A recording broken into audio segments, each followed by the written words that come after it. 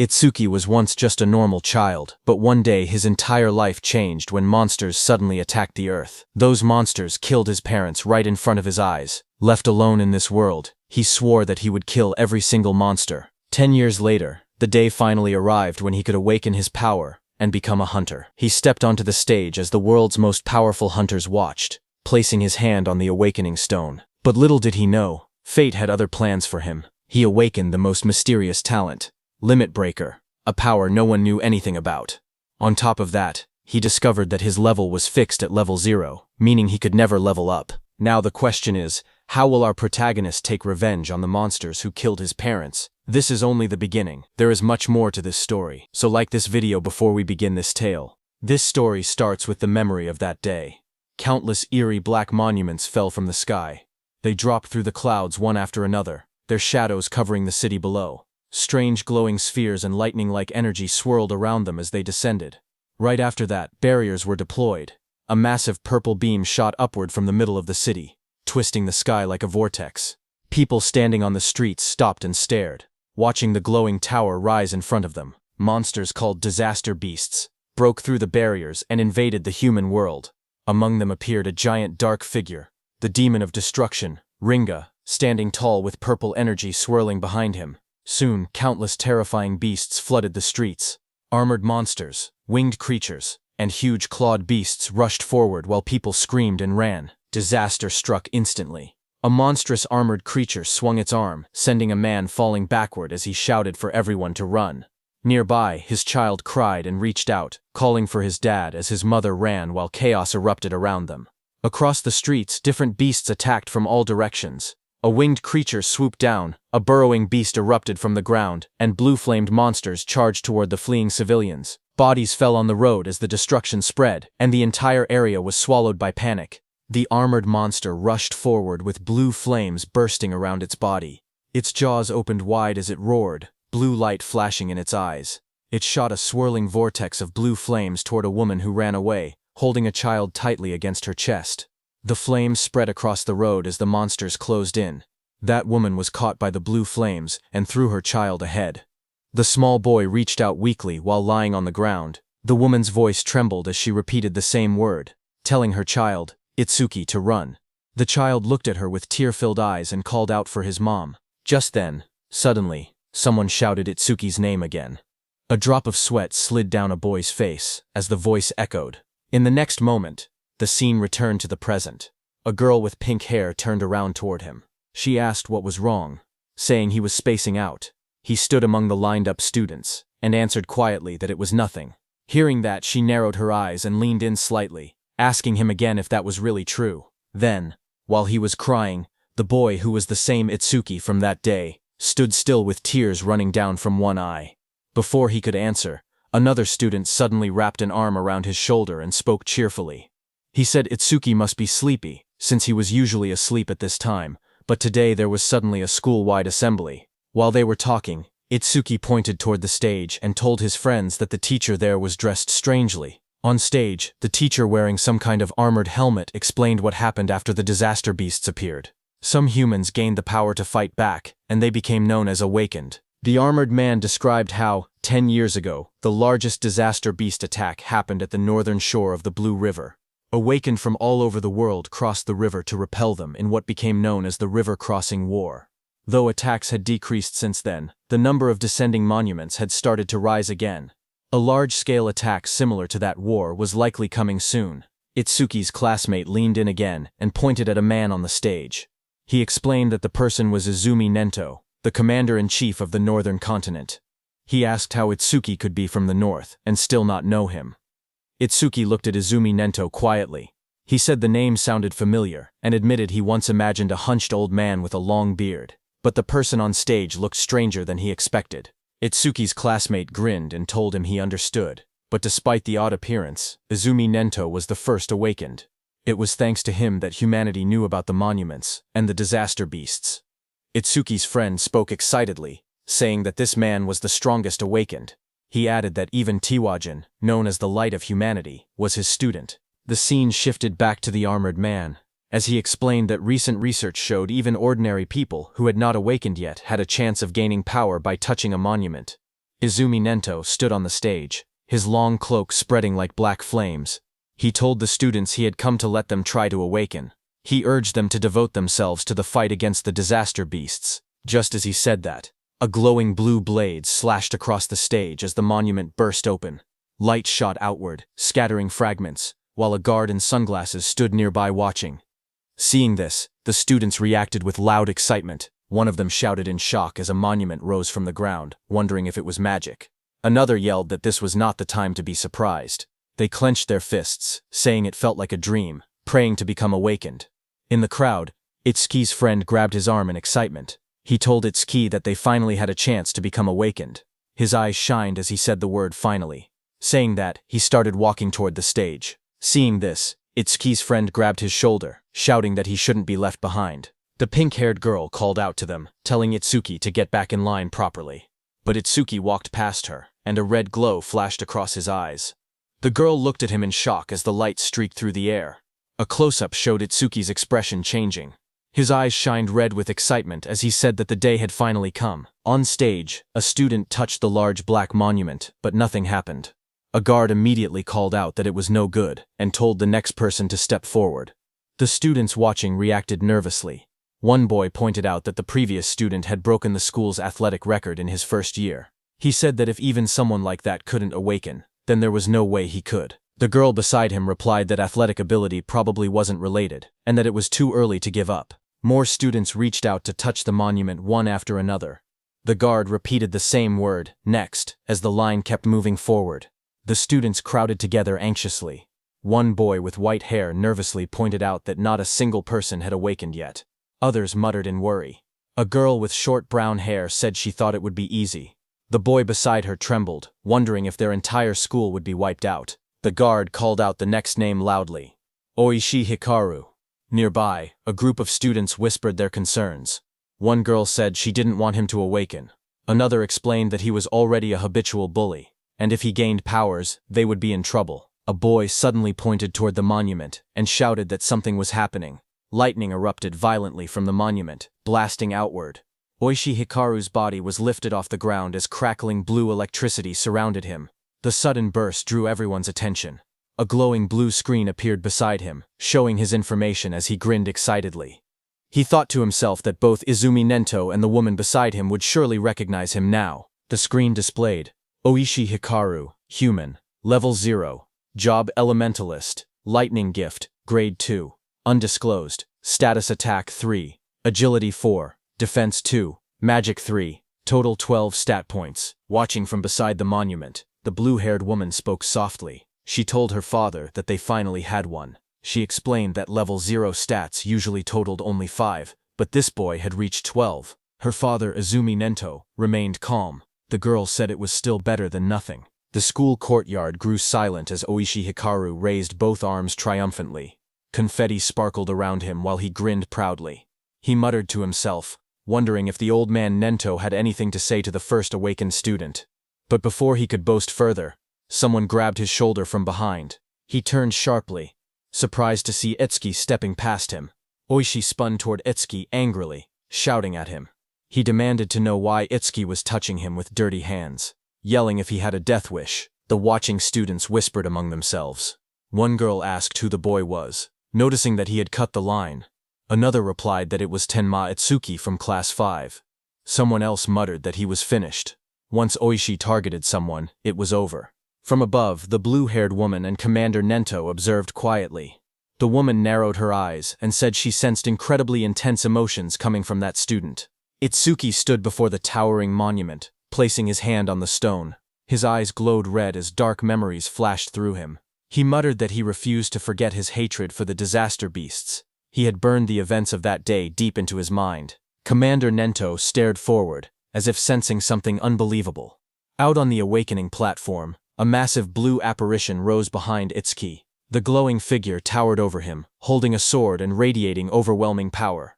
Itsuki stood calmly beneath it. As blue light filled the air, the monument erupted with energy. A sharp glowing structure formed above Itsuki, surrounded by swirling streams of light.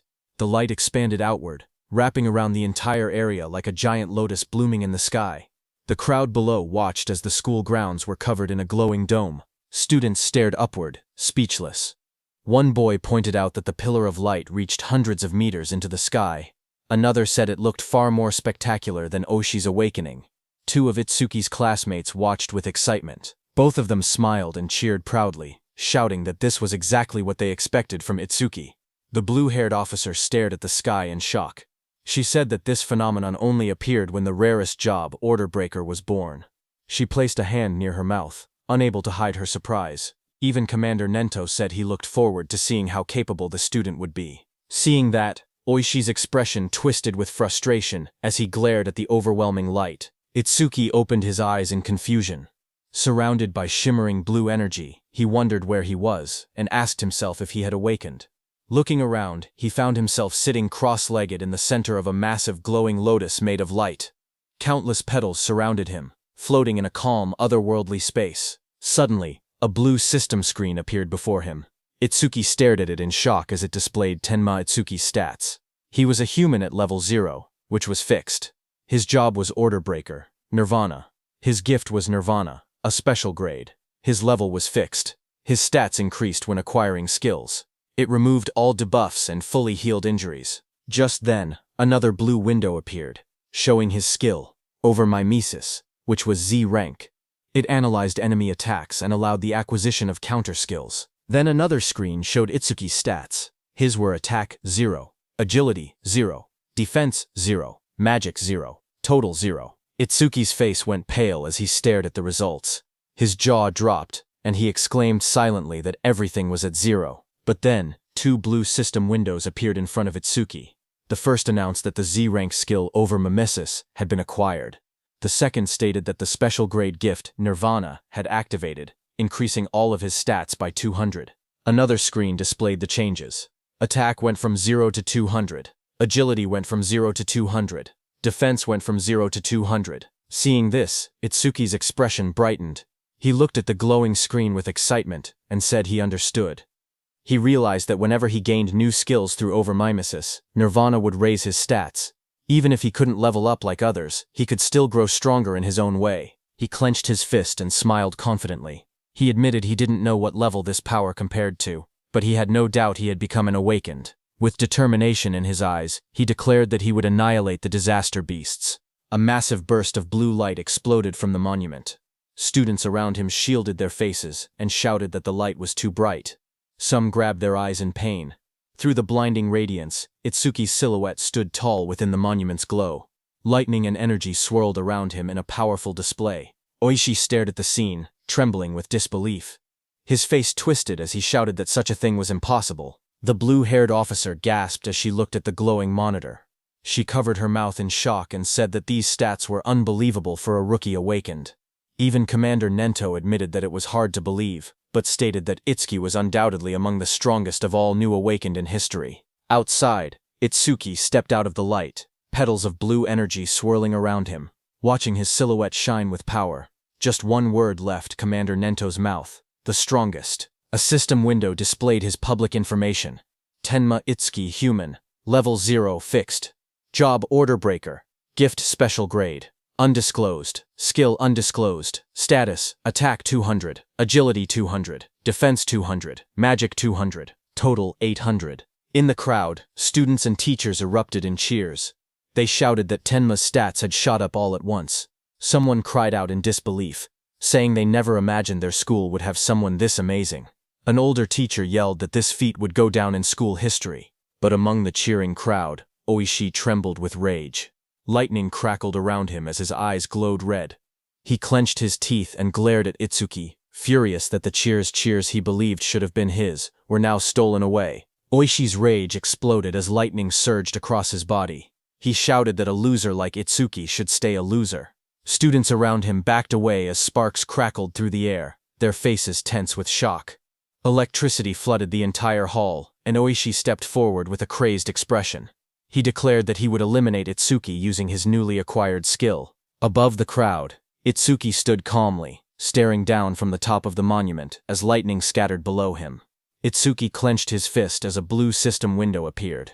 The screen displayed: C-rank skill, Silver Serpent, detected. Over Mimesis activated, Itsuki's eyes sharpened as multiple blue panels began processing. The analysis started at 27%, then climbed quickly, 57%, 69%, and rising, while lightning flickered around him. Itsuki made his move and jumped with lightning speed. The floor cracked under the impact as the lightning slammed down. Students gasped when they looked up and realized something was wrong. One girl asked where Itsuki had gone. Another student said they saw a flash of electricity. And then Itsuki suddenly vanished. Oishi looked around in confusion, wondering where Itsuki was. A glowing blue window reached 88% as Itsuki appeared behind Oishi like a shadow wrapped in lightning. His eyes shone with a blinding horizontal beam. Oishi froze in terror. Sweat poured down his face as he realized Itsuki was behind him. He panicked, unable to move. Itsuki placed a hand on Oishi's shoulder. His voice was cold as he told Oishi to consider himself lucky for being born human. He added that if Oishi were a disaster beast, he would have killed him about 100 times already. Oishi trembled uncontrollably, fear tightening his entire body. Moments later, Itsuki casually stepped forward while Oishi collapsed onto the ground. Another student shouted in shock, asking when Itsuki had moved behind him. Someone else laughed nervously, saying Oishi must have been so scared his legs gave out. Another warned them to be quiet before Oishi heard them. A new panel floated above Itsuki, showing 94%, then rising quickly. Blue energy swirled around him as the progress reached 99%. Itsuki glanced at the glowing screen and commented that maybe the analysis was fast because it was only a C-rank skill. The display turned pitch black and flashed. Analysis progress 100%. Lightning exploded around him as a new message appeared, saying C-rank skill Thunderbreaker acquired. Itsuki stood in the center of the crackling blue electricity, his body glowing as the newly gained power wrapped around him like living lightning. The students watched nervously as the light began to glow again. One of the boys stared in shock, saying it was happening once more. Another student, wearing sunglasses, adjusted them with a grin, saying it was a good thing he had brought them. Inside the glowing space, Itsuki appeared sitting calmly with a thoughtful expression. He realized that every time an analysis finished, he was forcibly brought into this strange place.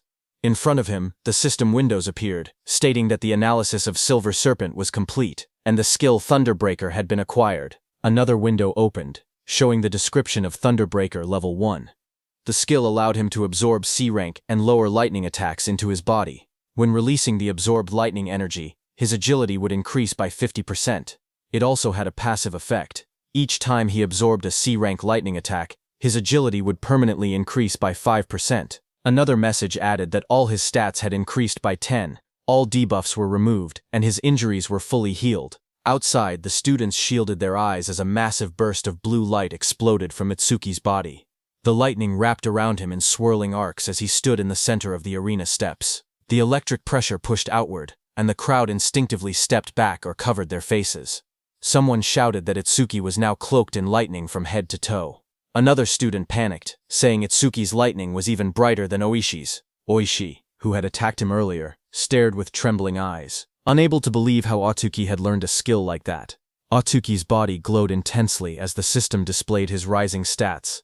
It showed each attribute increasing: attack, agility, defense, and magic, all rising from 200 to 210, bringing his total from 800 to 840. Just then, the students looked up at the sky in confusion. One of them said it had been sunny just a moment ago. Another asked if it was rain. A third student lifted his hand, trying to feel the drops, when someone suddenly shouted that something was falling. A dark, coffin-shaped object wrapped in lightning descended from the stormy clouds. The rain poured harder as it crashed down toward the school grounds. The woman with blue hair and glasses saw it and shouted in shock, calling it a monument. She questioned why it had appeared here of all places. Commander Nento quickly announced that the school-wide assembly was cancelled, and ordered everyone to evacuate outside the school grounds, just like in their drills. He realized that there was no doubt the target was him. The woman turned to Commander Nento and told him that they should escape too, since combat wasn't their specialty. But Commander Nento beside her shook his head. He warned that if they ran, everyone else would panic. He pointed ahead, telling her to look, because the boy standing there was calmer than both of them. Ahead of them, lightning exploded around the descending object. Students ran in all directions, fleeing in fear. Only one boy, Itsuki, remained still in the middle of the field, bathed in a faint blue glow. From behind, the blue-haired woman shouted at him, demanding to know why he wasn't running. A massive dark pillar crashed down from the sky, shaking the ground as debris exploded outward. Rain poured heavily around it. Nearby, a group of students panicked. One boy shouted that disaster beasts were coming and urged Itsuki to escape, but Itsuki, with glowing red eyes, stood still. His voice was cold as he declared that he would exterminate every single one of them. His friends stared at him in shock. One of them yelled that he would die if he didn't run. Another insisted that since he had only just awakened, he couldn't possibly fight disaster beasts.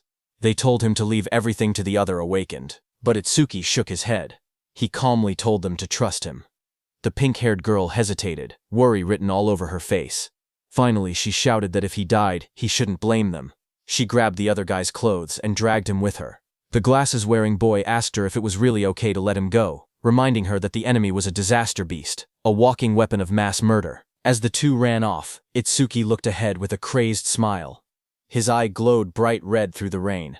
He muttered that his first enemy after becoming an awakened was the one who killed his parents, and that it was lucky. Lightning curled around him as he stepped forward. A glowing panel appeared beside him, displaying the status of the creature before him. It was Skeleton Soldier 10369. Level 8. Gift. Grade 2. Defense increases by 100%. If the enemy's attack exceeds its own defense, the gift becomes invalid. Skill. Bonefire. B rank. Its stats were: Attack. 15. Agility 10. Defense 120 plus 120. Magic 30. Total 295. The skeleton soldier stood covered in blue flames as Itsuki faced it head-on. A surge of lightning wrapped around Itsuki's arms as he tightened his stance. His red eyes glowed sharply as he wondered if he should test the skill he had just acquired.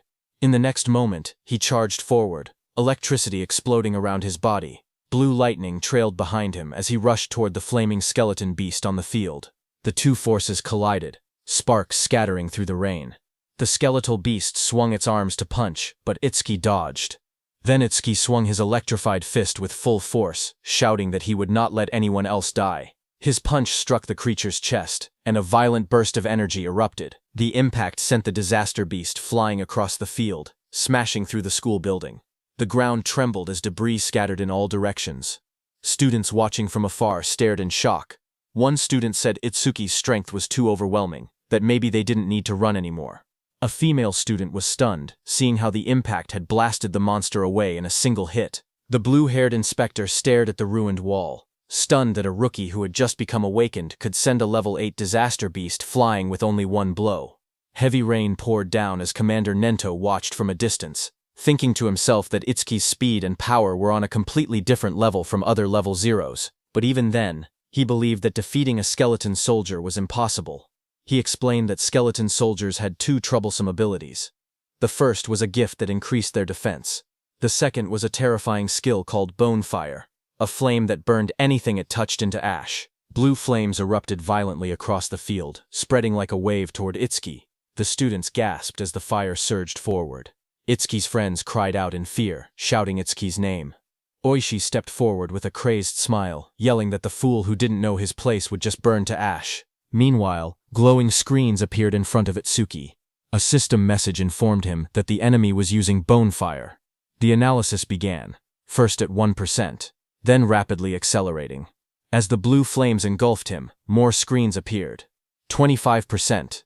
Itsuki stood firmly inside the blazing Bonefire, surrounded by data streams. He calmly observed that the analysis speed increased whenever the enemy's skill struck him. The blue-haired instructor watched with widening eyes.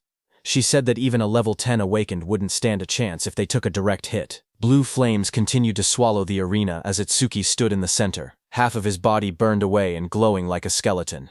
The blue-haired instructor's voice echoed through the flames, saying it would be tragic for a genius who had just appeared to be killed by a disaster beast before he could grow. System windows floated around Itsuki, showing 77% and 81%. Itsuki looked at his burning body and muttered that this was what it felt like when the body burned. He added softly that it must have hurt. A memory flickered through the flames. He saw his mother's face, half burned away. He realized that it hurt so much, but even in her last minutes, she smiled so as not to scare Itsuki. Commander Nento peered out with a sharp gaze, wondering if Itsuki hadn't used his full power yet. The blue fire swirled violently as the progress bar climbed. Itsuki's skeletal hand tightened, and he said that once the analysis was complete, the enemy was finished. The system window flashed. Analysis progress. 100%. Outside the flames, the students whispered nervously. One asked if it had been too soon to hope for a rookie who had just become awakened. Another admitted he had been stupid to expect anything. But suddenly, someone pointed forward in shock. He shouted that the blue lotus flower had appeared again. He said Itsuki might show them another miracle. Blue light swirled around Itsuki as he stood inside the burning aura, wondering what kind of skill he would gain this time. The flames around him continued to fade, revealing his burned and cracked body beneath the blue energy. Then a system window appeared, showing that the analysis of Bonefire was complete. It stated that a new skill, Black Wall, had been acquired. More windows followed, explaining the skill. The active effect would create ice on the body by consuming magic power, and could block B rank or lower fire skills. The passive effect increased defense when blocking those skills. Another notification appeared, saying that Black Wall LV2 had been acquired and that all of his stats had increased by 20. It stated that all debuffs were removed and his injuries were fully healed. A new window showed his updated status. Attack, agility, defense, and magic had all risen from 210 to 230, bringing his total from 820. Itsuki looked at the glowing screen calmly. He remembered how even his strongest attack earlier couldn't break the skeleton soldier's defense. Now, with this new increase, he believed he should be able to do it. Suddenly, blue lotus petals unfolded around him, blooming like a massive light flower. Itsuki stood at the center, his body surrounded by shining energy. The students watching gasped in shock. One of them cried out in relief, saying Itsuki was alive. Others cheered loudly, convinced that he would succeed. Someone pointed out that a full recovery like this was practically a miracle. The blue-haired instructor stared in shock as she watched the scene unfold. She wondered aloud if Itsuki had a self-healing skill. She had seen him use a lightning element skill earlier, so she couldn't understand how he was recovering. Commander Nento was also shocked. He remembered that order breakers were considered the most mysterious job, but even among them, Itsuki seemed uniquely strange. Meanwhile, Itsuki stood in the center of the glowing lotus petals. His body had recovered completely, not a single injury left. Blue fragments drifted around him as he looked down at his restored form. Itsuki whispered in disbelief, saying it was a perfect recovery. He wondered whether he would heal even if his limbs were cut off, or if his brain was destroyed.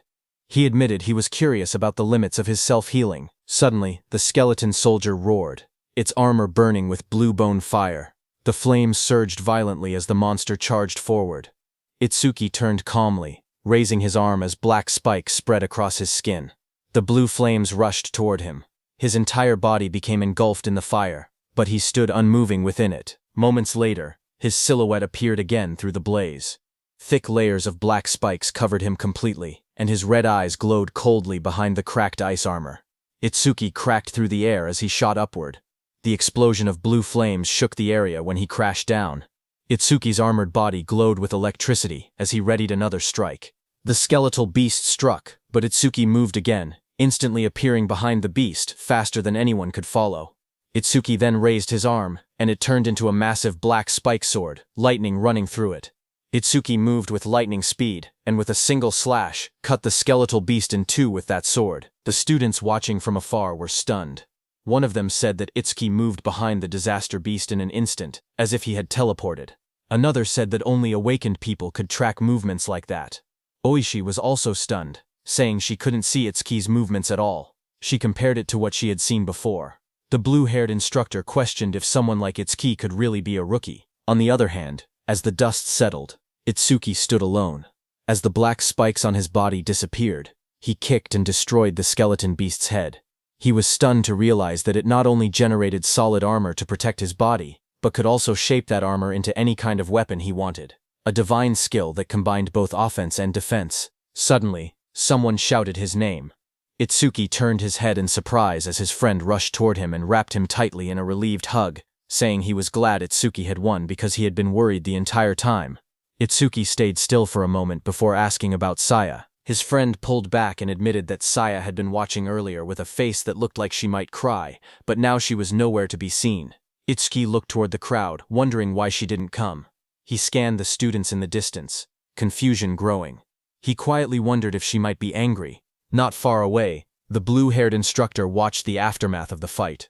She spoke seriously, noting that for a boy to defeat a skeleton soldier, Something even a level 10 awakened would struggle against was unbelievable. Commander Nento called the blue-haired instructor Choa and told her to stay and assist with the cleanup. He also told her to deliver his message to the principal that he would be taking Itsuki with him. On the other hand, Itsuki's friend patted Itsuki's hand, saying there was no way Saya would be angry after he won. He guessed that Saya was probably scared of falling behind Itsuki, so she might have gone to touch the monument instead. Itsuki lowered his gaze slightly and murmured that he hoped that was the case. Just then, a voice called out to him, asking if he was Tenma Itsuki. Itsuki turned and noticed someone approaching. Commander Nento, wearing a long cape, stood before him. Itsuki looked up at him in silence. People watching from a distance began whispering among themselves. They saw that Izumi Nento, a famous figure, was talking directly to Itsuki. Some wondered if he intended to take Itsuki as a student. Others doubted it, saying the only person Commander Nento had ever accepted as a student was Tiwajin, humanity's strongest. They insisted that no matter how strong Itsuki seemed, something like that wouldn't happen. Itsuki's friend stepped away nervously and said he would go look for Saya. Commander Nento then looked down at Itsuki and spoke calmly. He told Itsuki that he was quite special. Itsuki looked at Commander Nento and repeated the word softly, asking what he meant by calling him special. Commander Nento observed Utsuki closely and saw dark energy gathering around Utsuki. He told Utsuki that his heart seemed filled with anger and hatred. Utsuki stood in the darkness, a glowing light shining across his eyes. Commander Nento then stepped forward and said that he wanted to know the reason behind that hatred. Itsuki finally spoke, explaining that 10 years ago, his parents were killed by disaster beasts while trying to protect him. A scene from his childhood flashed before his eyes, his younger self crying helplessly as danger closed in. He remembered how he had nearly been killed as well, but an awakened appeared at the last moment and saved him.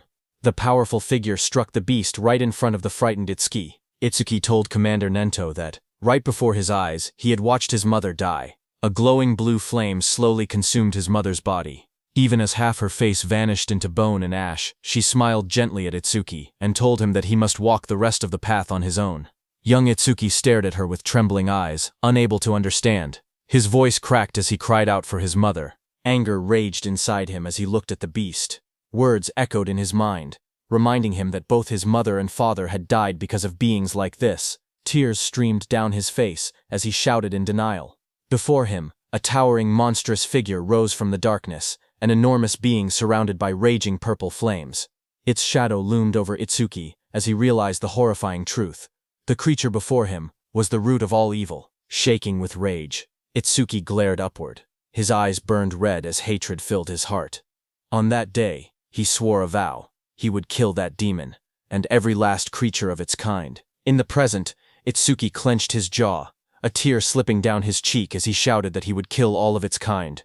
Commander Nento looked at him and commented that even with a heart consumed by hatred, Itsuki still shed tears. Itsuki raised a hand to his face and explained calmly. Ever since he witnessed the tragedy of his mother's death, his left eye had stopped producing tears, but his right eye had begun crying on its own. Thanks to that, he said, he never forgot his hatred for the disaster beasts. Commander Nento then asked if Itsuki would become his student. He promised to get him into the Salvation League and help him gain the immense power needed to take revenge on the disaster beasts. Itsuki repeated the words quietly, asking what the Salvation League was. Commander Nento then explained. He told Itsuki that to counter disaster beasts more efficiently and scientifically, the governments of the 5 continents had gathered strong awakened from around the world and created an official organization.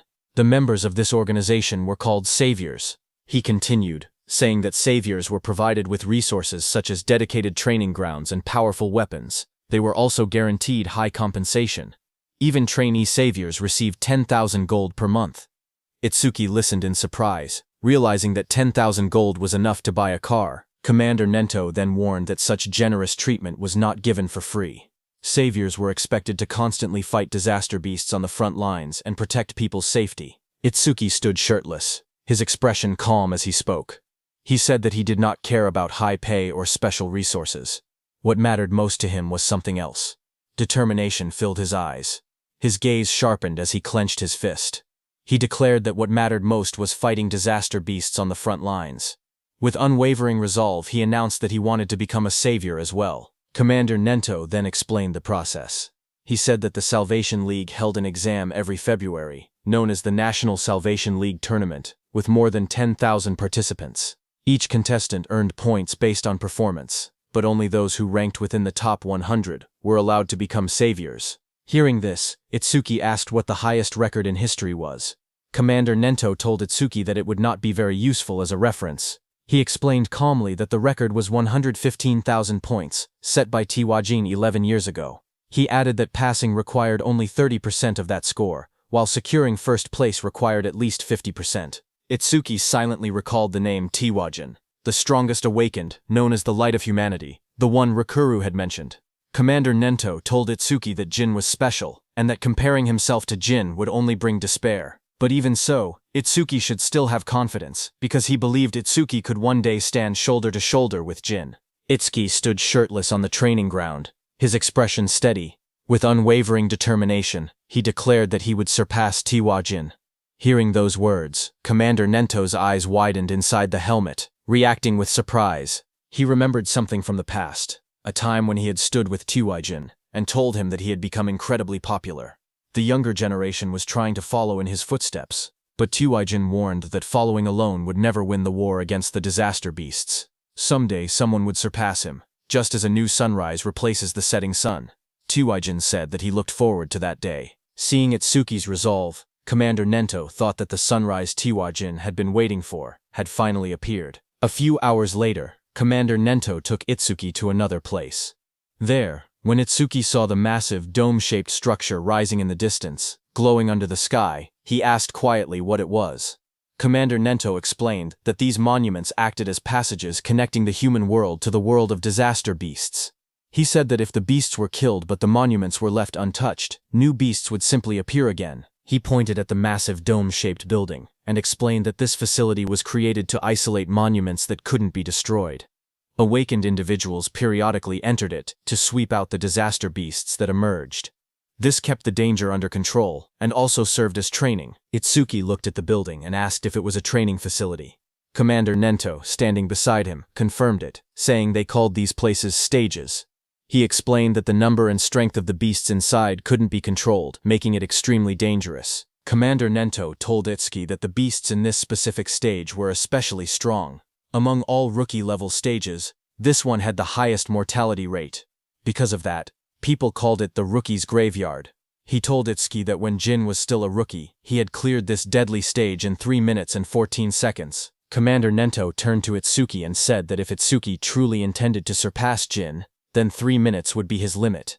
As Itsuki walked toward the giant facility, Commander Nento told him that if he could clear the stage within 3 minutes, he would accept him as his student. Hearing that, Itsuki's eyes sharpened with determination. He wanted to surpass Jin and become Commander Nento's student. People in the lobby turned their heads when they saw a familiar figure. Someone pointed and said that Mr. Izumi had arrived. Another person noticed Itsuki walking beside him and asked if that was the rumored rookie.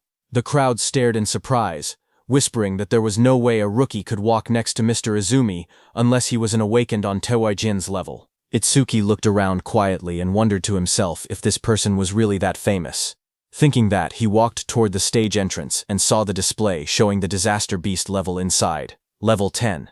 He noted that it was only 2 levels higher than the skeleton soldier he had faced earlier, and wondered how strong that really was.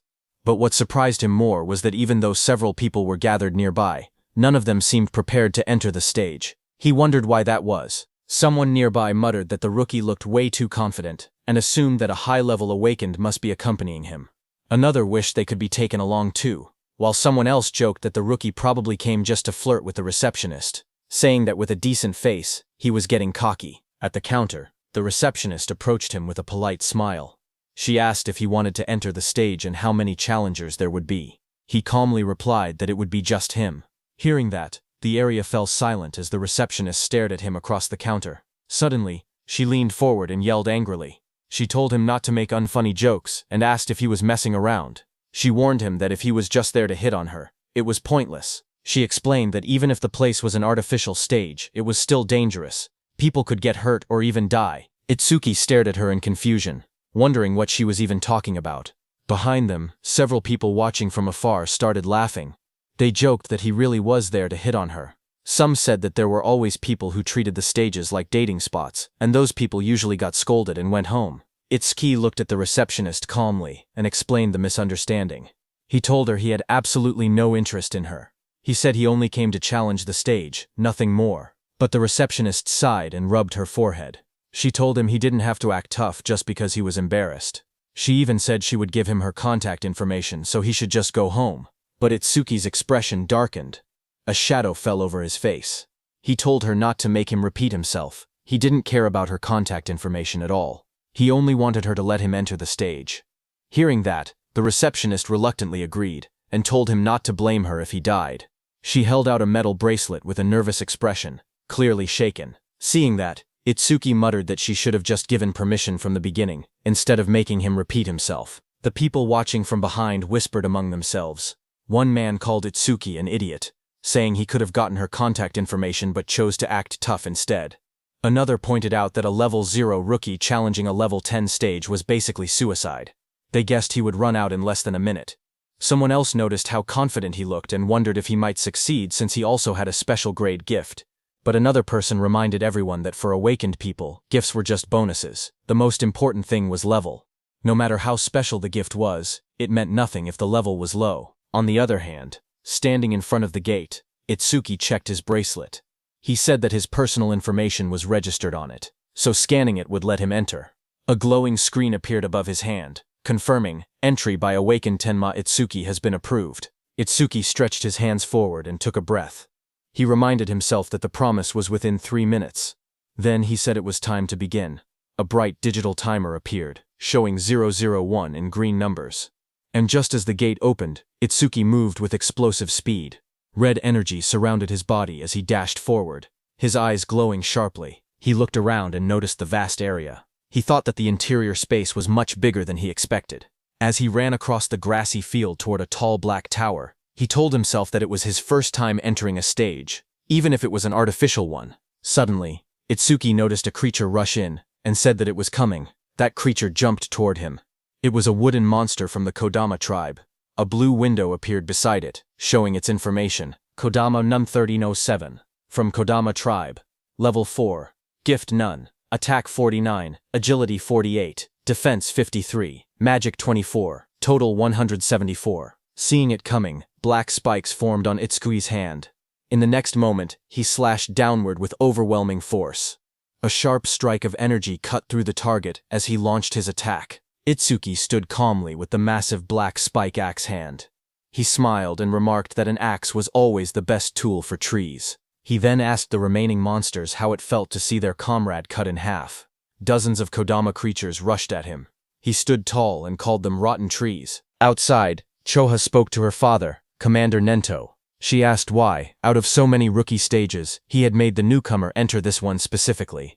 Commander Nento answered that Utsuki claimed he would surpass Jin, so he simply brought him to the same stage Jin first challenged. Hearing that, Choha frowned and said that surpassing Jin was impossible unless someone stepped outside the bounds of humanity. Hearing that, Commander Nento asked Choha if she believed Jin had already transcended humanity. Choha recalled the time she met Jin for the first time. She had once thought Jin was kind and approachable. Then she saw Jin instantly kill a level 97 disaster beast. She recalled that Jin's eyes during that fight were different. She remembered those eyes clearly. Cold, solitary, and transcendent. She felt that they didn't seem human at all. She described Jin's gaze, saying his eyes were like the eyes of a god. Hearing that, Commander Nento told Choha that Itsuki also had potential comparable to Jin. But at the moment, he was nothing more than an unpolished gemstone. He added that if Jin could be compared to a godlike existence who saved people, then Itsuki was the opposite. A demon consumed by hatred. Meanwhile, on the battlefield, Itsuki stood among the fallen wooden beasts. He stated that Overmamizus wouldn't even activate against disaster beasts of this level.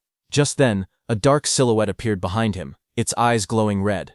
His own eye glowed the same way as the shadow towered over him. In the next moment, his body moved at extreme speed, cutting through the enemies with a sharp motion. Itsuki stood before the fallen creature and looked down calmly. He asked if that was the end. He examined the broken body, and wondered if level 10 disaster beasts were only this strong. But then he thought that if that were true, this place wouldn't be called the Rookie's Graveyard. There had to be something else. Just then, a blue system window appeared before him. It displayed B-rank skill, self-regeneration detected. Over-mimesis activated. Another window followed. Analysis started. Then a second one. Analysis progress 5%. Itsuki turned as a sudden sound caught his attention. His expression shifted slightly. That level 10 disaster beast rose again behind him, its entire form twisting upward with glowing green eyes. Its long vine-like limbs burst outward and lunged at him. Itsuki braced himself, thinking in surprise that he had cut off half its head, yet it had regenerated. The moment the towering monster regenerated, Itsuki narrowed his eyes and muttered that he knew things wouldn't be straightforward. A glowing blue system window appeared in front of him, revealing the creature's details. It identified the monster as regenerated Kodama Sum 520 of the Kodama tribe, a level 10 beast with a grade 2 gift. Its defense had dropped by 50%, but its self-healing ability had greatly increased. Another blue window listed its stats clearly. Attack, 110, Agility 100, Defense 60, Magic 180, total 450. As the creature's roots and branches whipped wildly, Itsuki tightened his fist. A system alert flashed. Black wall activated. The next second, his hand was covered by black spikes cutting through the roots. Itsuki jumped at the monster. While dodging the monster's attacks, he quickly analyzed the situation. He realized the beast couldn't regenerate if he damaged it fast enough. He told himself that he had to deal massive damage in a short amount of time. The analysis window appeared beside him. Itsuki smashed forward with his armored arm, splitting through the Kodama's defenses as sparks and debris burst around them. His eyes glowed red as he moved like a shadow, slicing through the forest of wooden limbs. Each step sent shockwaves across the ground, and each strike pushed the progress window higher. Itsuki surged forward again, his blade-like arm shining with a cold blue light. Then he shot upward before crashing down like a falling spear, splitting the monster's giant body in half. Light from his attack cut straight through the Kodama, illuminating the entire battlefield. The towering creature's body split down the middle, a glowing crack running from its head to its torso. Its golden eyes shone through the gaps as its massive frame began to fracture. Itsuki watched with sharp red eyes, a grin forming on his face. He said he wasn't done yet. He said he would mince the creature completely so it wouldn't regenerate. In the next moment, he raised both arms. A blinding vertical slash of light tore downward, cutting the giant monster clean in half. Cuts spread across the creature's body, and the wooden shell shattered into countless pieces. The fragments scattered through the air, glowing faintly before breaking apart completely. As the dust settled, Itsuki lowered his arm and exhaled. He said this should be enough. He added that using Black Wall for so long was draining his magic, but before he could rest, vines and roots twisted together again in front of him. That wooden creature's form surged upward with glowing yellow eyes, rising from the remains and preparing to attack.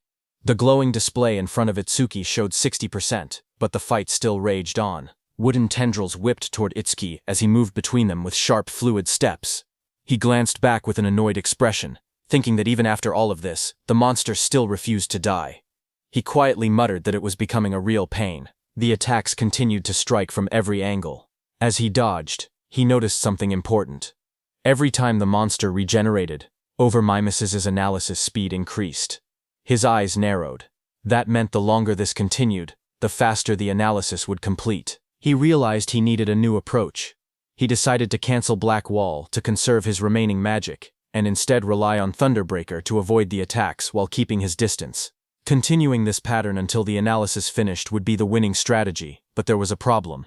He didn't have much time left before the 3-minute limit ran out. Lightning crackled across his arm as the display climbed to 75%. Determination hardened his expression. He activated Thunderbreaker and Black Wall at the same time, pushing his offense to the extreme while forcing the monster to repeatedly regenerate. Doing so, he thought, would increase the analysis speed even further. Power surged around him, arcs of lightning dancing across his arm as he charged forward with a cold, focused expression. The creature's wooden body split down the middle, its golden eyes glowing through the cracks. Electric sparks flashed violently as he fought.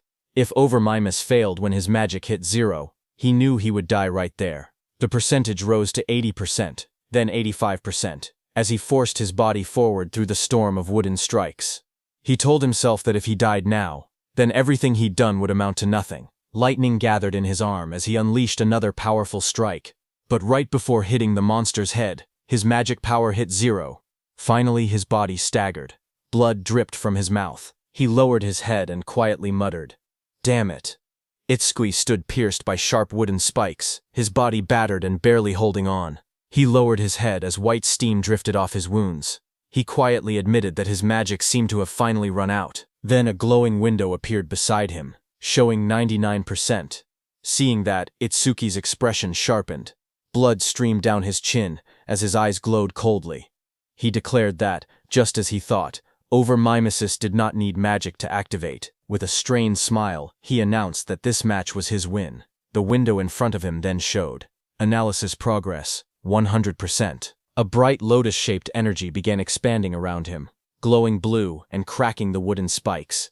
A system window appeared, saying self-regeneration analysis complete. Lotus burst acquired. The lotus continued to bloom outward, pushing everything away as more spikes shattered. Another window displayed the details. Lotus burst, LV2. Active effect consumes magic to deal explosive damage to enemies within a 5-meter diameter. Power scales with magic consumption. Passive effect. Each time Lotus Burst defeats a living creature of level 1 or higher, all skill ranges increase by +1%. The Lotus opened fully. A pink glow surrounded Itsuki as his wounds rapidly healed. Another window appeared. Lotus Burst, LV2, acquired. All stats +20. Remove all debuffs and fully heal injuries. The monster watching him narrowed its glowing yellow eyes. A final window appeared. Lotus Burst activated. Itsuki brought his hands together and clapped. A burst of force erupted instantly, followed by a roaring explosion of flames that engulfed everything in front of him. A blazing wave swept outward, and the monster's shadow shot through the smoke and sparks. When the flames settled, he stood there with blood running down his cheek, his hands still extended from the technique he had just used. With a calm breath, he looked ahead and said that Lotus Burst wasn't bad. Smoke rose around the scorched crater at Itsuki's feet as he examined the destruction. He noted that using only a third of his magic produced this much power, and sweeping away weak disaster beasts would now be far easier. But he admitted he never expected Over-mimesis to restore magic that had already reached 0. As he stepped forward, something on the ground caught his attention. He stopped, staring at a glowing green crystal beside him, and quietly asked what it was. Meanwhile, outside, the receptionist stared anxiously at the bright red screen. She said that almost 3 minutes had passed since the rookie Itsuki went inside, yet there was still no sign of him coming out. She pointed at the display, where the status window showed. Challenge in progress. Stage level 10. Challenger Tenma. Itsuki. Time used 2 minutes 09 seconds. Seeing this, she nervously added that they should call the rescue team quickly. Choa adjusted her glasses and spoke calmly.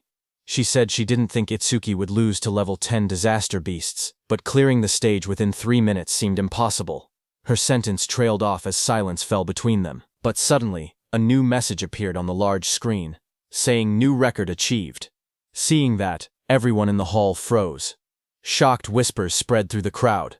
One woman stepped forward, staring at the green screen in disbelief, whispering, "No way." Choha widened her eyes. She asked aloud how Itsuki managed to clear it, unable to believe what she was seeing, and the most shocking thing was that even 3 minutes hadn't passed.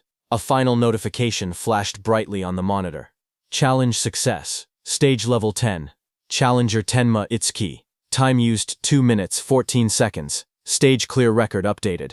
The room fell silent as everyone stared at the unbelievable result. The leaderboard screen displayed the results.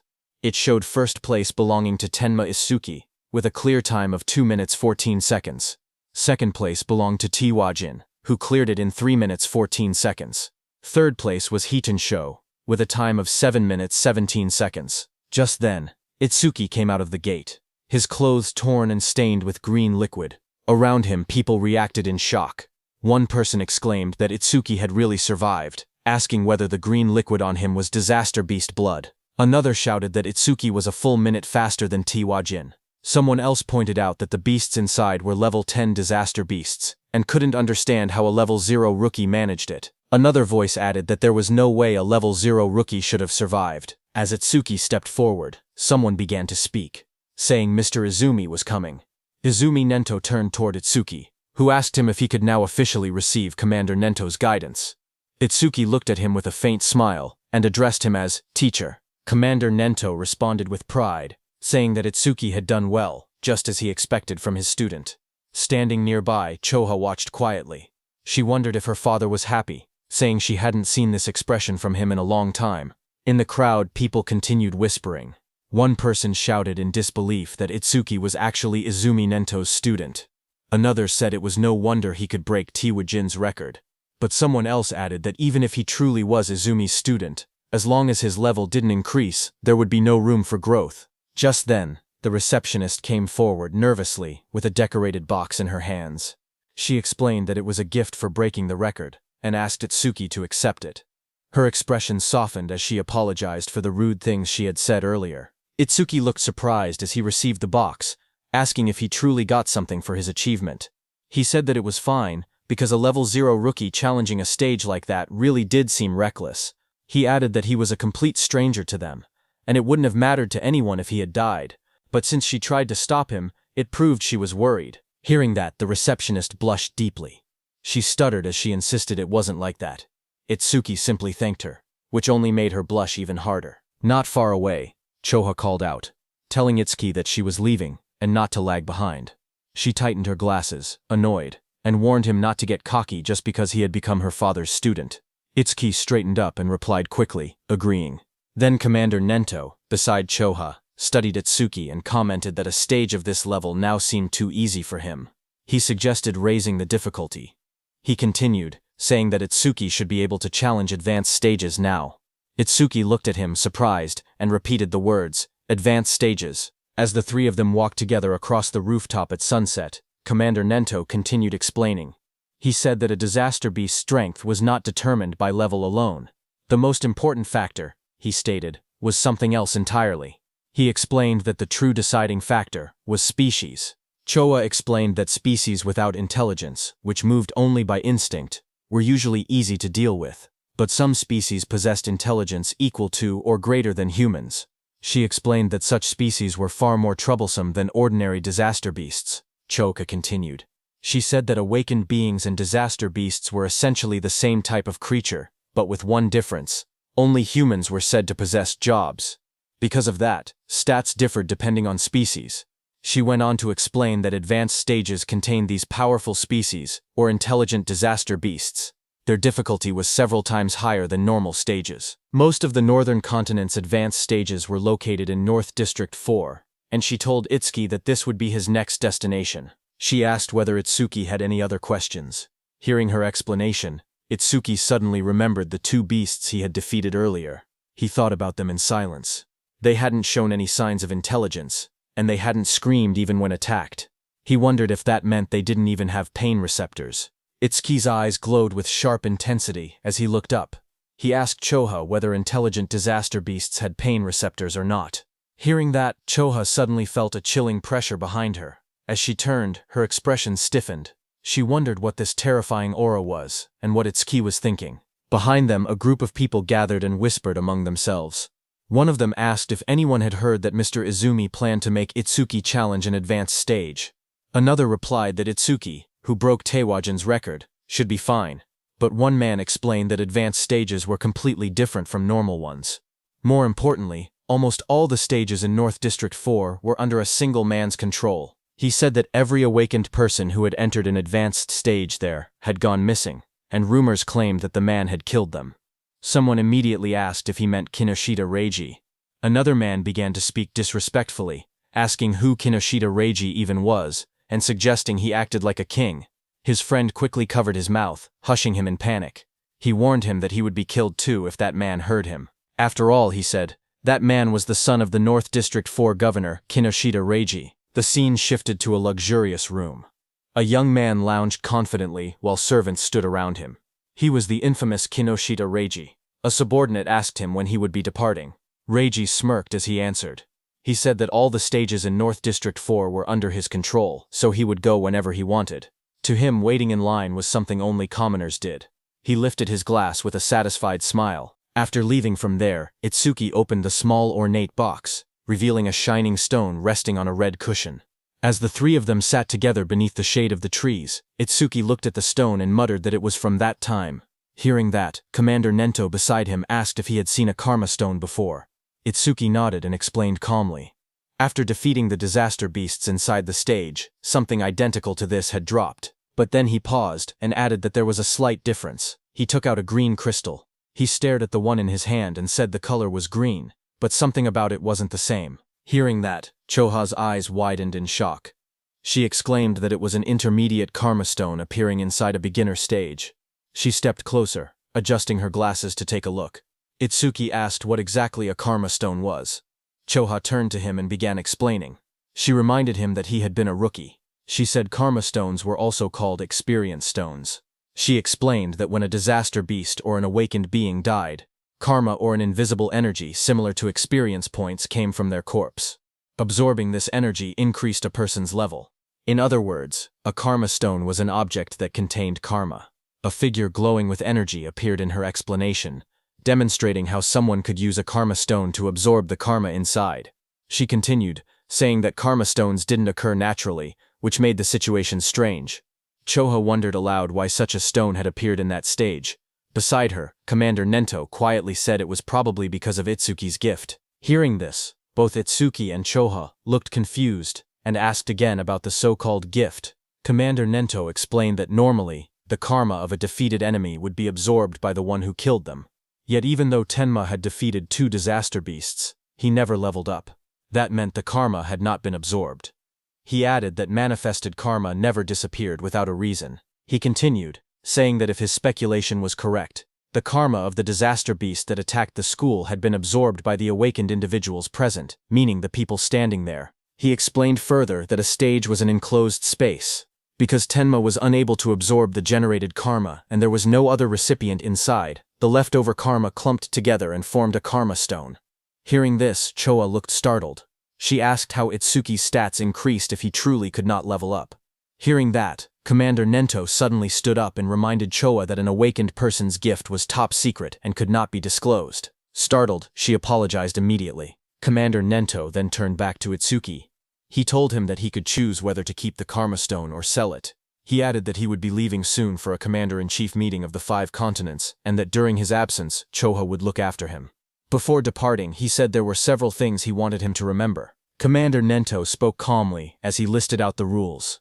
He told Itsuki to keep their relationship confidential, then added the second rule, never disclose his gift to others.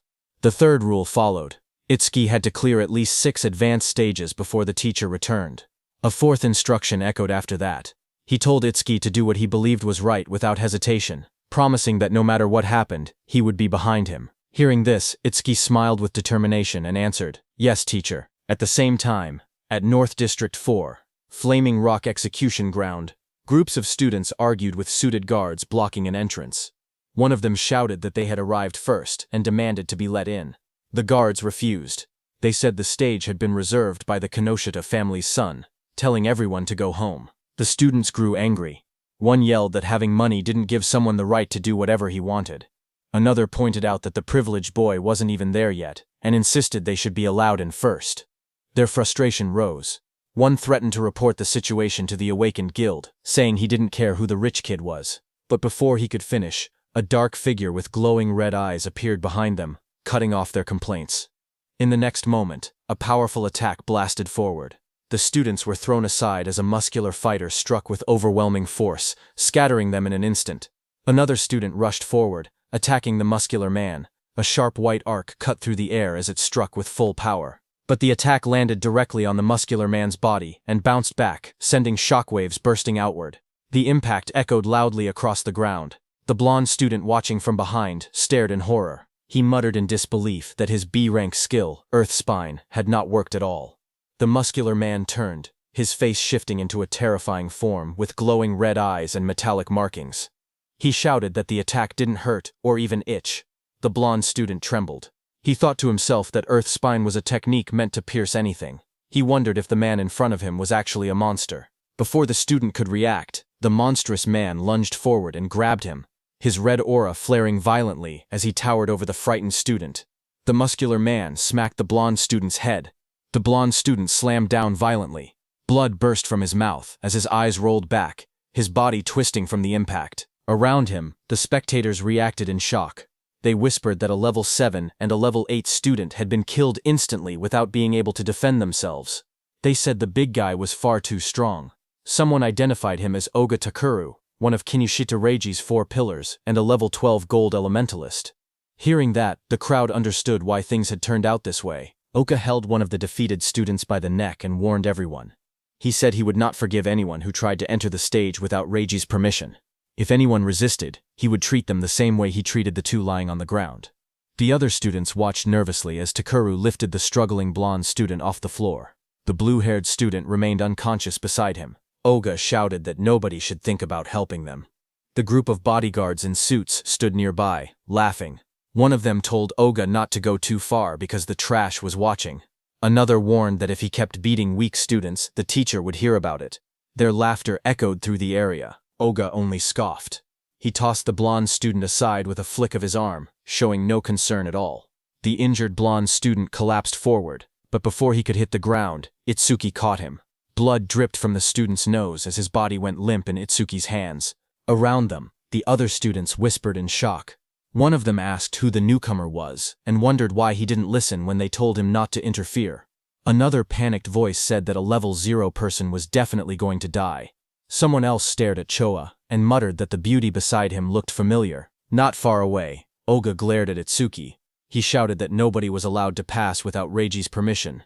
He warned that if Itsuki didn't want to end up like the unconscious student, he should just go home quietly. Hearing that, Itsuki lowered his head slightly. He calmly said that he understood. He wouldn't be able to enter the stage unless he defeated this man. Beside him, Choa raised her hand, saying she would contact the North District 4 administrator because this kind of behavior couldn't be allowed. But Itsuki stopped her. His eyes glowed bright blue as he said it wasn't necessary. He repeated what his teacher had told him, that he should do what he believed was right without hesitation. He then turned to Choha again and spoke plainly. He said he would leave the treatment of the injured students to her. Then he turned to Oga. As Itsuki stepped forward, a thought appeared in Oga's mind as he stared at him. He wondered who this man was. A status window floated beside Itsuki, showing his information. Tenmatsuki, human, level 0, fixed, job, order breaker, gift, special grade, skill, undisclosed, status, undisclosed. Seeing this, even though Itsuki was level 0, he stood firmly without any fear. Oga wondered if Itsuki had a rare job that allowed him to stay calm like this. Oga suddenly felt something strange. Even with his higher level, he felt pressured. He told himself that rare job or not, he was 12 levels ahead. The stat difference shouldn't be something Itsuki could bridge. Another window appeared beside Oga, showing his status. Oga Takeru, human level 12, job, elementalist, gift grade 2. After metallization, defense plus 50% in stationary state. Skill, metallization, status, attack, 110, agility, 100, defense 250, magic 145, total 605. As Oga stared, his expression changed. His eyes widened, and in the reflection of his pupil, he suddenly saw Itsuki rushing toward him at incredible speed. In the next moment, Itsuki's fist collided with Oga's body with overwhelming force, sending a shock through the frame as the impact landed cleanly. The crowd watched in shock as 2 students stared ahead, sweat running down their faces. One of them exclaimed that the speed was unreal and wondered if Itsuki was really level 0. The other admitted that even though he was level 8, he wasn't sure he could keep up with that kind of movement, but as the dust settled, it was revealed that Itsuki's fist had struck Oga's metal head, sending steam rising from the impact. Oga had blocked the blow with his metallization skill, his face hidden behind the shining metal layer. Seeing this, Itsuki pulled back slightly, his eyes narrowing as he realized the strike had been stopped. Oga then raised both hands, his arms transforming completely into polished metal. He looked down at Itsuki and commented calmly that the speed was good. Then he moved and lunged forward with overwhelming force, shouting that Itsuki's attack still lacked power. The floor shattered beneath him as debris exploded outward. Itsuki braced himself, analyzing the situation in silence. He thought about what it would take to successfully land a surprise attack on an enemy above level 10. As his body blurred into motion again, he concluded that he needed to further increase his agility using Thunderbreaker. Just then, a system window appeared. The display showed Tenma Itsuki's status. It listed him as a human at level 0, with a fixed job called Order Breaker. Nirvana Gift, a special grade ability. His Nirvana skills were shown. Over Mimesis, Zoo Rank, Thunderbreaker, Love Library Run. Black Wall Love Library 2, on Lotus Burst, Love Library 2. All of his stats, attack, agility, defense and magic, were listed as 250, totaling 1000. Then another screen appeared. It detected a C-rank skill, metallization. At the same moment, overmimesis activated and began analysis. The progress bar rose to 1%. Itsuki crouched on the ground, watching his opponent. He wondered if the threat level was high enough for overmimesis to activate. He decided he needed to get serious. A new screen showed the analysis increasing to 5%. Itsuki observed Oga's metal-covered body in front of him and thought that normal attacks couldn't break through the metallized areas. He concluded he would have to aim for the parts that were still flesh. His foot slid across the ground as he accelerated. But Oga looked at him and laughed, calling him a weakling with no power or speed as he raised his shining, hardened arms to counter. Itsuki tightened his gaze as he thought to himself that his opponent had let his guard down, believing that the speed Itsuki had shown earlier was his maximum. His expression remained calm and focused, a faint glow of blue lightning beginning to trace along his body. Lightning wrapped around him as he prepared to accelerate. He readied his fist, and in that moment, he decided to increase his speed using Thunderbreaker. Across from him, Oga widened his eyes in shock when he saw the lightning erupt. He shouted in disbelief, wondering how Itsuki possessed the lightning element. Before he could react, Itsuki surged forward, lightning crackling violently around him. Itsuki declared that he wouldn't give him time to metallize. Itsuki continuously attacked Oga. Dozens of blue screens appeared around them, showing percentages climbing. 25%, 59%, 66%, tracking the rapid progress of the attack. Spectators from the side watched in shock. One man asked why Itsuki could use skills from another job. Another said the speed was too fast for his eyes to follow. Someone else muttered that the level 0 boy might actually defeat Oga. Oga himself struggled to react. Sweat ran down his face as he realized he had no time to metallize. He gritted his teeth, questioning how a level 0 could move so fast. Desperation grew inside him as he admitted that, at this rate, he would lose. Electricity wrapped around his entire body, trapping him. He couldn't even scream. Panic overtook him as he shouted in his thoughts for the others to stop watching and help him. As the lightning surged around him, Oga clenched his teeth. His expression twisted in desperation, and he thought to himself that he had no choice left. He would have to try that technique. With a loud shout, he suddenly tore off his shirt and released a burst of power. Waves of force exploded from his body as he activated his ultimate skill. Before Itsuki, Oga's entire body turned metallic from head to toe. Itsuki stared in shock, realizing that his opponent had managed to metallize his entire body at once.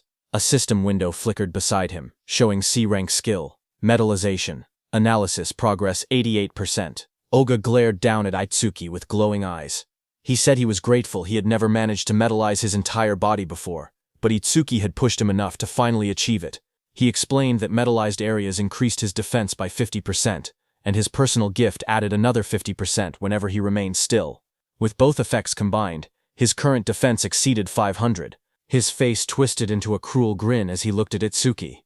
He said that he had originally planned to cut Itsuki in half, but as thanks for helping him complete his new skill, he would at least allow Itsuki to die easily. Watching from the sidelines, the other trainees were stunned. One of them exclaimed that a defense over 500 at level 12 was impossible to break. Another admitted that they had thought the level 0 newcomer would win, but the opponent was too much of a monster. Suddenly, a glowing blue aura wrapped around Itsuki. He looked ahead with calm eyes and said that if his guess was right, a full-body metal transformation required a large amount of magic. The screen beside him showed the analysis reaching 98%. Itsuki continued, saying that if Oga had used most of his stat points on defense, then his magic shouldn't be very high. The percentage rose again, reaching 99%. Across from him, Oga growled and denied it, calling Itsuki's reasoning nonsense. Even while refusing to believe it, he wondered if Itsuki was truly level 0, surprised by his sharp intuition. Itsuki kept his relaxed smile. He said he wouldn't bother using a boring tactic like draining Oga's magic down to 0. Instead, he declared he would finish the fight quickly. At that moment, the blue screen flashed. Analysis progress reached 100%. High above, a blue lotus-shaped aura began to bloom. Choha, watching, whispered that the lotus had appeared again, and realized that Itsuki was about to become even stronger. Others stared at the giant lotus forming around him. One man questioned if this lotus was really a level 0 skill. Another wondered how Itsuki planned to defeat Oga since it didn't look like an offensive technique. A notification window appeared. The analysis of the metallization skill was complete, and a new skill called Clear Orb had been acquired. Another window described the skill, Clear Orb Level 1. Active effect. It shoots a perfect sphere along a fixed path. The sphere travels at 1 meter per second and pierces through every enemy in its path while ignoring all defense. Passive effect. Every time an enemy with higher defense than the user is defeated with clear orb. Seeing that this new skill had defense ignored, Itsuki thought that if he hit with this, he could definitely deal damage. But the problem was flight speed. At 1 men/s, even ordinary people could dodge it, so timing was crucial. But then Itsuki thought that against that sandbag Oga, who wouldn't even move, he didn't even need to think about timing. Itsuki's eyes glowed blue as he looked at Oga and declared that Oga's prized absolute defense would be thoroughly smashed to pieces. Just then, a system window appeared displaying Clear or B, Believe or 1, acquired. All stats plus 10, remove all debuffs and fully heal injuries. Status. Attack went from 250 to 260, agility from 250 to 260, defense from 250 to 260, magic from 250 to 260, total stats from 1000 to 1040. The blue lotus petals opened as Itsuki stood in the middle, pointing his finger at Oga. Right above his finger, a small lotus flower appeared. As the lotus spun and bloomed, Itsuki told Oga to now try to dodge this. A system window displayed that Clear Orb has been activated. The students stared at the glowing sphere and whispered among themselves. One of them said he had never seen that skill before. Another explained that this must be the Order Breaker, the job known as the most mysterious among the four. Someone questioned whether a skill released by a level 0 could break through the defense of a level 12 specialist. Another pointed out the confident look on Itsuki's face, saying that the technique must be incredible. A glowing lotus-like shape opened, revealing a small black orb. The orb floated forward, shining as colors scattered around it. The onlookers watched silently as the orb drifted through the air. Some students stared in confusion. One boy complained, saying it was just a tiny ball. Another asked if they were being serious, and called it disappointing. Oga glared at the orb. He mocked the attack, saying that such a small sphere couldn't make him move or cancel his gift, calling it naive. He stepped forward confidently. He asked if this was Itsuki's trump card. Then, the orb continued floating toward him. With a mocking glare, Oga shouted that Itsuki was going to die pathetically. For a moment he remained certain of his victory, until his expression suddenly shifted. His eyes widened as the orb began to sink into the side of his metal-coated body. A faint crack appeared where it touched him. A heartbeat later, a violent burst of blood exploded from the wound. Oga screamed in agony as the clear orb tore through his arm, ripping it apart in a single clean line. He collapsed to the ground, clutching the bleeding stump, shouting desperately about his arm. Itsuki walked toward him calmly. He told Oga that he had warned him to dodge. Itsuki said that because Oga was human, he had only aimed for the arm. If he had been a disaster beast, the attack would have been aimed at the neck. Itsuki then looked at Oga's men standing frozen nearby. He ordered them to stop staring and take Oga to a hospital, asking if they couldn't hear him. When no one moved, he turned back with cold eyes and repeated sharply that he was telling them to get lost. Immediately Oga was carried away by the guards, blood covering his back and dripping onto their suits. One guard looked shaken while another wiped sweat from his face. In the distance, the crowd began cheering. Choha smiled proudly as the students around her celebrated. Someone shouted that Itsuki won. Another yelled, "Well done," and others said it served Oga right. Immediately, 2 students rushed up to Itsuki. One asked if he wanted to team up with them, saying 3 people could clear the mission quickly. The other quickly insisted he should join their team instead, explaining that with only 2 members he would get more experience points. They argued again, asking if he planned to challenge the Flaming Rock execution ground with 3 people. They warned that all the disaster beasts inside had defense equal to Oga's. One of them added that their team had a healer, who could restore his magic and let him fire the orbs endlessly. Itsuki looked ahead calmly. He thought that beasts with defense equal to Oga's were perfect. He reminded himself that Clear Orb's flight speed increased each time he defeated an enemy with higher defense. He decided he would increase the orb's speed inside that stage. The 2 boys leaned forward eagerly, asking Itsuki to let them know which team he would choose. Itsuki lowered his gaze and spoke quietly. He said he was going alone. Around him, the others reacted in shock. One person shouted in disbelief that he was challenging a level 15 advanced stage by himself. Another complained that he had become overconfident just because he defeated Oga. Those 2 students walked away. One of them admitted that Itsuki was strong, but insisted there was a limit to arrogance. The other added that they must not meet his standards, and suggested they look for someone else instead. Choha stepped forward and spoke calmly. She explained that all the disaster beasts in this place had defenses similar to Oga's. She said she understood he had a way to defeat them, but questioned whether his magic would last long enough. Itsuki turned toward her with a small, confident smile and told her not to worry, he would be fine. Hearing that, Choa's face immediately reddened. She replied sharply that she wasn't worried. She said she only asked because her father would blame her if he died. Then she turned away, saying she would go treat the injured and that he could do as he pleased. Before she left, she adjusted her glasses and added one more warning. She explained that the Stone Tribe had no intelligence, but they moved in groups. She told him to be careful about his magic consumption. Itsuki stepped toward the glowing entrance device and raised his hand. A soft beep echoed through the air as the system confirmed him. A notification projected beside the door, stating that entry for the awakened Tenma Itsuki had been approved. Once inside, Itsuki looked ahead with sharp eyes. He muttered that there were more enemies than he had expected. Right in front of him, countless stone beasts filled the rocky canyon, their bodies made of thick boulders and glowing yellow eyes. The ground cracked under their weight as they charged. Itzquant watched them and noted that the disaster beasts in this advanced stage had levels and stats far higher than before. A blue system window appeared in front of him, showing the information of a stone statue from the Stone Tribe, level 9, with its gift converting all magic power into defense. As one of the stone beasts rushed toward him, Itsuki held out his glowing purple orb. He spoke calmly, saying he would test whether these enemies met the clear orb's passive conditions. The purple aura around the orb burst outward as he activated it. The clear orb shone brightly, its power swirling in layers of violet and blue light. The stone beast charged forward, its massive body bursting through the dust as Itsuki raised his hand. The purple orb floated above his palm, swirling with bright light as he aimed it at the incoming monster. The orb shot out instantly, tearing straight through the beast's rocky body. A large hole opened behind it, and Itsuki stepped through the fading purple glow as the system window appeared. The screen displayed the message, Stone Statue, Level 9 defeated. Another line followed, Clear Orb, flight speed increased by 100%. Itsuki watched the notification and nodded.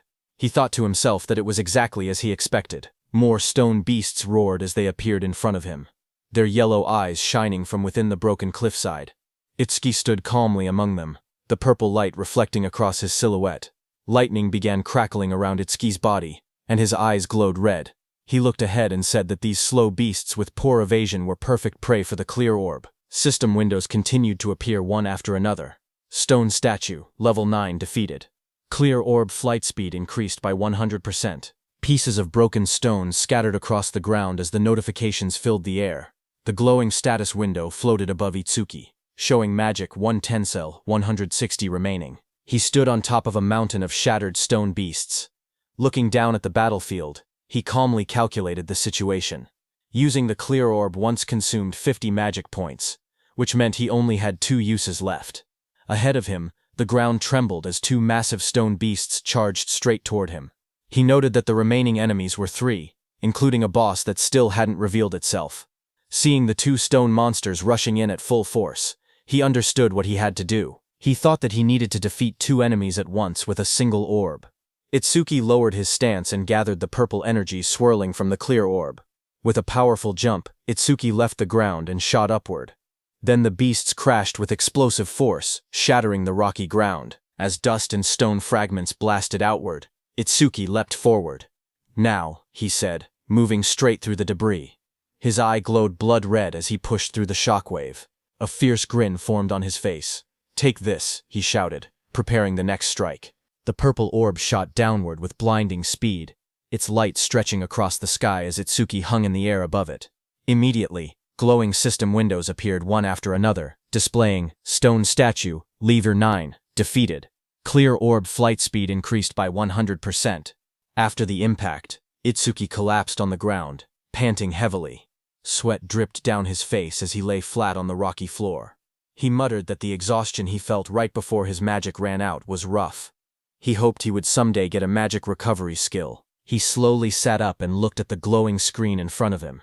He said that with the orb now flying at 5 meters per second, he could catch up to running enemies. The system window displayed the details of the skill. Clear Orb.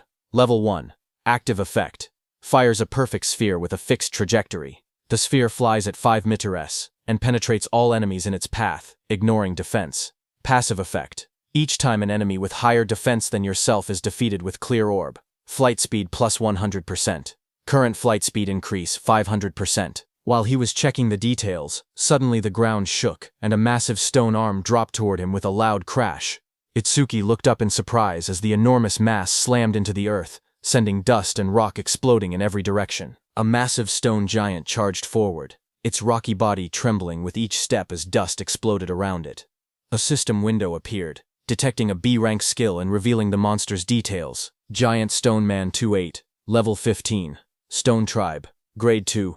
Gift converts all magic power into defense. Attack 239, Agility 60, Defense 478, Magic 0, Total 777. Itsuki looked up at the towering creature and gasped that it was huge. Lightning wrapped around his body as another window announced. Thunderbreaker activated. Agility plus 50%. Crackling with blue electricity, he sprinted toward the giant. As he dashed below the monster's massive frame, he wondered if he could defeat it with a single clear orb hit. He looked up at the stone giant's head and thought that maybe aiming for the head would work. Lightning trailed behind him as he climbed the monster's rocky body. He spotted a moment of opportunity and shot a clear orb at the monster's head. However, Itsuki soon realized something troubling. He told himself the orb was too small, and even if it penetrated, it wouldn't deal much damage. The massive stone giant swung its enormous arm, and the impact sent wind blasting through the air. Itsuki leaped upward, light and energy swirling around him as he tried to avoid the attack. His eyes widened when he realized he was stuck in the air. He clenched his teeth and thought that this was bad. He couldn't dodge while mid-air. A system window appeared as dark spikes wrapped around his arm. Black Wall activated just as the giant's blow landed. Itsuki smashed into the rocks with a violent explosion, kicking up dust and debris across the rocky ground. When the dust settled, Itsuki was wedged into a stone wall, breathing heavily. He muttered that this big guy was tougher than he expected. Another system window flickered in front of him.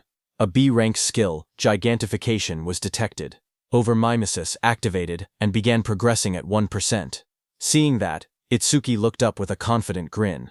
Realizing the monster grew huge because of a skill, he said this would be easy. With one hand, he grabbed onto the giant's stone body and prepared for his next move. Meanwhile, outside, one of Kinoshita Reiji's men got the news of what had happened to Oga and froze in shock. Behind him, Kinoshita Reiji, dressed in a golden vest, sat calmly. He narrowed his eyes and warned his man not to make noise in front of him. The suit-wearing man bowed his head and apologized, saying it was just so unexpected. Kinoshita asked him what had happened. The man reported urgently that someone had defeated Oga and forced their way into the stage. Hearing that, Kinoshita clenched his teeth and broke the wineglass in his hand. He questioned what Oga was even doing. He reminded himself that Oga always bragged that no one below level 30 could break through his defense. He wondered if a level 30 or higher awakened had shown up. But his man quickly explained that with the recent surge in descending monuments, all awakened above level 30 were busy dealing with them and shouldn't have time to come here. He added that challengers at the Flaming Rock execution ground were mostly level 10 rookies. Hearing that, Kinoshita shouted that there was no way a level 10 could beat Oga. His guard behind him looked down with a serious expression and said that if he was given some time, he would gather detailed information. Kinoshita adjusted his vest and tie and said that gathering information was unnecessary. Even if the opponent was level 30, he himself was already here. He mentioned that the Flaming Rock execution ground was known for its stubborn disaster beasts that slowed down challengers. He added that if they headed there now, they would make it in time. However, his guard said that since the opponent's identity was unknown, they should still be cautious. Hearing that, Kinoshita's expression grew sharp. His glasses glowed as he told the guard that he had already said they were heading there now, and that he shouldn't have to repeat himself. The guard stiffened, sweating nervously, and replied with a quiet, "Yes." Kinoshita then threw his arm upward confidently, and declared that he would make them regret opposing the Kinoshita family. At the same time in the dungeon, blue energy lotus surged around Itsuki. A glowing screen appeared behind him showing 100%. Seeing that, Itsuki smirked and said that he no longer had to run around like a mouse anymore. He was standing on top of the massive stone beast, and a bright blue lotus had formed on the beast's forehead. At that moment, a system window opened in the air, announcing that the B-rank skill Gigantification had been fully analyzed. Itsuki looked at the window in surprise. He muttered that instead of gaining a new skill, something else had happened. He realized that Clear Orb had leveled up to level 2, and he checked for new effects. Another set of windows appeared, explaining the changes. Clear orb, level 2, now fires a perfect sphere at 5 meters per second, piercing all enemies while ignoring defense. New effect. After activation, the orb's size can now be adjusted by consuming additional magic power. Passive effect. Each time an enemy with higher defense than your own is defeated using Clear Orb, flight speed increases by 200%. Itsuki stared at the window, shocked that the passive effect had risen from a 100% to 200%. More importantly, he was excited that he could now control the size of the orb with magic. Power surged around him as the blue energy lotus opened. Itsuki said he wanted to try the new ability immediately, and glowing energy surrounded his body. Another window appeared, confirming the upgrade. Clear Orb Level 2 acquired. All stats plus 20. All debuffs removed. Injuries fully healed. A second window showed his new status. Attack went from 260 to 200 in. Agility from 260 to 200 in. Defense from 260 to 200 in. Itsuki then jumped above the massive stone beast, and a massive dark glowing flower appeared beside him, pulsing with power. He thought to himself that it was consuming all his magic to create the maximum orb it could produce right now. The stone beast glared up at him with bright yellow eyes as cracks of energy spread across its body. Itsuki shouted, telling the stone beast to take the biggest clear orb. The giant flower opened like petals, and released a powerful clear orb. The massive orb shot downward and struck the stone beast, blasting through its body as Itsuki unleashed the attack with full force. After landing the blow, Itsuki lowered his hand and smiled. He joked to himself, asking if he had pushed it a bit too far. A small window beside him showed that his magic had dropped to 0 out of 280. As the stone man was destroyed, a system window appeared, announcing that the giant stone man, level 15, had been defeated, and the clear orb's flight speed had increased by 200%. Amid the collapsing stone debris, Itsuki looked at the destruction around him. He realized that the orb he created by consuming all his magic had grown this huge. He examined its power calmly. The orb's flight speed had reached 7 meters per second. He thought to himself that if he cleared this stage 2 more times, it would become as fast as a car. Just then, a new system panel displayed the skill information. Clear Orb Level 2. Active effect. Fires a perfect sphere on a fixed path. The sphere travels at 7 meters and penetrates all enemies, ignoring their defense. After activation, the orb's size can be adjusted by spending more magic. Passive effect.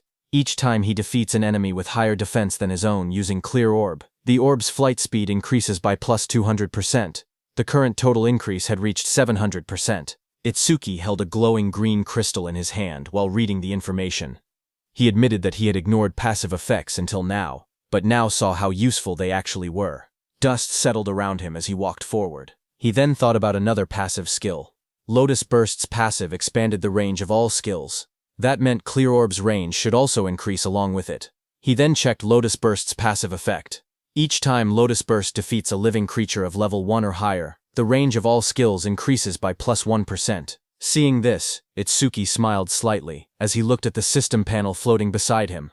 Itsuki imagined and thought to himself that if he kept increasing Lotus Burst's passive effect, he could eventually defeat disaster beasts from thousands or even tens of thousands of meters away. Then, outside, a bright green display screen lit up.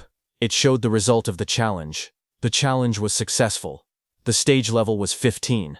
The challenger was Tenma Itsuki. The time used was 3 minutes and 1 second. The stage clear record was updated.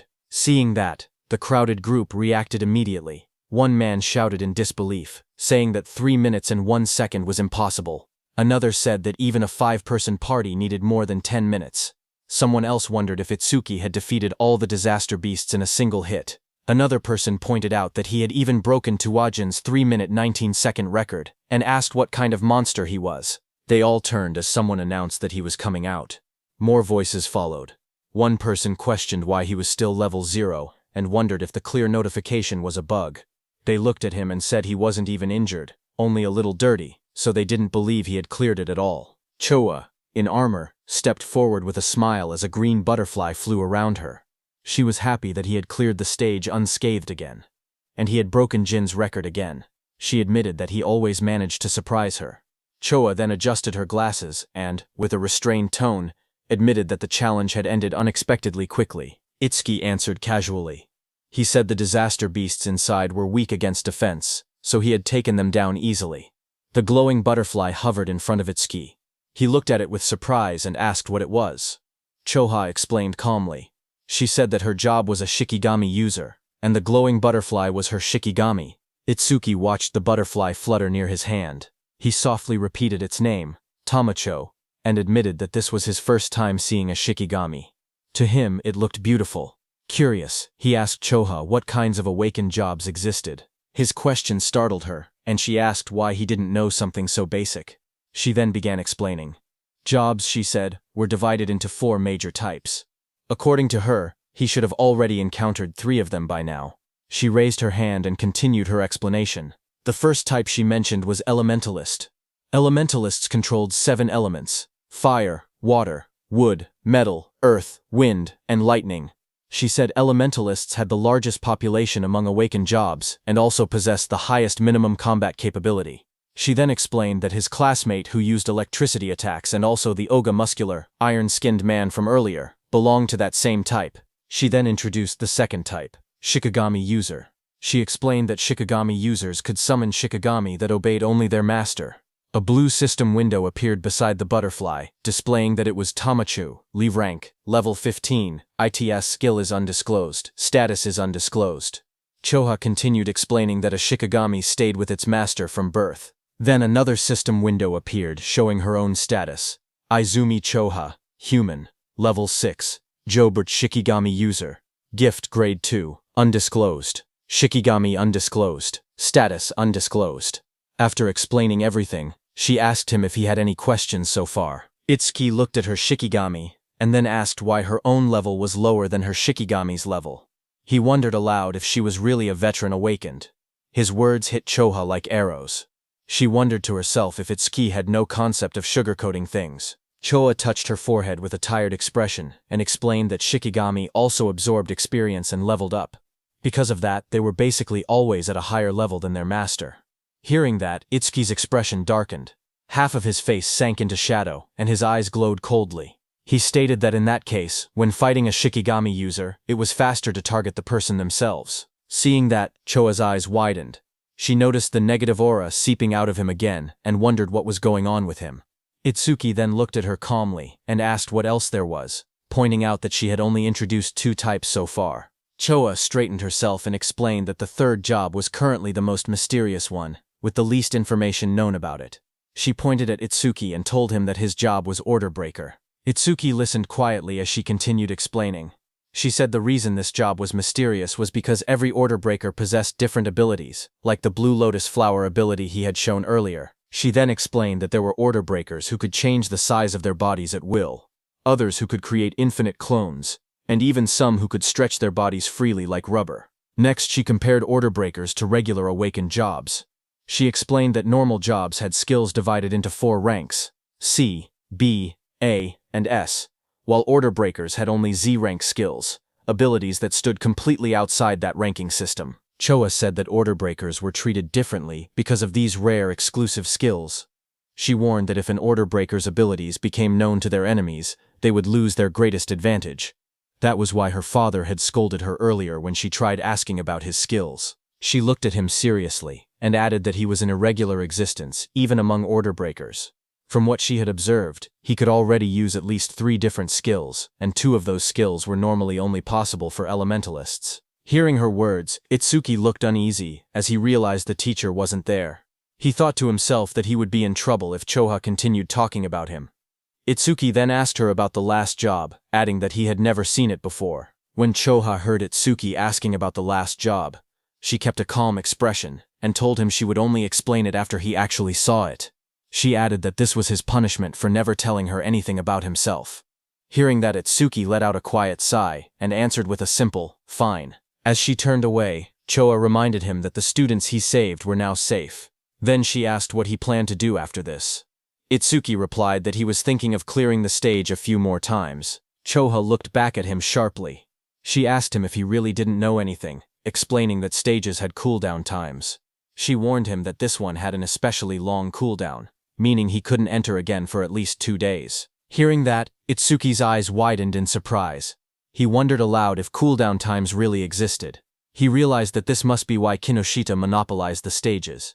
Determined, He decided that if he couldn't raise the passive effect of his clear orb skill, then he would increase the power of his lotus burst instead. Itsuki then turned and asked Choa if there was a stage filled with disaster beasts.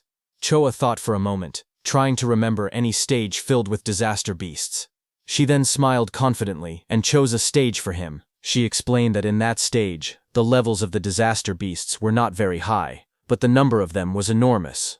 The place was called Locust Wasteland. She explained that there were at least 100 locust-type disaster beasts, even by a conservative estimate, and many awakened people backed out just from seeing how many there were. She then looked at him seriously and asked what he planned to do, since it would be difficult without AoE skills. For those who didn't know, AoE meant area of effect or area attacks. Itsuki answered firmly that he was going. In his thoughts, he remembered that he hadn't used Lotus Burst in front of her yet, so she didn't know he actually had an area attack. A shocked Choa asked him again if he was really going. She reminded him once more that without AoE skills, he would have a really hard time. But Itsuki told her not to worry, saying he would be fine. Some nearby awakened individuals became shocked as they listened. One of them asked if he was really going to the Locust Wasteland and said he must not know fear. Another person whispered that once Kinoshita Reiji heard about Oga, he would definitely come. The group decided to leave quickly. They said they should get out before getting caught in the crossfire. Then, a few minutes later, Kinoshita Reiji arrived there and looked around the empty area. He asked in shock why there wasn't a single person present. His bodyguard in a suit stood behind him and reported that the target had gone somewhere. Kinoshita Reiji asked how it was possible. It had only been 30 minutes since the target entered, yet the target had already cleared the Flaming Rock execution ground. His bodyguard said it was hard to believe, but seemed to be true. He then asked what Kinoshita planned to do now. Kinoshita Reiji gritted his teeth and said the target was making a fool out of him. He then said that if the target had used skills, there should still be magic traces left behind. He ordered his bodyguard to contact the Hound and make it track the target. Kinoshita Reiji shouted angrily for them to capture the target alive no matter what, saying he would make the target taste what living hell was. At the same time, inside a dim alley lined with machinery, a man pressed his back against the wall, hidden in the shadows. His panicked thoughts echoed as he regretted taking the assassination request. He muttered to himself that he never knew Kinoshita Reiji had such a strong subordinate, and cursed himself for accepting the job. That same man slumped to the ground, exhausted and trembling. He breathed heavily and admitted that without his earth escape technique, he would have been killed. Sweat dripped down his face as he caught his breath. He slowly peeked around a corner, whispering that he should be safe now that he had gotten this far. His eyes widened with fear as he carefully watched his surroundings. Suddenly, a massive beast lunged toward him with its jaws wide open. The monster's sharp teeth and glowing red eyes filled his vision as it attacked. Before he could react, the creature pinned him to the ground.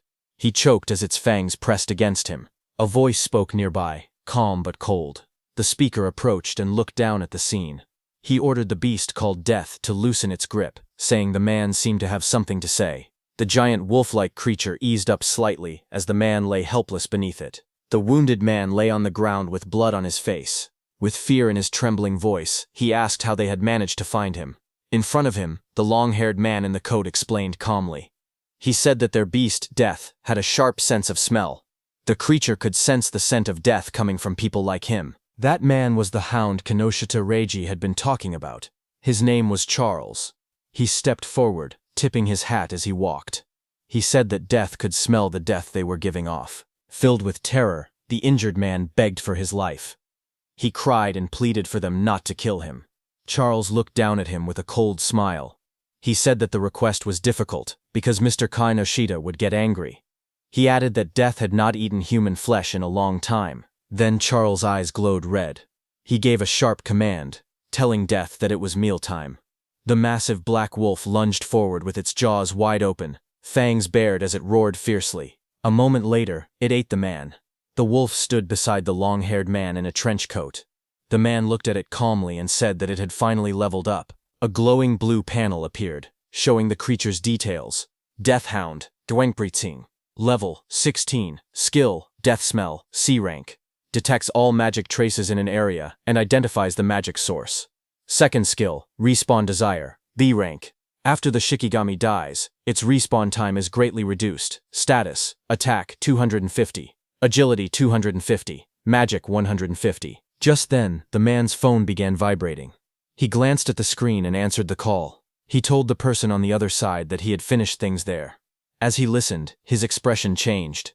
He asked if Oga had been badly injured. He wondered aloud if someone had struck that stubborn Oga's weak point. Finally, he replied that he understood and said he was on his way. He ended the call and turned back toward the wolf. With a small gesture, he told it that a new prey had appeared and ordered it to move. Sometime later, in a bright golden field labeled as the Locust Wasteland, a dome-shaped building stood in the distance. Itsuki and Choha approached it along a narrow dirt path. Itsuki looked at the structure and asked softly, "Here?" He stared across the endless wheat fields and wondered aloud if there were really that many locusts in a place that looked so quiet and peaceful. Walking beside him, Choa explained calmly. She said that disaster beasts always chose environments that suited them when invading this world. Because of that, predicting the type of beast based on the surrounding terrain was an important skill for awakened individuals.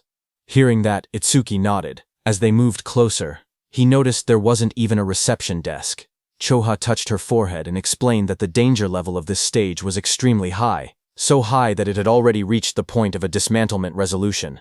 Confused, Itsuki compared it to the Flaming Rock execution ground, noting that this stage was actually below level 13.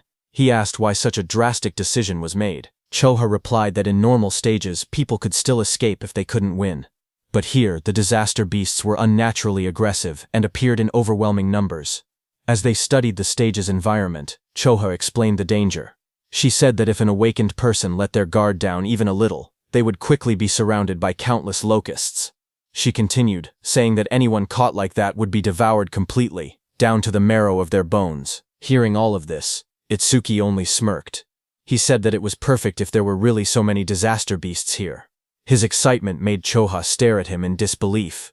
She asked if he was in a rush to die. He calmly replied that he wasn't desperate enough to die by being eaten by bugs. Moments later, he stepped toward the entrance of the glowing stage gate. Choha watched him, noting from his attitude that he seemed confident enough. She reminded herself that he had entered this stage by his own choice, and she had already given him all the advice she could. With a quiet sigh, she accepted the situation. If something happened inside, it would be entirely his own responsibility. But Choha suddenly froze, as worry washed over her face. She wondered what she should do. She realized she had forgotten to tell Itsuki an important detail. Locusts inside the stage would continue spawning endlessly unless the boss was defeated. Panic rose as she decided she had to enter the stage and warn him herself. But suddenly she heard some noise from behind. Just as she turned, her expression stiffened. Someone had appeared behind her. She saw a tall man wearing a hat, with glowing red eyes, standing beside a giant hound. The man looked at her and spoke with a cold smile, saying he was looking for someone. On the other hand, inside the stage, Itsuki stepped across a ruined field. Dirt and trampled crops surrounded him. He looked around and muttered that it was a mess. Then he clapped his hands together lightly and smiled with confidence. He called out to the unseen swarm, telling the pests to wake up. He had come to exterminate them.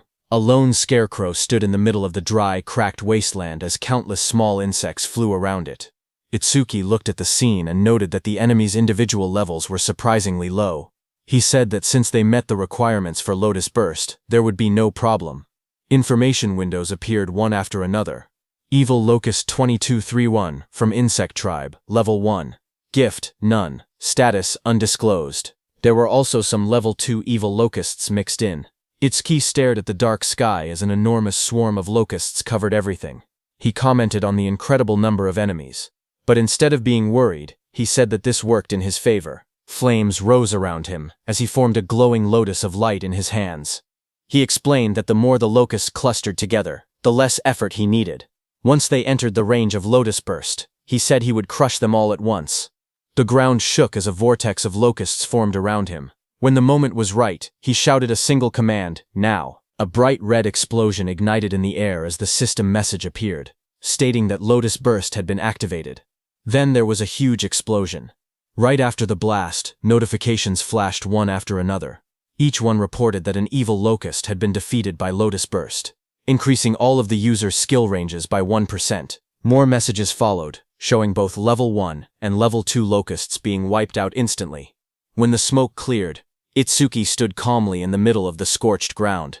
Sparks drifted around him, while charred insect bodies lay scattered at his feet. Another notification floated beside him, confirming the defeat of a level 2 Locust and awarding another 1% increase. New windows opened, explaining Lotus Burst's abilities.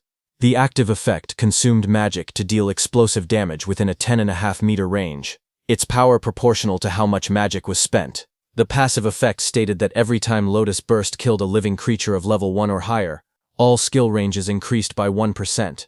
Itsuki glanced at the numbers and made a small comment. He had defeated 110 enemies, which meant a 10% increase, therefore receiving 10% at once. Lotus Burst's range had now expanded to 10.5 meters, which he considered impressive. He analyzed the situation calmly. Against disaster beasts of this level, consuming 10% of his magic to output 10% of his firepower should be enough. Taking his remaining magic and recovery speed into account, he could probably use about 10 more shots. If he gained even 100 kills per use, he could increase his total skill range by 1000%. Another screen displayed his magic level, 252 out of 280. He looked at it and muttered that things would go much more smoothly if stages didn't have cooldown times. But suddenly, Itsuki noticed something. He stared at his bracelet with a confused expression. He noticed that the usual challenge success notification was missing. He muttered that something felt odd. As he frowned, a thought crossed his mind, and he wondered if the reason was something unexpected. Just then, a system window suddenly appeared. It reported that a C-rank skill called Mother's Will had been detected. It also stated that Over-Mimus was activated, and that the analysis progress was at 1%. Itsuki looked up sharply. He realized that one locust had survived. Dust and broken ground swirled around him as more locusts flew through the air. He turned, watching the locust swarm gather again. He questioned whether Mother's Will was the boss monster's skill. At that moment, several locusts lunged at him. He jumped back and blocked the attacks with the crystal armor covering his arms. He admitted to himself that he had let his guard down. He had truly believed there was no boss monster in this area. He narrowed his eyes, thinking aloud.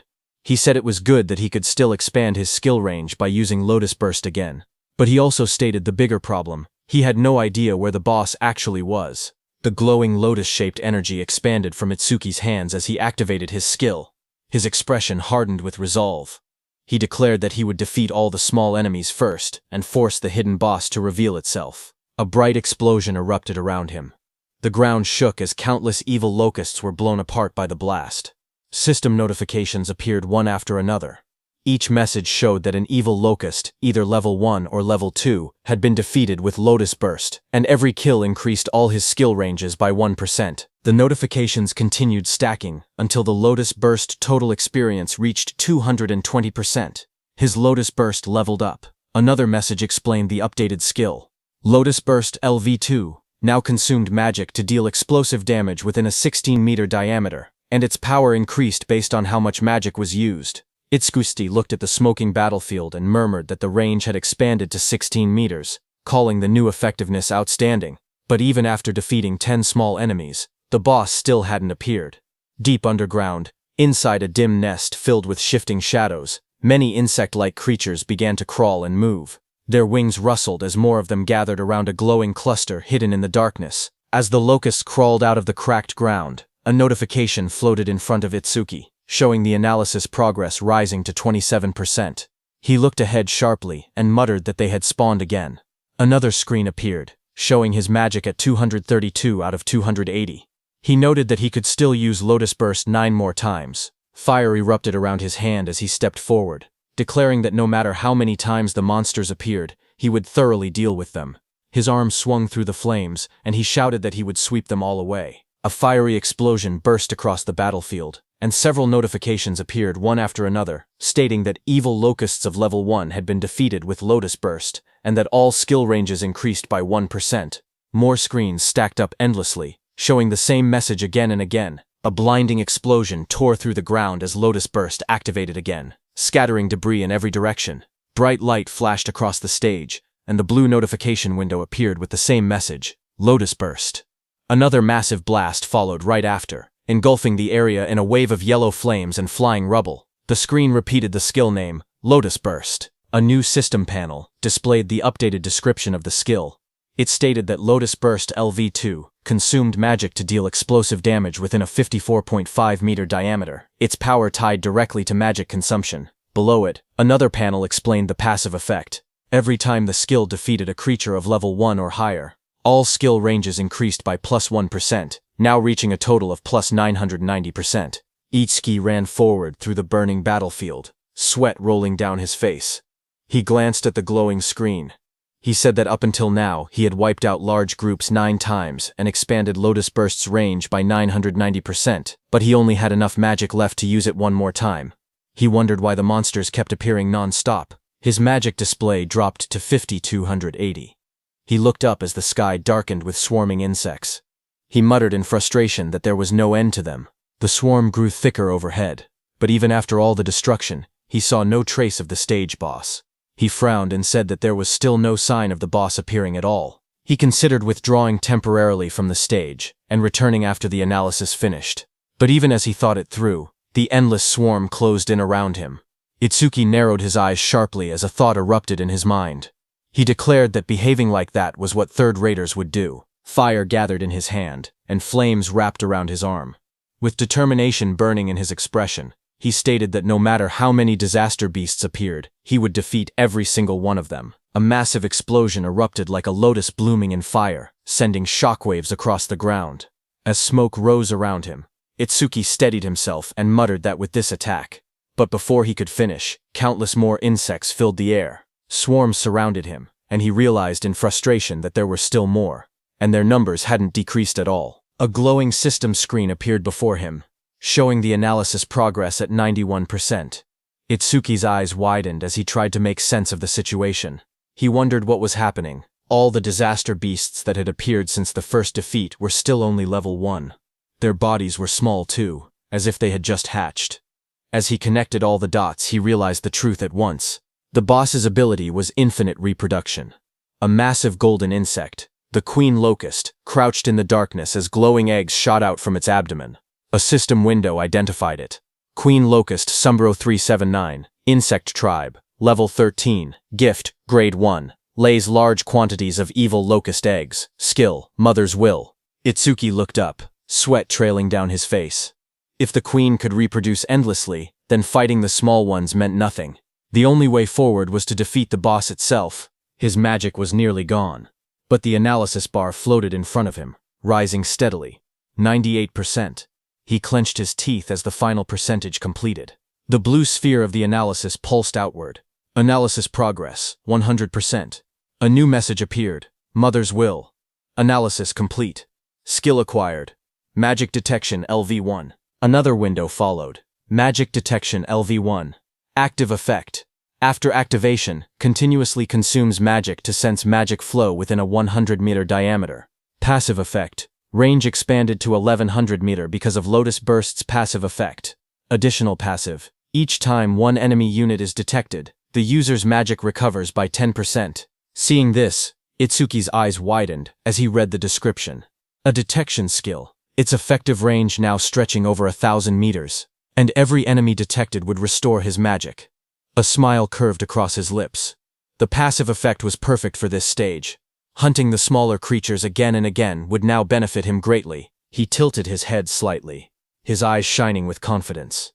He thought that leaving the queen alone for a moment and clearing out more enemies wouldn't be a bad plan at all. As he lowered his gaze, he thought quietly to himself. He realized he had been keeping Choha waiting. For now, he decided to finish clearing the stage before returning. A blue system window appeared before him, announcing that magic detection level 1 had been acquired. All of his stats rose by 10 points. All debuffs were removed, and his injuries were fully healed. Another window displayed the updated numbers. His attack increased from 200 to 290. His agility rose from 200 to 290. His defense moved from 200 to 290. His magic stat climbed from 200 to 290, where Turening his total grew from 120 to 1160. Itsuki then raised his hand to his forehead, as swirling energy surrounded him. He activated the new skill, focusing intently. He began locating the boss using magic detection. Wide ripples of energy spread out from his body, expanding across the entire area like rings on water. The waves traveled far into the distance, lighting up the surroundings as they moved.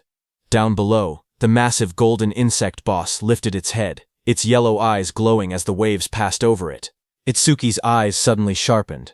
In the next instant, He spotted the reaction in the distance. He slowly raised 2 fingers and pointed them forward, a confident smile forming on his face. A surge of dark, swirling energy formed at his fingertips, twisting the air around him.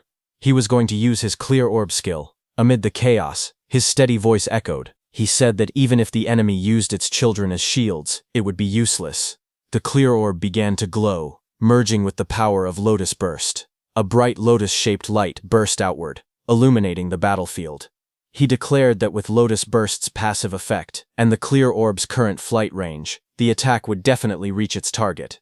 A system window appeared, stating that the clear orb's flight distance was now 120 meters. In the next instant, the glowing orb shot across the field like a streak of purple lightning.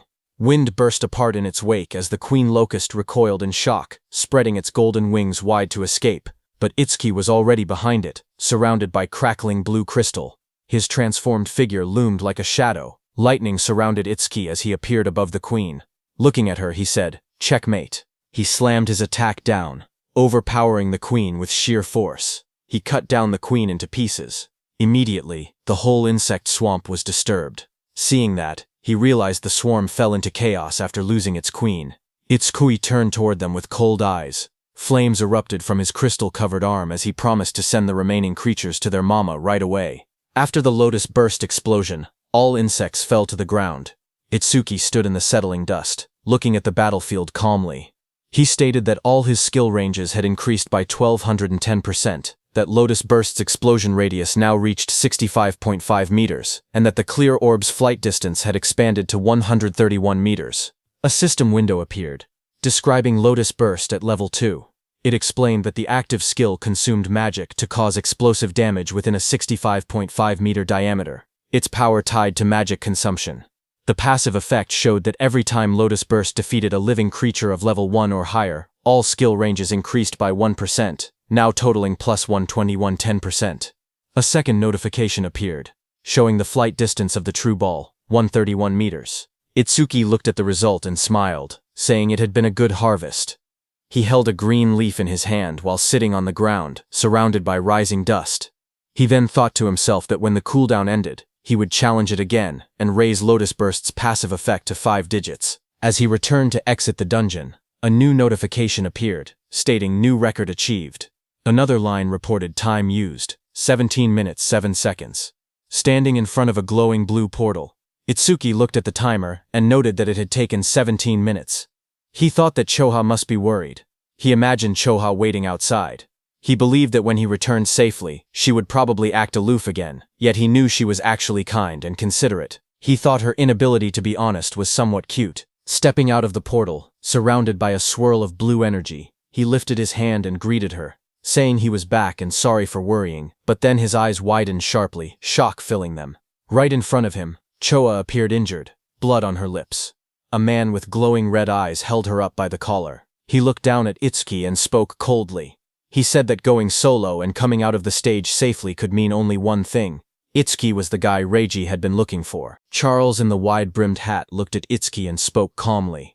He said the timing was perfect. He had been trying to get information about Itsuki from Choha, whom he had captured, but even in her current condition she refused to talk. Charles added that Choha had more backbone than most men. Across from him, Itsuki stepped forward.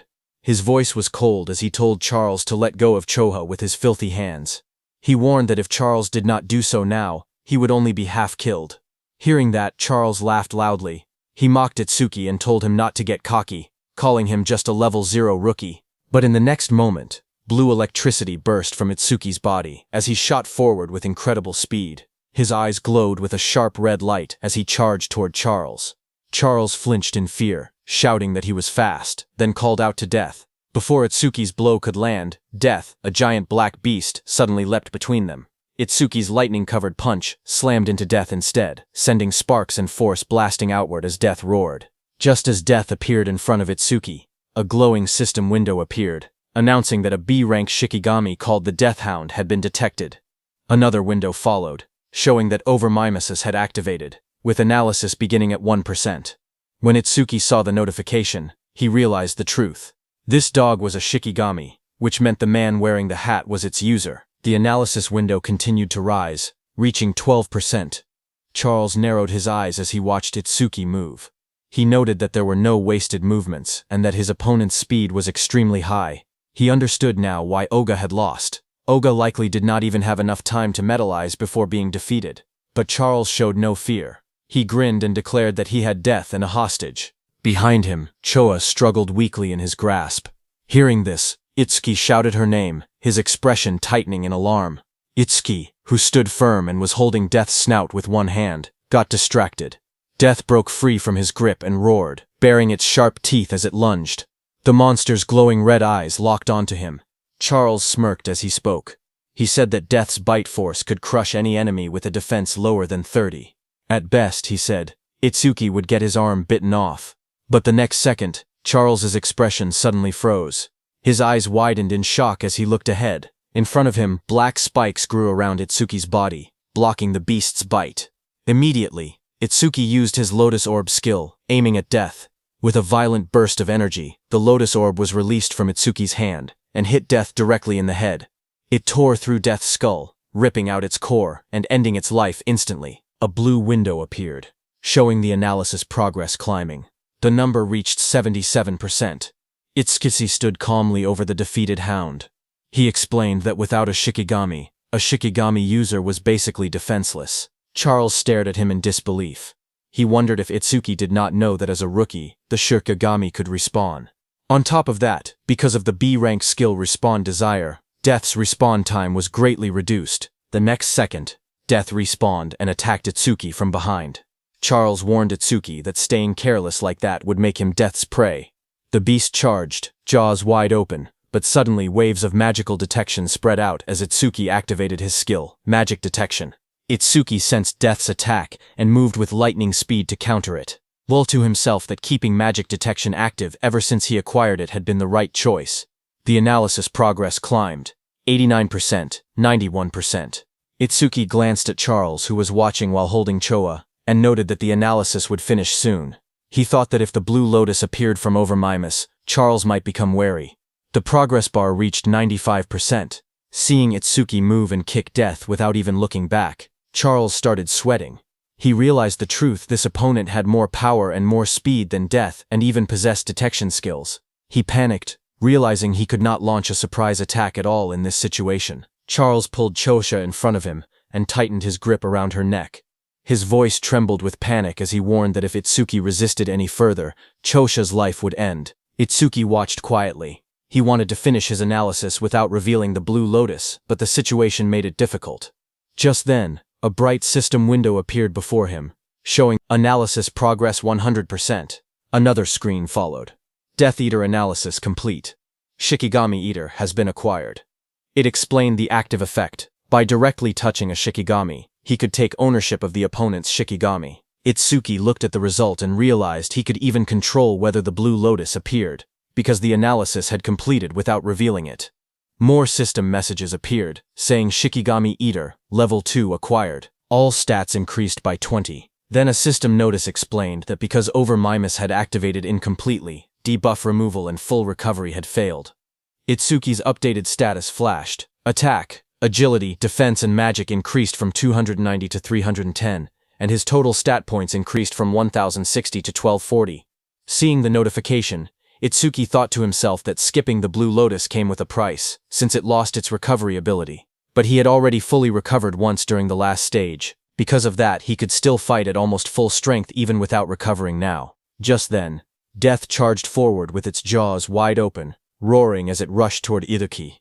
In that moment, Itsuki realized something important. He understood that this new skill allowed him to steal other people's Shikigami.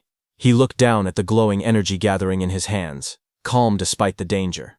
He thought to himself that if that was the case, then he already knew what he should do. Blue energy burst around him as he raised his hand. With sharp determination, he placed his hand on top of Death's head, deciding that he would take Charles's dog. Blue flower petals erupted like a storm. Death's body was wrapped in swirling petals of energy as the power pulled it away. The next second, Itsuki stepped forward with overwhelming speed and kicked Death, sending it blasting across the field. Death went flying and fell behind Charles. Seeing that, Charles panicked. He stared at the scene and cursed angrily, calling Death a useless mutt.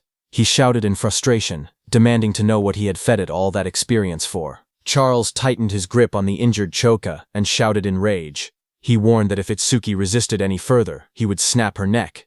Choka, battered and barely conscious, forced her eyes open. With a trembling voice, she told Itsuki not to worry about her. Across from them, Itsuki slowly raised both his hands in surrender.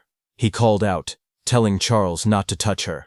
Seeing that, Charles smirked coldly. He said that if Itsuki had been obedient from the beginning, Choa wouldn't have had to suffer like this. Itsuki glared at Charles and asked why he was being targeted, saying he didn't remember doing anything to earn such a grudge. Hearing that, Charles sneered, accusing him of still trying to probe for information. He then explained that it didn't matter, because Itsuki would meet him soon anyway. He told Itsuki that Kinoshita Reiji was furious that Itsuki had entered a North District 4 stage without permission. He introduced himself, saying he was Charles the Hound, sent under Reiji's orders to capture him. Hearing that name again, Itsuki muttered that he needed to meet Kinoshita directly and talk things out. Charles grinned and said that Itsuki would meet him soon, but only in a battered body.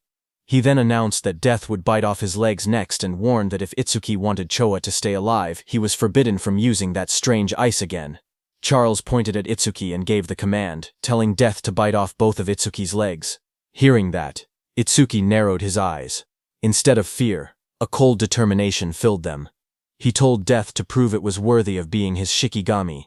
In the next instant, Death turned and lunged, not at Itsuki, but at Charles, sinking its teeth into its former master. Taking advantage of the moment, Itsuki moved at lightning speed, appearing behind Choha. Blue sparks burst around him as he caught her gently in his arms, pulling her away from danger. Charles screamed as he stared in shock. Sweat ran down his face as he shouted, asking why Death was attacking him. Its own master. Shikigami Death stood beside Itsuki with glowing red eyes. Death growled quietly as Itsuki praised it, telling it that it did well. Itsuki then held the injured Chotra in his arms. Blue energy surrounded him as he spoke coldly. He said he would return the pain Chocha suffered 10 times, no, 100 times over. He warned that Charles would regret laying hands on them, crying and wailing. Hearing that, Charles fell back, terrified. He begged for a chance to speak, claiming he had only followed Reiji's orders. His voice shook as he suggested they team up instead. He said he would lure out Reiji for him. Itsuki's eyes glowed red. He looked down at him and said that it was a good proposal. Seeing this, Charles's expression changed. A sharp grin spread across his face as he muttered that he had found an opening. He threw a blade toward Itsuki and shouted for him to die. The attack flashed forward with blinding light, but Itsuki was calm and easily dodged the blade. His eyes narrowed as he watched the attack pass by. He muttered that he alone was more than enough to kill Kinoshita Reiji. Beside him stood Death, its eyes glowing red, ready. Itsuki ordered Death to make Charles suffer the same treatment Choha had endured. Death's jaws opened wide, revealing sharp fangs as it prepared to strike. Seeing that, Charles froze in terror. Sweat dripped down his face as he begged for mercy. He insisted that his hand had slipped earlier and that he would apologize. Trembling, he pleaded for one more chance. But Itsuki didn't falter. Holding Choha in his arms, he stared coldly and told Charles that it was mealtime. Death, with glowing red eyes, rushed forward, its fangs bared as it charged at the man. Charles panicked as he stumbled back. Tears streamed down his face as he shouted, asking if Death had forgotten who its master was. He reminded Death how much he had fed it. His voice shook as he tried to speak again. But Death opened its jaws wide, revealing rows of sharp teeth as it lunged at him. Death finished off Charles. A short distance away, Itsuki stood while carrying the injured Chodua in his arms. He had sensed someone watching them. Itsuki told the hidden person that he had been watching them ever since Itsuki left the stage. Itsuki then turned and asked how long the hidden person planned to stay hidden, telling him to show himself. Hearing his words, nearby tall grass rustled as someone began to move, stepping out into the light. It was a hooded blonde young man who stepped out from the tall grass, scratching the back of his head with an awkward smile. He said softly that they had caught him. Itsuki held the injured Chofa in his arms as a dark aura spread behind him. His eyes glowed as he asked the blonde man if he was working with Charles from earlier. Startled, the blonde man waved his hands frantically and shouted that he wasn't an enemy. He begged them to listen. Itsuki glanced at him coldly and said fine. He didn't have time to deal with him. Behind them, Death continued eating Charles it had taken down. Itsuki ordered Death to follow him after finishing the meal. The blonde man watched in shock. Even a savage beast like death obeyed Itsuki without hesitation. He thought that someone like Itsuki might actually be able to help him. He quickly approached and introduced himself as Iberia, asking for Itsuki's name. Excited, he said the fight earlier was amazing, even though there were some terrifying moments. He added that Itsuki must be the mysterious man who defeated Oga Takeru. Itsuki answered calmly. His name was Tenma Itsuki, while continuing to hold the unconscious Choga in his arms. Iberia nervously followed beside Itsuki. He smiled awkwardly and asked if Itsuki could lend him a hand. He said he would pay him, or he could give him karma stones, or even a weapon. Itsuki stayed silent, walking forward with the injured Choha. Iberia watched him leave, sweat forming on his face. He wondered why Itsuki wasn't responding. His father had once told him that anyone would happily help if given enough compensation. Now he questioned if that had been a lie. A memory surfaced. His father hammering steel in front of a blazing forge. His father explained that compensation required creativity, just like how a cup of water was more valuable than treasure in the desert. His father said that for someone seeking revenge, one must offer a blade. For someone injured, offer medicine. He said that was enough compensation for them. Back in the present, understanding flashed across Iberia's face. He clenched his fist with excitement and said he finally understood. Iberia called out from behind, reminding Itsuki that he had come on foot. He said that with an injured person it was impossible to move quickly, and that the nearest hospital was dozens of kilometers away. He warned that if Itsuki walked that slowly, the woman he was carrying would die. Iberia then reached into his bag and held up a glowing scroll. He said that he happened to have healing items. But even hearing that, Itsuki continued walking. Iberia shouted in a hurry that he could save her. Hearing this, Itsuki stopped and turned his head, asking if that was really true. Iberia explained that he couldn't fully heal her right away, but he could save her life. The two of them knelt beside the injured Choha. Itsuki asked if the healing could be done through her clothes. Iberia replied that the bandage he was using wasn't ordinary. He wrapped the glowing bandage around her, explaining that it was a rare karma tool made from bandages worn by the Shadow tribe and bark taken from the Kodama tribe. Itsuki looked at Iberia and repeated the unfamiliar term, asking what a karma tool was. Iberia studied him and said that at his level he must have just become an awakened. He explained that it was no surprise Itsuki didn't know. Iberia explained that modern weapons didn't work on disaster beasts. Guns were useless against them, so firearms couldn't be used in real combat. However, crafters were able to forge special anti-disaster beast items known as karma tools, created from monument materials and the body parts of disaster beasts. He said that karma tools were divided into 4 ranks depending on the crafter's skill and the materials used. The 4 ranks were normal, rare, epic, and unique. Iberia then explained using a simple longsword as an example. Normal karma tools weren't much different from regular weapons, except they were capable of damaging disaster beasts and awakened beings. The sword was labeled an ordinary longsword. The next weapon was the ocean sword, rare, which increased agility and magic. Iberia said that rare karma tools boosted their owner's stats. The third weapon was the blood sword, epic, which increased attack power and absorbed blood to raise the blade's temperature and reduce an enemy's self-healing by half. Iberia explained that epic karma tools not only boosted stats but also possessed special effects. Iberia continued by explaining the final rank of karma tools, which was the holy sword, unique. It granted increased attack and agility. Its unique effect allowed the user to obtain the inexhaustible magic sealed inside it, enabling infinite magic usage.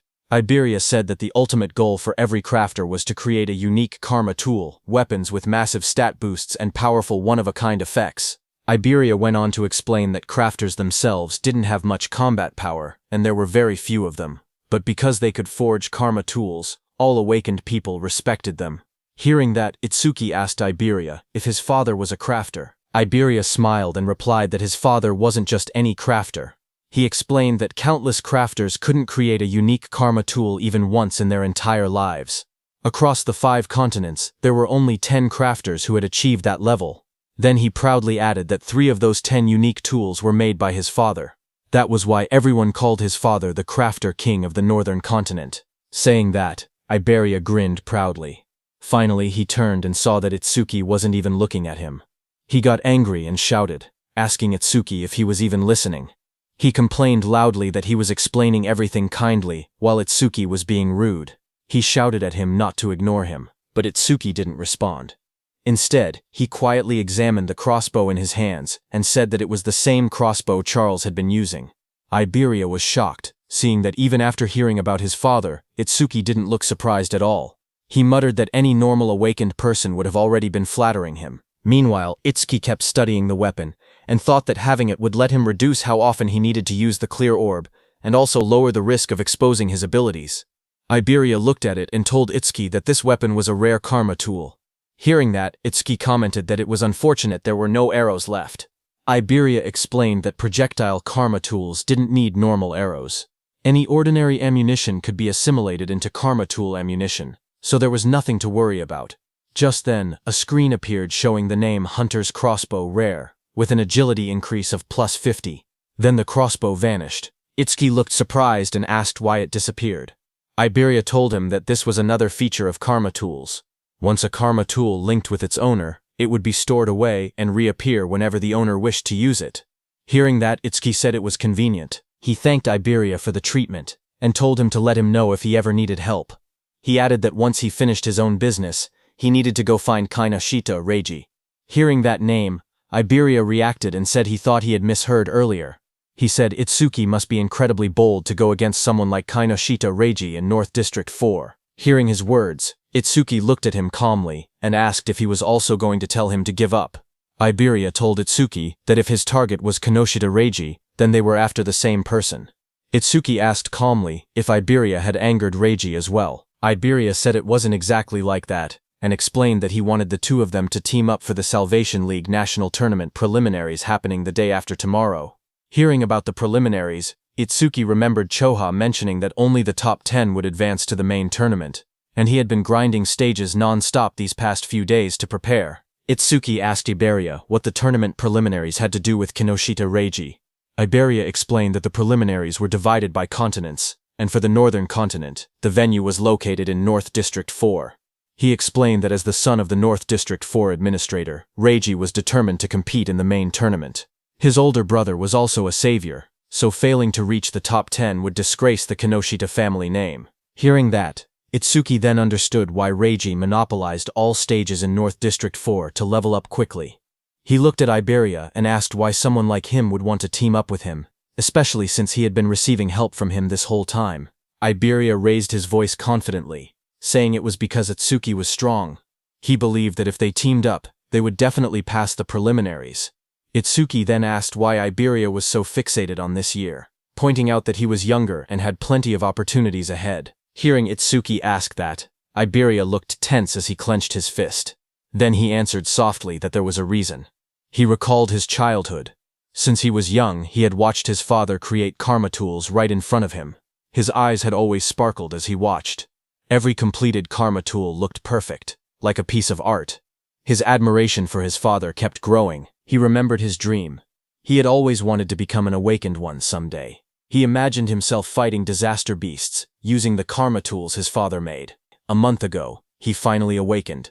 Excited, he begged his father for a karma tool, but his father refused, telling him it was too early. His father said that only saviors could use his karma tools. Iberia didn't give up. He kept begging. Finally, his father set a condition. If he passed this year's preliminaries, he would receive one. Iberia clenched his fist tightly. With determination in his eyes, he declared that this was why he had to win this year's preliminaries no matter what. Itsuki looked at Iberia and spoke calmly. He said that with such an amazing father, Iberia should have plenty of options.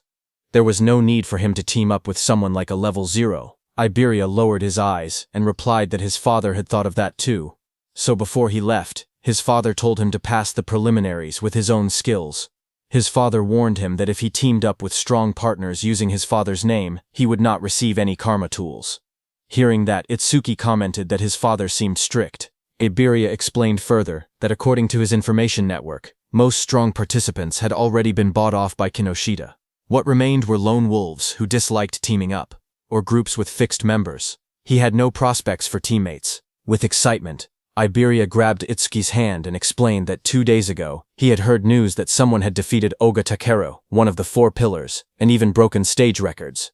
Because of this, he dug for information continuously and eventually found his way here. Itsuki first freed his hand and then agreed to team up. He said the team was no problem, But first he wanted to take Choa to the hospital. With excitement, Iberia declared that he would come along. From now on they were a duo. Iberia then said they needed a duo name. He brought up possibilities, combining Tenma Itsuki and Iberia. He suggested Iba-ten, but rejected it because it sounded like a store name. He tried Ibeitsu, then Tenmaria, then Tenibe, changing ideas one after another. Nearby, Itsuki carried the unconscious Choha in his arms.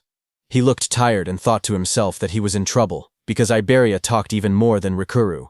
Suddenly, Itsuki thought about Rikuru and Saya. He wondered how they were doing and whether they were participating in the preliminaries now that both had awakened. Just then, Iberia suddenly brightened with an idea. He said that since both of their names contained the letter I, they could call their duo Double I. Far away, as Itsuki thought of Rikuru, Rikuru suddenly sneezed while training. Saya looked at him and asked if he had caught a cold. Rikuru scratched his head and said maybe someone was talking about him. Maybe Itsuki. Saya lowered her gaze and quietly asked how long it had been since the attack incident. She said she never expected them to be apart for so long, and wondered if Itsuki was doing well. Rikuru looked at her strangely. He said that if she was that worried, she should have gone to see Itsuki after the disaster beasts were defeated. Saya blushed deeply and bowed her head in embarrassment. A moment later, she thrust her hands forward and released a burst of water, sending Rikuru flying back as he shouted in surprise. Rikuru shouted that attacking suddenly was unfair, but Saya quickly replied that fair or not, it was sparring practice, and he was the one who left an opening. Just then, their teacher appeared behind them. Both students straightened up in shock. Rikuru called out, "Sensei," while the teacher scolded them, reminding them that the national tournament preliminaries would start the day after tomorrow. He asked if this was really the time to fool around. Saya's eyes lit up. She said she was excited to finally fight other awakened people, because sparring only with Rikuru had become boring. A glowing screen appeared beside her, revealing her stats as an awakened water elementalist. Rikuru looked at his own status window as well. He said he had never been to North District 4 and had heard it was a prosperous town. He said he wanted to see it with his own eyes soon. Elsewhere, someone opened a metal case holding 3 sharp crystal stones. It was Kinoshita. He looked at the crystals and frowned impatiently. He commented that the hound still hadn't arrived and said it was unusual for him to be late. His bodyguard standing behind him wondered if something unexpected had happened. Hearing that, Kinoshita's expression darkened. He muttered that those useless fools had failed again. His glasses glowed red as a message appeared, saying the Karma Stone had been used and experience had been gained. His bodyguard asked if they should send people to search. Kinoshita looked frustrated and said to forget about that person. The national tournament preliminaries were the top priority now. He muttered that if he failed, his father would lock him in the confinement room again. Then he asked about the matter he had assigned his bodyguard. His bodyguard reported the results. Out of the 3,113 participants in the northern continent, he had persuaded 87 to cooperate. All of them were level 5 or above, just as ordered. Hearing that, Kinoshita smiled and said his subordinate had done well, and that he was the only one he could rely on. He then took another glowing stone. His bodyguard told him that it was the last Karma Stone.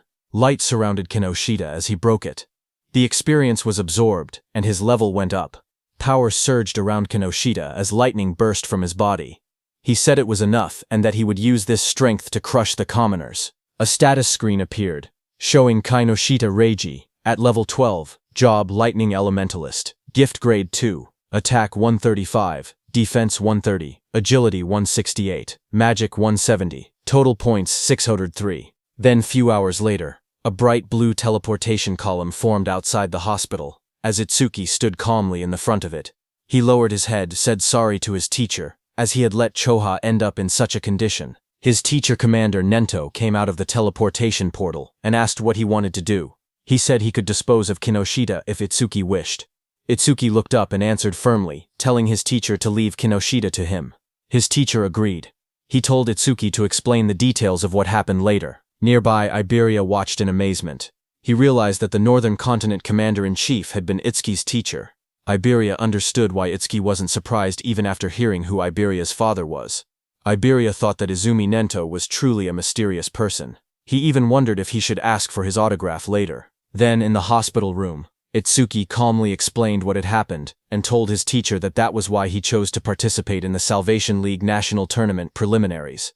His teacher said he understood and turned toward Choha, asking how she was feeling. Choa smiled softly. She said Tamacho had treated her, so she had fully recovered. A glowing green butterfly floated near her hand. She added that Iberia's rare karma tool had also helped in her healing. Hearing that, Izumi Nento looked at Iberia in surprise. He said that since Iberia possessed the rare karma tool Kodama bandage, crafted by Aiden, he must be Aiden's son. Iberia was surprised to hear that. Realization hit him as he thought to himself that Izumi Nento knew about karma tools, and even recognized his father. He reminded himself that he needed to show the dignity of the Crafter King's eldest son. He pointed proudly at himself, and shouted with confidence that he was Aiden's father. Hearing that, everyone stared at him in silence. Then Itsuki told him that he had gotten it backwards. Hearing that, Iberia lowered his head, hiding his red face behind his hand. In a shaky voice, he apologized and admitted that Aiden was his father. Commander Nento cleared his throat and tried to shift the atmosphere. He said he was grateful that Iberia had saved his daughter. He added that once the preliminaries ended, he wanted to visit Aiden together with Tenma. He then reminded Itsuki and Iberia that they had to prepare for the tournament and told them to head out. He promised that he and Choha would come to watch tomorrow. Iberia raised his fist excitedly and agreed. He told Commander Nento that he could relax because they would definitely pass the preliminaries. Beside him, Itsuki stood quietly and nodded. After they left, Choha commented that her father had really taken a liking to Tenma because she remembered how, when he used to meet with Jin, he would always bring her along to meetings. Hearing that, Commander Nento told her that because of childhood trauma, whenever Itsuki faced disaster beasts, powerful self-destructive impulses would awaken inside him. But Itsuki's self-destructive impulses weakened only when someone he wanted to protect was nearby. He explained to Choha that this was the reason he placed Choha by Itsuki's side. Hearing that, Choha realized that her father wanted her to become Itsuki's friend, become his weakness, and become the person he wanted to protect. Choha repeated the thought quietly, wondering if she was truly the one Tenma wanted to protect. While she was lost in her thoughts, the commander then stood up and revealed to Choha that the disaster beast attack at Itsuki's school had been planned, not a coincidence. Hearing that, Choha reacted with surprise. Commander Nento added that more traitors were joining the disaster beasts, and that similar attacks on commanders-in-chief had happened across other continents as well. The commander turned toward a large window, his silhouette dark against the night. He said that for now humanity's future was pitch black. Then he added softly that Itsuki would surely be the one to illuminate it. His voice rang out that Itsuki would become a light of hope. Then, at the national tournament preliminary venue in North District 4, the massive circular arena sat in the middle of the wasteland. Inside, a crowd gathered. Itsuki looked around and remarked that there were more people than expected. Iberia explained that once news spread that Commander Nento would be watching, many who originally refused suddenly decided to participate. The number of contestants rose from about 3,000 to nearly 5,000. On the side, Reiji glared in frustration. He muttered that Izumi Nento had increased the number of unpredictable variables far more than expected.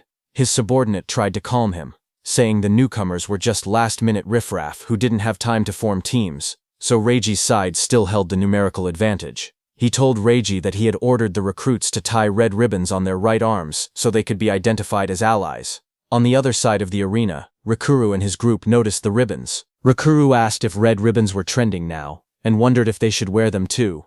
Saya beside him commented that since Commander Nento was coming to watch, maybe Itsuki would also appear. Then the host of the national tournament preliminaries, Shinshihara Soryu, stepped forward and addressed the crowd. He told everyone that he would explain the rules before the preliminaries began. He said the preliminary venue was divided into two areas, an external area and an internal area. In the first stage, the participants would start from 4 different directions in the external zone. A large diagram of the arena appeared on the screen, showing the outer ring and the inner circle labeled as the internal area. Soryu continued explaining that the first challenge was a race based on time. Everyone had to reach the internal area as fast as possible. The moment someone entered the inner zone, their rank would automatically be recorded on the bracelet they were wearing. Only the first 50 to arrive would advance to the second stage. Then a hologram of the bracelet lit up, showing how it displayed the rank of the participant. Some competitors reacted immediately. Rikuru raised his arm and commented that the bracelet had a surprising function. Hearing that, Saya beside him thought that eliminating thousands of people in just the first stage was extremely harsh. Next, Soryu explained that each person was allowed to carry up to 2 karma tools. Participants were also free to team up with anyone they wanted, and use any method necessary. Results were all that mattered. As the rules were being announced, Iberia nudged Itsuki and pointed ahead excitedly, asking Itsuki to look. He was pointing at the Reiji team in front of him. As the host announced that the first stage would end with rankings and an explanation of the second stage, Iberia pointed at Kinoshita Reiji standing in the middle of a group and told Itsuki that he was Kinoshita. Meanwhile, Kinoshita ordered the people he had recruited to obstruct anyone running ahead of him. Watching from the side, Iberia guessed that the people standing near Kinoshita were the ones he had bought off. He suggested that they should rush into the internal area as soon as possible. His plan was to launch a surprise attack once Kinoshita lowered his guard after entering the interior. But before he could continue explaining, Iberia suddenly froze with a shocked expression. He saw Itsuki walking toward Kinoshita. Shocked, Iberia asked if he had even been listening. One of Kinoshita's men noticed Itsuki approaching. He asked who Itsuki was. Another man warned everyone to be careful because Itsuki didn't have a red ribbon. Just then, from high above, the host raised his voice and declared that the first stage was beginning. The host looked at the students and commented that more and more young people wanted to join the Salvation League, which he found reassuring. But suddenly, a voice told him that having numbers without quality was meaningless. It was a black-haired man. He said that in their time, there had been many participants above level 15. This black-haired man was also an instructor. A blue screen appeared, showing Heitan Akira's information, but most of it was hidden. Instructor Soryu corrected him, saying that only 2 participants had reached that level in Heitan's year. That year, Heitan Akira was at level 18, and along with him was Taewajin at level 21. Remembering the past, Instructor Heitan commented that things were boring now without rookies like Taewa. He said he hoped someone similar existed in the current group. But Instructor Soryu shook his head and replied that geniuses like that did not appear easily. Instructor Heitan stepped forward and asked Commander Nento about a rumor. He said he had heard that a student from the northern continent had defeated a level 8 skeleton soldier right after awakening and later became Commander Nento's pupil. Instructor Soryu widened his eyes and asked if it was true, calling it ridiculous for someone to defeat level 8 monsters immediately after awakening. Commander Nento, covered in dark flames, answered calmly, saying that the rumor was true. Hearing this, Instructor Heitan asked if that person was in the group they were watching. Instructor Soryu thought that since this was Azumi's second recognized pupil after Taewajin, it meant the student must possess exceptional talent. Examiner Soryu looked at the participants list and wondered who the mysterious participant could be. The tablet displayed the first candidate. It showed Horino Rakuru, a level 10 metal elementalist. Examiner Soryu noted that Rakuru's gift was only an ordinary grade 2, and decided it couldn't be him. Another profile appeared. Kisaragi Saya, a level 11 water elementalist with a grade 1 gift. She specialized in support-type abilities, so he assumed she wasn't the one either. The next image revealed Hanyu Kana, a wood elementalist at an unusually high level 16. Seeing this, he guessed she must be the hidden talent, but when he looked at Commander Nento, he didn't say anything. Seeing that, Instructor Soryu realized that his guesses seemed incorrect, even though Hanyu had the highest level among all participants. Just then, Instructor Heitan pointed out that among this year's participants, there was even someone at level 0, but Instructor Sorya didn't think much of it, and remarked that there was always one person every year who joined the tournament out of curiosity, only to get beaten badly and withdraw soon after. On the other hand, Kinoshita's group burst into laughter as Kinoshita pointed toward Itsuki, shouting in disbelief that a level 0 had really joined the competition. His team laughed loudly, mocking Itsuki and asking if he had gotten lost. Hearing them, Itsuki stepped forward silently and raised his hand, showing the mechanical glove of Charles on his hand. Kinoshita froze when he saw the glove. He stuttered, recognizing it as something belonging to Charles. Fear spread across his face as he demanded to know who Itsuki was. Itsuki stared directly at Kinoshita and asked if Kinoshita was the one who had been looking for him this whole time. Hearing that, Kinoshita grew furious. He refused to believe it. He shouted that there was no way a level 0 could have defeated Oga. He insisted that Itsuki must have been sent by someone just to shake him up. He then pointed forward and yelled for his group to attack. The men beside him grinned confidently and stepped forward.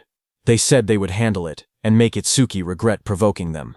While Kinoshita's men stayed back to block Itsuki, with a burst of purple lightning, Kinoshita rushed toward the center, saying he didn't have time to deal with trash like Itsuki. As Kinoshita left, his remaining men formed a circle around Itsuki, ready to attack him. From the watchtower, Instructor Heitan watched everything, and thought that there were 3 level 6 fighters and 2 level 7 fighters present, so there was no need to wait for the results. He thought that if Itsuki just begged for mercy now, he might survive. On the ground, Iberia also grew nervous and started calculating the situation. He thought he could take down one opponent, but even with Itsuki's strength, fighting 4 enemies at once would be impossible. That meant he had no choice but to use a certain technique. Thinking that, he stepped forward slowly while reaching toward the item at his side. Suddenly, one of Kanoshida's men, a red-haired man, smirked as he looked at Itsuki. He said he had expected a strong opponent to appear, but the first one they encountered was just level 0 trash. Hearing that, Itsuki lowered his head slightly, his face hidden in shadow as he told the man in front of him to move. The red-haired man widened his eyes in surprise on hearing that. He hadn't expected such blunt words. For a moment, he froze, then burst into loud laughter, throwing his head back. He mocked Itsuki's attitude, but Instructor Hiton smirked instead when he heard Itsuki. He said he liked that attitude, and offered to step in later, claiming he would save Itsuki when things got bad. Then the red-haired man leaned forward with a twisted grin. He told Itsuki to let him crack open his head and see what was inside.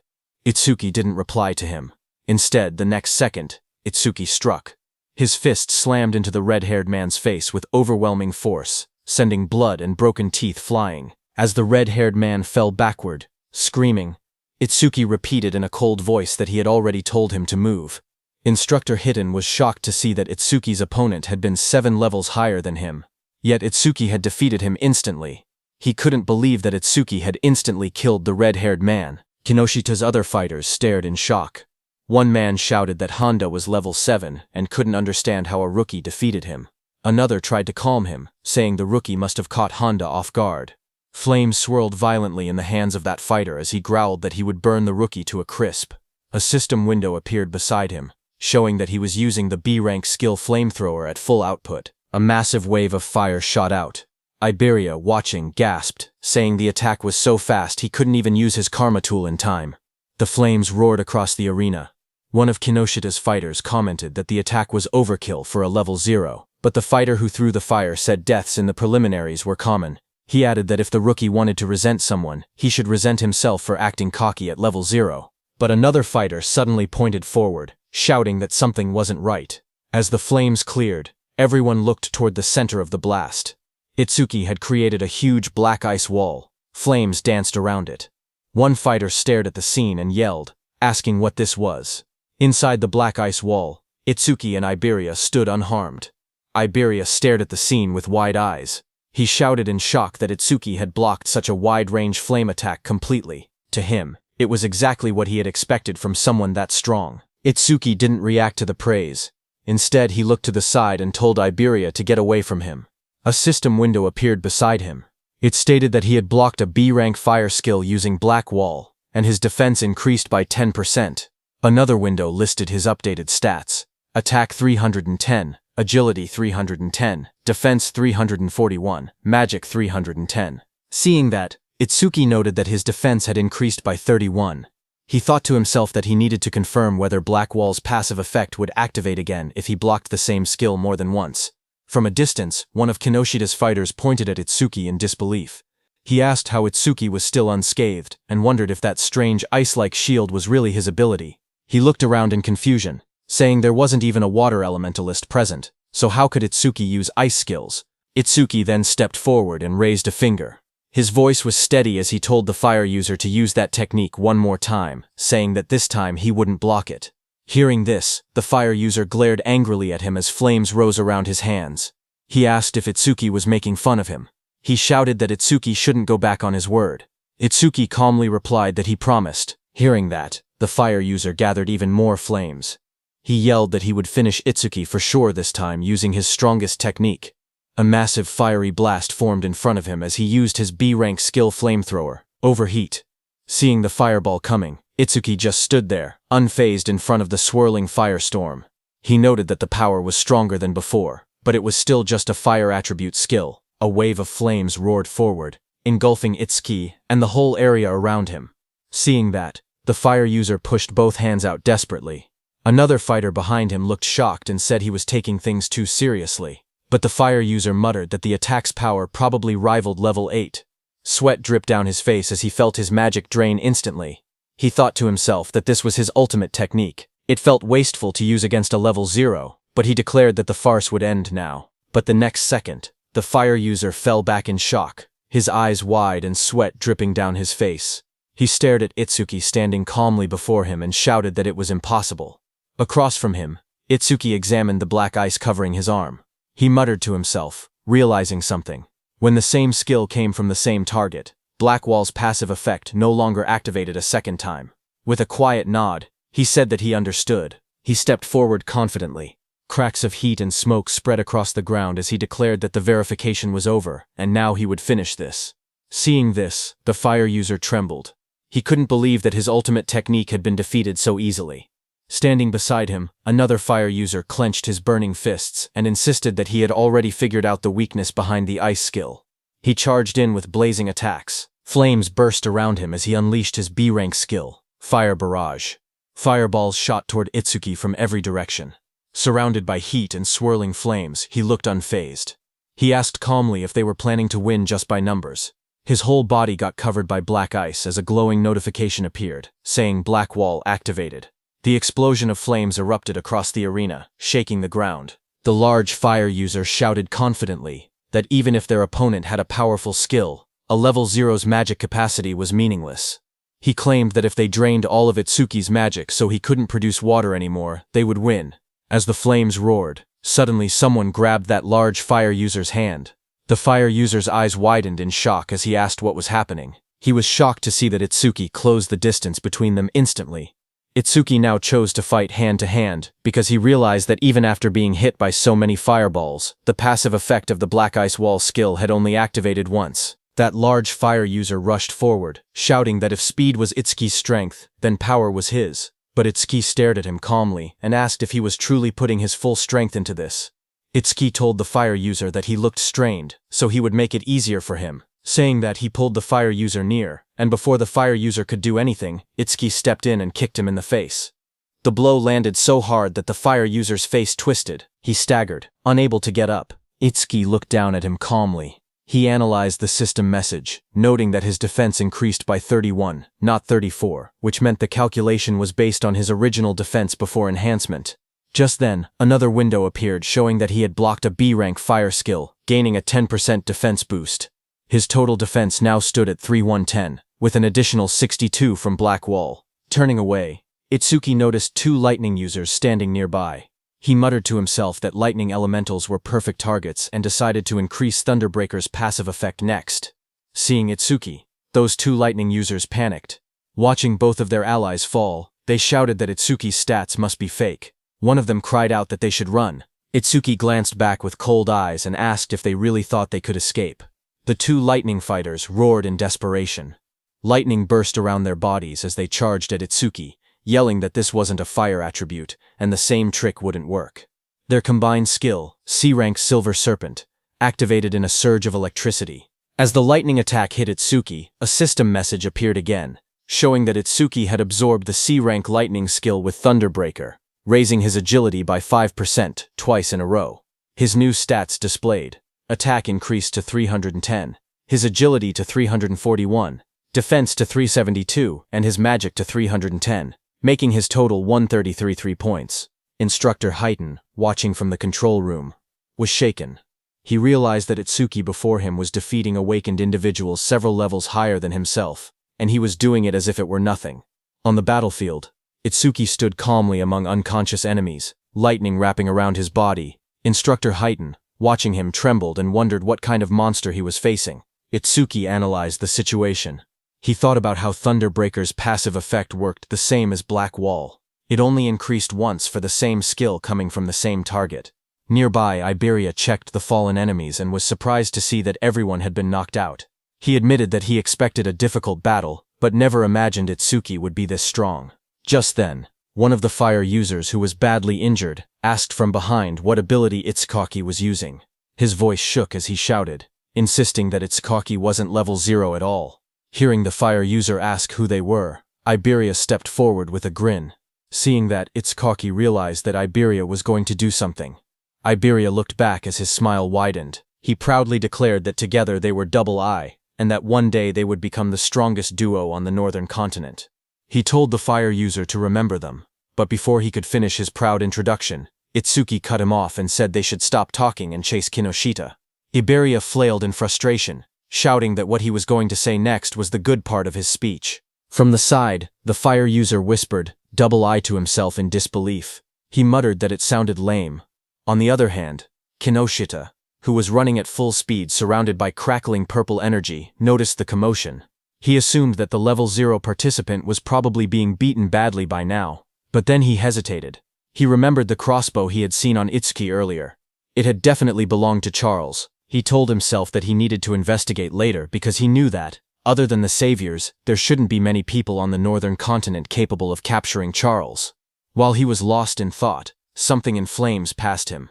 It was another participant who shot into the sky. Kinoshita's eyes widened in surprise as the fiery trail blurred past his face. That brown-haired participant, moving with extreme confidence, smirked as he rushed forward. He thought to himself that he had passed another opponent with ease and had overtaken yet another one. Unlike the brute force types, he considered himself someone who specialized in pure speed. But before he could enjoy that pride, a violent surge of purple lightning hit him from behind. It swallowed him completely. The brown-haired boy screamed as the electricity tore through his body. He crashed onto the ground, coughing out smoke. Still stunned, he muttered in disbelief, wondering how an attack managed to hit him even while he was running at full speed. He struggled to understand who could possibly land such a blow. Just then, a shadow appeared behind him, followed by a sharp kick, smashing that brown-haired boy's head into the ground. It was Kinoshita, wrapped in purple lightning, stepping forward. He looked down coldly and declared that this was what happened when someone dared to run ahead of him. He then turned and shouted at the group he had hired, telling them to get it together. He reminded them that they needed to conserve stamina for the second stage, and ordered them not to waste time on the trash in front of them. Commander Nento, seated in the control room, looked down at Kinoshita and asked Instructor Soryu if that arrogant boy was the son of the North District 4 Administrator Kinoshita Genkyo. Instructor Soryu said yes and wondered what kind of education he had received to act like that. Choha was also there and was very angry, but Instructor Soryu told them that what Kinoshita was doing wasn't against the rules, so they couldn't intervene. Kinoshita stood surrounded by flames and crackling power. He said that thanks to the others clearing obstacles for him, their stamina was almost full. He confidently declared that they could pass the second stage easily like this. He looked at the gigantic blue barrier ahead and said that the internal area was right in front of them. He called the entire process surprisingly easy, but suddenly, lightning burst across the sky and someone shouted, calling Kinoshita's name. Kinoshita's eyes widened in shock. A cold sweat rolled down his cheek as he turned his head sharply, startled by the sudden shout calling his name. He asked who called him by name. The group behind him immediately panicked. Some of them raised their hands in fear, insisting it wasn't them. One man stuttered that he didn't do anything. Another voice said the call came from behind. Just then, someone suddenly pointed, saying it was the level 0 rookie. Whispers spread through the crowd as they cleared the way to look back. From behind, two shadows appeared, moving forward.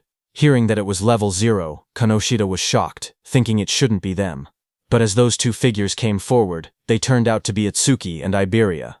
Kinoshita recognized Itsuki instantly and shouted that it was that guy. Kinoshita froze. His eyes trembled as he realized that his men had been taken down. He gritted his teeth, saying there had been too many enemies for just a level 0 and level 7 to handle. But then his expression twisted. He convinced himself that Itsuki must have bought them off. Kinoshita leaned forward with a furious glare. His voice dropped into a snarl as he demanded to know how far a level 0 trash planned to follow him. Rain poured heavily as Itsuki and Iberia stood side by side. Itsuki told Kinoshita that he would stay here until the matter was settled. Standing beside him, Iberia admitted that he had made it this far only because of Itsuki. Every enemy they met had been taken down instantly, and without Itsuki he would have been defeated long ago. Ahead of them, Kinoshita turned and raised his hand. He said he was too busy to deal with them himself, but he would prepare some playmates to handle them. Then Kinoshita's eyes glowed red as he shouted for his men to take out Itsuki. Hearing that, his group of armed men stepped forward. One of them mocked Itsuki, saying he was just a level 0 kid. Another said he had guts for calling Kinoshita by name and promised to drill manners into him. Someone else laughed and said he would show them hell. Iberia stared in shock as he counted their numbers. It was no less than 100 people. Fear tightened his voice as he asked what they should do. Itsuki grabbed him by the hood and pulled his head down, telling him to keep it low. Iberia looked up in surprise and confusion. Blue lightning ripped across that group of men before they could understand anything. Itsuki, using his lightning skill, moved very fast. He reached Kinoshita and grabbed him from behind. Kinoshita's expression froze as the lightning wrapped around his collar. Before anyone could react, Itsuki pulled Kinoshita off his feet and slammed him into the ground with overwhelming force. And before Iberia could understand anything, Itsuki threw him toward the blue barrier. Both Iberia and Kinoshita landed on the ground. Shock filled their faces as they didn't understand what had just happened. In front of Kinoshita, Itsukoshi stepped forward and said it seemed he hadn't been clear. Then he corrected himself and told Kinoshita and his men that until everything was settled, no one was going anywhere. His cold gaze made everyone freeze where they stood. Inside the internal area, Saya dropped to her knees, breathing heavily. A screen beside her showed her result. Internal area arrival rank 4th place. She complained that the guys wearing red ribbons had all teamed up and obstructed them again. Beside her, Rikaru lay on the ground, catching his breath. His own screen showed internal area arrival rank 5th place. He said that if they had acted separately, they might have fallen before reaching the area. Rikaru looked up, shocked, saying he thought they were pretty fast. But now he realized there were people even faster. A huge man holding a large hammer stood nearby. He was Ubo Gale, who ranked in 3rd place. He clicked his tongue, annoyed that he only placed 3rd. At his feet, a cat-eared girl stretched lazily. She was Akagami Shion in 2nd place. There was a cat on her back that yawned. Akagami Shion told her she had just eaten and was already hungry again. Then the two looked toward another girl across the room. She was Hanyu Kana in 1st place. She sat calmly on the ground, a cloak draped around her. They whispered that she was already level 16. Looking at all of them, Saya thought about Itsuki. She said he would definitely act alone, and if he was obstructed like they were. But suddenly Rikuru pointed upward, panicked, saying someone was flying toward them. She slowly lifted her head, eyes widening as she looked up at the sky. A man was thrown across the ground, landing hard as the notice showed, internal area arrival rank 6th place. That was Iberia, who pushed himself up and shouted desperately, calling out Itsuki's name. Saya and Rikuru both heard it. Rikuru stared in surprise and asked if that boy had really said Itsuki. Saya looked over and confirmed that she heard the same thing. As they looked out into the arena, they saw a silhouette standing in the rain. Saya recognized the posture and muttered that there was no doubt. They realized the truth, it was Utsuki. The scene then shifted to Itsuki himself. He stood firm under the falling rain, and repeated his earlier words that until they settled this, he wasn't letting anyone go anywhere. From inside the control room, Instructor Soria watched the scene unfold. He noted that the rookie was only 1 step away from entering the internal area. He wondered why he was so focused on Kinoshita Reiji. Choha watched Itsuki with a worried expression. Sweat slid down her cheek as she looked toward the scene in front of her. Instructor Soria then turned to Instructor Heiton beside him and told him calmly to help Itsuki if things became dangerous. But Instructor Heiton's eyes widened slightly as he looked at Itsuki. He muttered the name Tenma Itsuki, remembering how, just moments earlier, Itsuki had moved with incredible speed. He admitted to himself that he wasn't sure he could have done something like that at the same age. Far away, under the rain, Kinoshita was furious. He spoke with frustration, saying that Itsuki kept interfering again and again, so he warned Itsuki to prepare himself. He lifted his gaze, and his voice grew heavier. He said that what was about to begin wasn't just a battle, it was complete subjugation. Across the field, a huge group of fighters stepped forward through the rain. Their eyes glowed red as they surrounded Itsuki. Kinoshita's voice explained what it meant, a 100-on-1 group attack. The moment rain slid down his face, Itsuki's eyes narrowed with cold determination. Passing the preliminaries didn't matter anymore. Right now, his top priority was avenging Choka. Across the field, Kinoshita screamed with bloodshot eyes. He pointed forward and yelled for everyone to kill Itsuki. In an instant, dozens of fighters charged toward him, lightning and flames clashing as the battlefield erupted into chaos. One man, covered in blazing fire, rushed ahead of the others. He shouted that nobody was allowed to get ahead of him and claimed Itsuki's head as his own. Flames wrapped around his arms as he used his C-rank skill, Fire Punch, and lunged straight at Itsuki, but Itsuki didn't move. He simply raised his arm and grabbed the fiery fist with his bare hand. The fire user froze, shocked. In the next second, Itsuki swung his fist and punched him in the face. He slammed him into the ground with overwhelming force, ending the attack in a single motion, the impact cracking the floor around him. The others watching were shocked. One of them shouted in disbelief that their companion had been knocked out with just a single punch. Another quickly tried to calm everyone, saying they had many people on their side and there was no way they would lose to someone who was still level 0. More voices joined in, urging everyone to attack together. Itsuki stood calmly as they prepared to charge. He muttered the word perfect as a system window appeared in front of him. It stated that he had blocked a C-rank fire skill using Black Wall, and his defense had increased by 10%. Itsuki then raised his clawed arm, flames swirling around him. He declared that he would end this farce quickly. The fiery lotus in his hand glowed brighter as the system announced, Lotus Burst. Activated. The flames wrapped around his whole body, spinning wildly, and then Suki clapped. A massive explosion erupted. The fire burst outward like a wave, blasting everyone off their feet and sending bodies flying across the arena. The dust settled, and everyone stared at the ruined ground. Rikuru trembled as he looked at the destruction. He asked in shock if this overwhelming attack was really Itsuki's skill. Behind him, Saya covered her mouth, unable to speak. Gaku rushed over, asking what had just happened. Beside him, Shion calmly stroked her small cat, saying that Michan should be able to swallow an explosion of this size without any problem, speaking as if the blast meant nothing.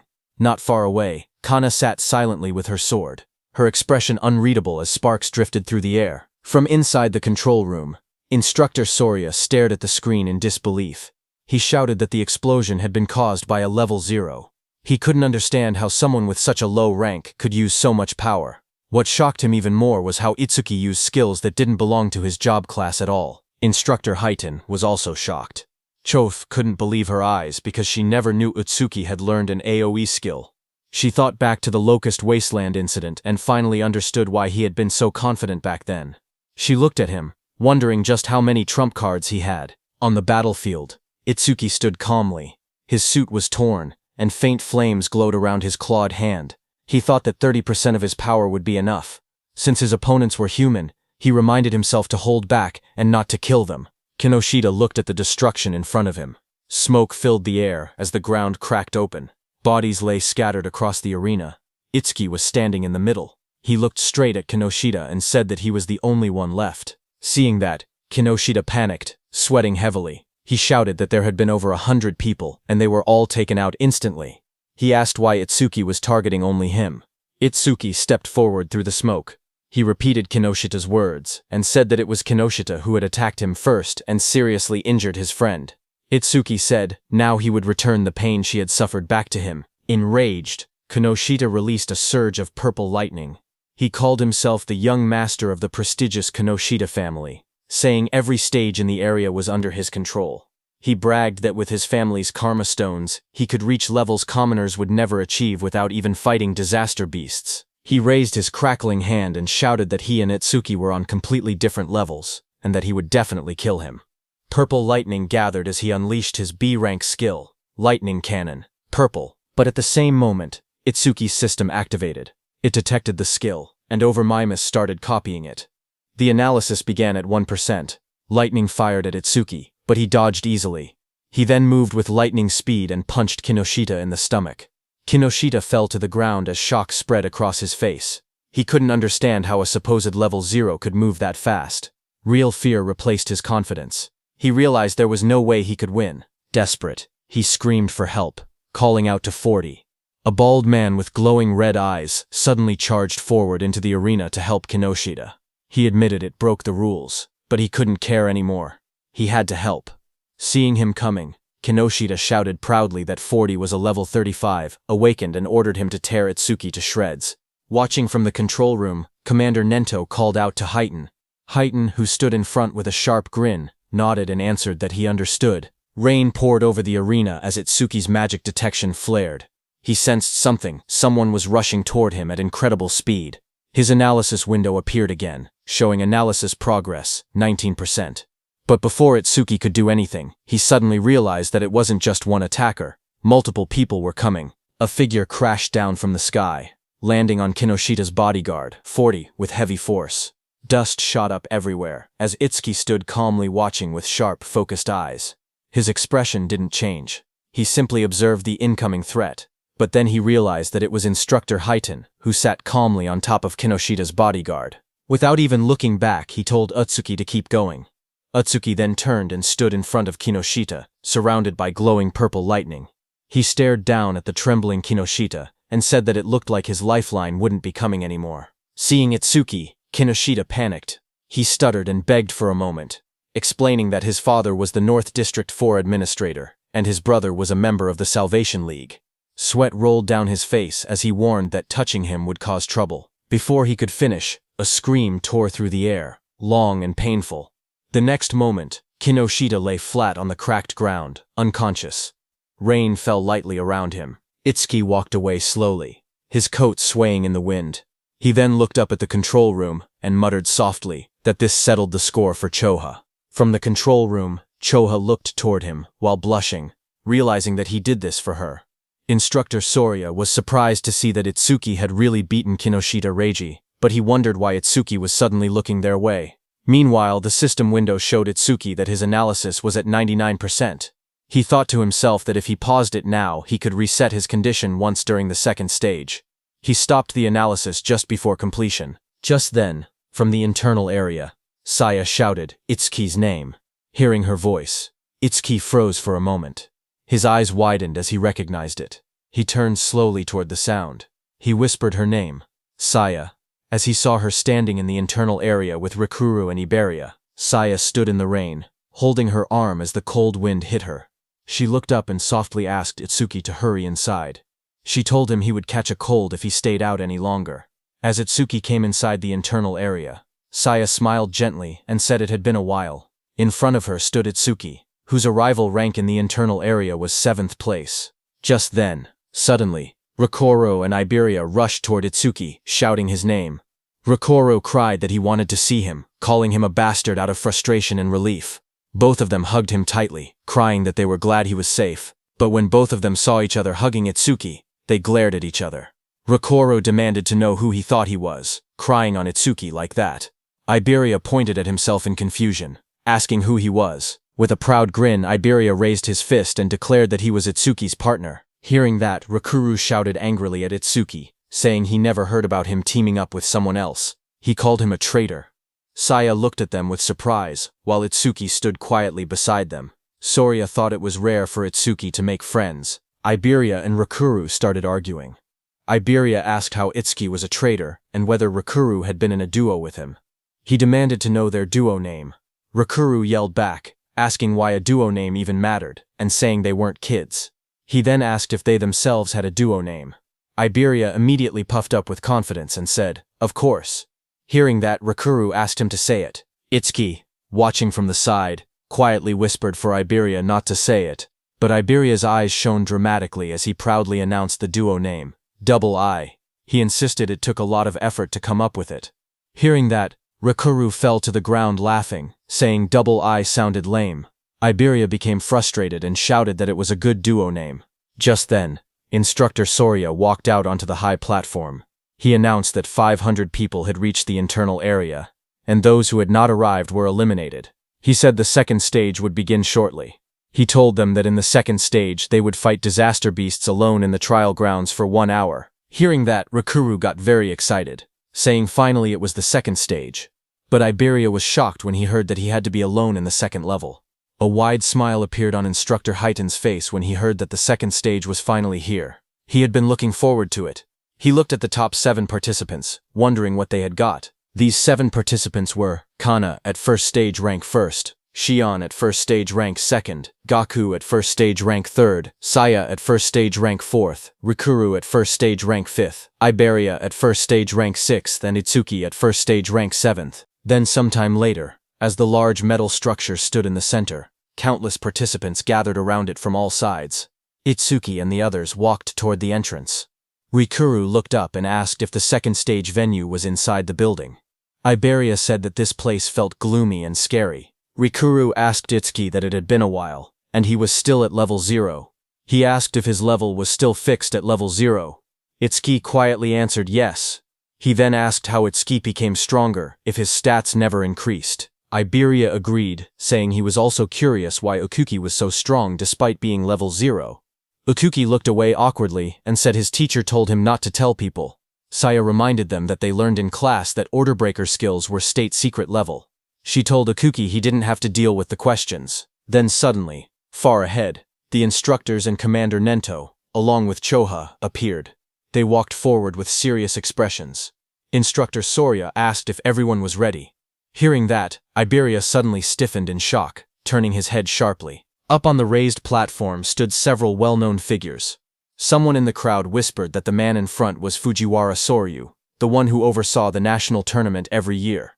Another person explained that the muscular man beside him was Hitin Akira, a war veteran known for having the strongest physique. They also pointed out the masked individual, and called him the legendary Izumi Nento.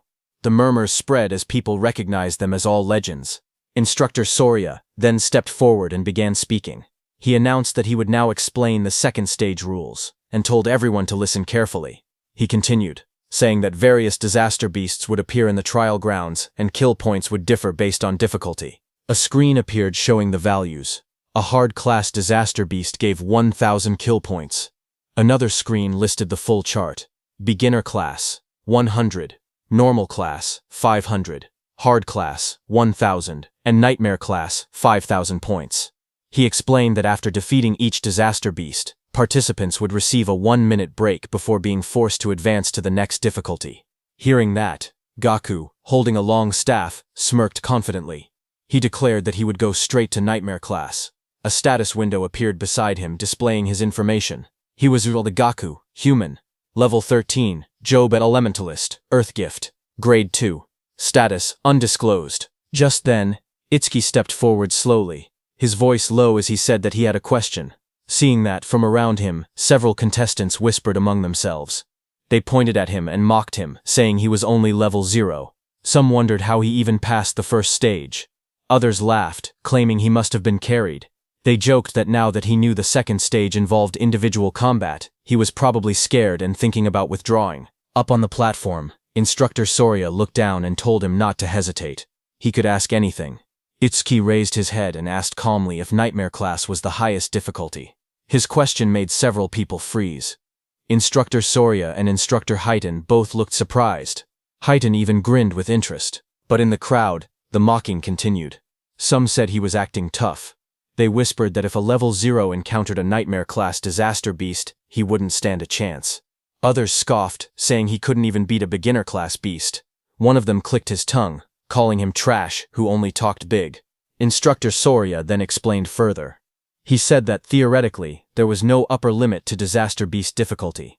He told them they would understand once they actually defeated a Nightmare class beast. Hearing this, Itsuki's expression darkened as he repeated that there was no upper limit. Rikuru told Itsuki that thinking about such things was pointless, because Nightmare class required at least level 10, and defeating a hard class would already be amazing for them. Instructor Soria continued explaining the rules. He said that points earned in the preliminaries carried over to the main tournament. In other words, today's performance would greatly affect whether they could join the Salvation League in the future. Down below, hearing that the points earned here would also become points in the main tournament, Rikuru got very excited, but Iberia got nervous, thinking he had no choice but to use that thing. Itsuki watched silently. He thought about Tiwajin's record of 115,000 points, which included what he earned in the preliminaries. To surpass him, Itsuki believed he needed to take advantage of this opportunity. Soon, the order was given. The instructor announced loudly for everyone to enter the trial grounds. The announcement echoed through the dome, declaring that the second stage of the preliminaries had begun. Itsuki stepped into the vast arena and quietly noted that the trial grounds didn't look much different from the regular stages. Just then, from the darkness around him, multiple red eyes appeared, watching him. A moment later, disaster beasts rushed out. A system window showed their details. Beginner class disaster beasts. Mad dogs of calamity. Level 1. There were 10 of them, and killing them gave 100 kill points. Seeing them, Itsuki tightened his stance, saying he could finally fight disaster beasts. A blue notification flashed around Itsuki, showing that Black Wall had been activated. He moved forward, focused, thinking that he couldn't increase his stats with low-level monsters like these, so he needed to finish the battle quickly. Meanwhile, in the control room, Instructor Soria looked at the screen and asked if Instructor Heiton was monitoring Itsuki again. He added that he also wanted to see that Hanyu girls battle, but Instructor Heiton beside him stared at the screen with a grin. He said that Itsuki was more interesting. Suddenly, he pointed at the screen with excitement and shouted for Instructor Soria to see. Instructor Soria beside him looked confused and asked calmly if it was really so surprising every single time. On the battlefield, Itsuki moved like a flash. In just 1 second, he cut through the pack of disaster beasts. The system window appeared, stating that 1 second had passed and 100 points were earned. Back in the control room, Instructor Soria stared at the numbers in shock. He muttered that it normally took several minutes. Instructor Highton only laughed and reminded him that he had already said this. Itsuki guy was far more interesting. Instructor Soria explained that the Mad Dogs of Calamity came in large numbers but were only level 1. Someone strong enough could instantly kill them if they went all out. But the next opponent was level 8, and instant killing something that strong should be impossible. Inside the trial grounds, a massive red salamander covered in flames appeared. The system window identified it as a level 8 salamander worth 500 points. Itsuki stepped forward to face it, his expression calm. From the control room, Instructor Soria commented that fighting a disaster beast 8 levels higher would make anyone struggle, but Instructor Highton disagreed, saying the level 8 salamander didn't seem like much of a threat. Just then, Commander Nento, standing behind, asked them how the other participants were doing. Instructor Soria apologized, saying he got too focused, and switched the display to multi-screen mode so they could watch the top 10 contestants at once. Choa beside him narrowed her eyes and remarked that her father was clearly trying to divert attention away from Itsuki's performance. Instructor Soria checked his screen and spoke calmly, saying that most participants were still fighting beginner-class beasts. On the screen, Saya unleashed swirling water as she attacked a beast, while Gaku slammed his giant hammer down with force. Instructor Soria continued watching and noted that only Hanyu Kana was managing to keep up with Itsuki. Kana stood in the trial grounds surrounded by disaster beasts, her staff glowing brightly as she fought them back. While they were watching the others, suddenly Choha, watching Itsuki, grew worried. Shock filled her face as she exclaimed that something bad was happening to Itsuki. On the battlefield, Itsuki was swallowed by a massive explosion of flames from the salamander. The fire roared around him as the monster unleashed its attack.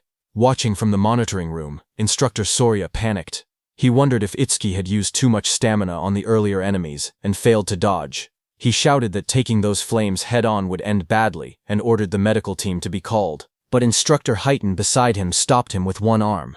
He told Instructor Soria to wait and watch a little longer. With the speed Itsuki had shown earlier, he believed dodging this level of attack should be easy for him. On the battlefield, as the flames disappeared, Itsuki came out covered in dark ice-like armor wrapped around his entire body. A system window appeared beside him, announcing that Black Wall was activated. In the next moment, he rushed forward. Blue flames flared around him as he swung his arm, creating 2 bright arcs of power that sliced past the massive monster. The creature's huge body trembled, a clean cut appearing across its scales, its giant body splitting apart. In front of it, Itsuki stood calmly, smoke drifting from his shoulders.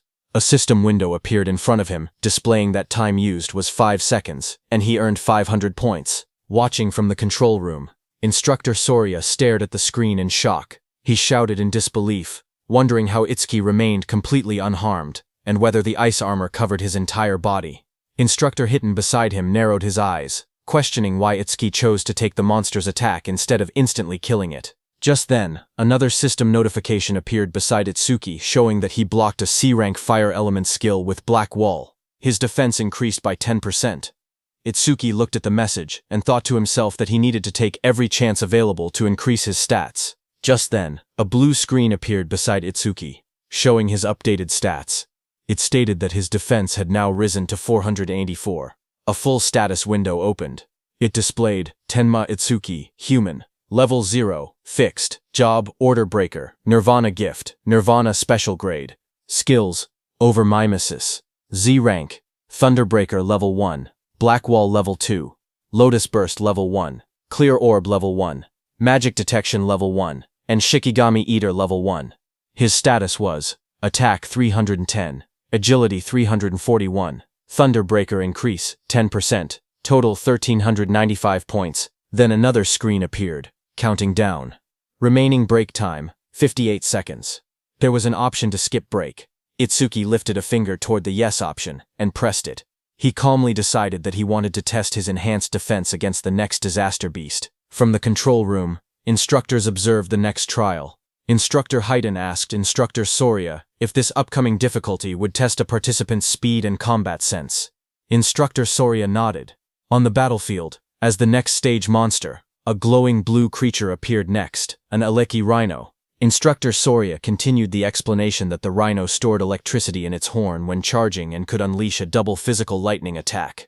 A status window showed that it was a hard-class disaster beast, level 10 Aleki rhino that gave 1,000 kill points. Instructor Soria warned that taking the attack head-on carried 2 risks. With low defense, the horn would pierce the body, and with low lightning resistance, the shock would paralyze the body, leaving the person unable to move.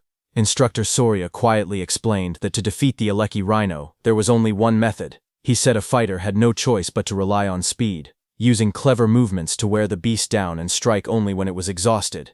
But then his eyes widened. He suddenly leaned forward, shocked, and asked aloud what Itsuki was planning. Inside the arena, Itsuki calmly stood before the massive blue rhino. He reached out and placed his hand on the creature's glowing horn. Itsuki examined the horn closely and said that this horn was perfect for testing his defense. The rhino didn't like Itsuki touching it. The Aleki rhino let out a heavy breath, electric sparks rippling across its body as it prepared to attack. Power surged through its horn. The next second, the rhino hit Itsuki with its thunder horn, sending him flying upward, heading straight toward the rooftop. The impact sent Tenma flying backward as swirling energy wrapped around his body. Chosha saw him fall and screamed his name in panic.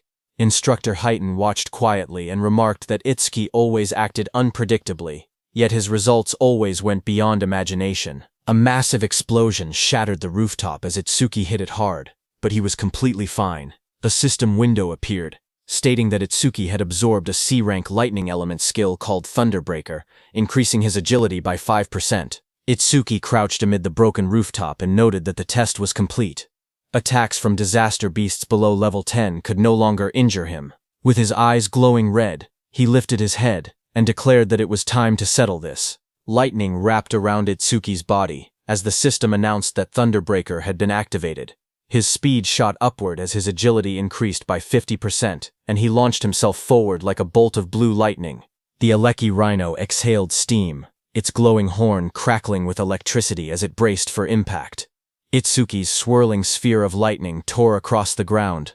Before the rhino could even react, Itsuki's speed overpowered it. In a flash, the lightning sphere struck. A moment later, Itsuki stood over the fallen rhino. He had pinned his hand, covered by ice wall, into the rhino's head. Mist swirled around him as the result window appeared. Time used, 7 seconds. 1,000 points earned. From inside the control room, Instructor Haydn stared at the screen in disbelief. He said that the total time Itsuki used so far was under 15 seconds. He laughed, saying Itsuki was even faster than he had been in his youth, and it still didn't look like Itsuki was using his full power. But then Instructor Soria narrowed his eyes, his tone shifting. He said softly that what came next was on a completely next level. Its sharp claws moved swiftly, slicing enemies into shreds. Iron chains shot out, and a giant mouth opened wide, ready to swallow everything. The creature's massive body was covered in a rigid, armor-like exoskeleton.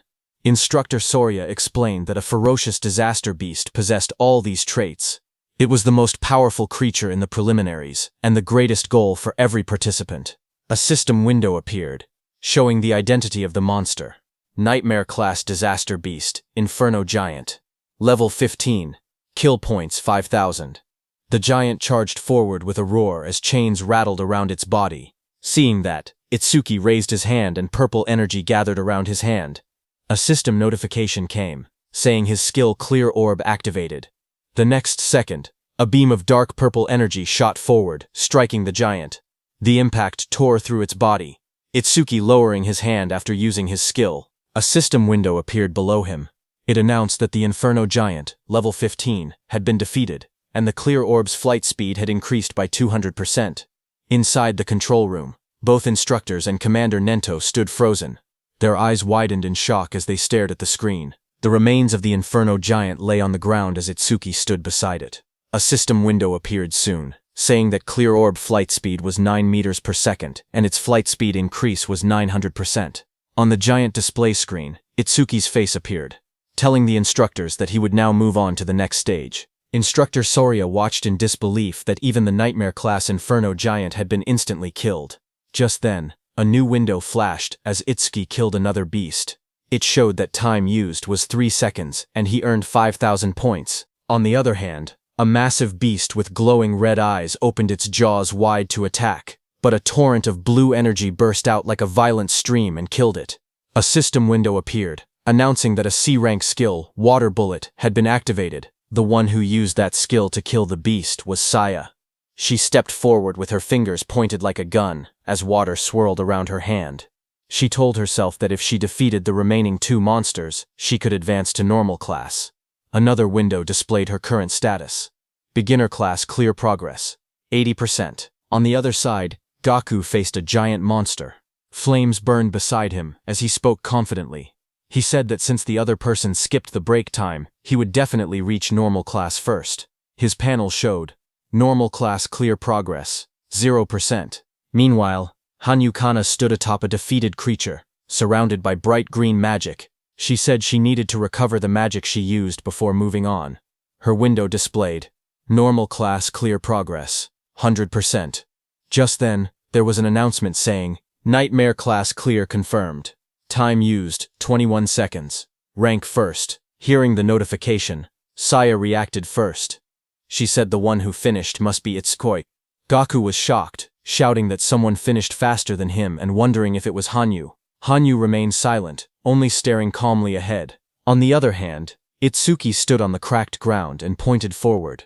In a calm voice, he told the inspectors to move on. Inside the control room, Instructor Soria stared at the screen in shock.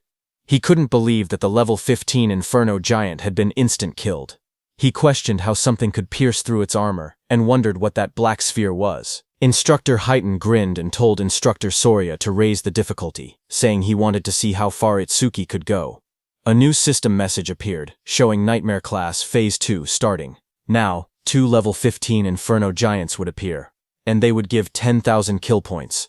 Itsuki looked up as the 2 giant monsters appeared.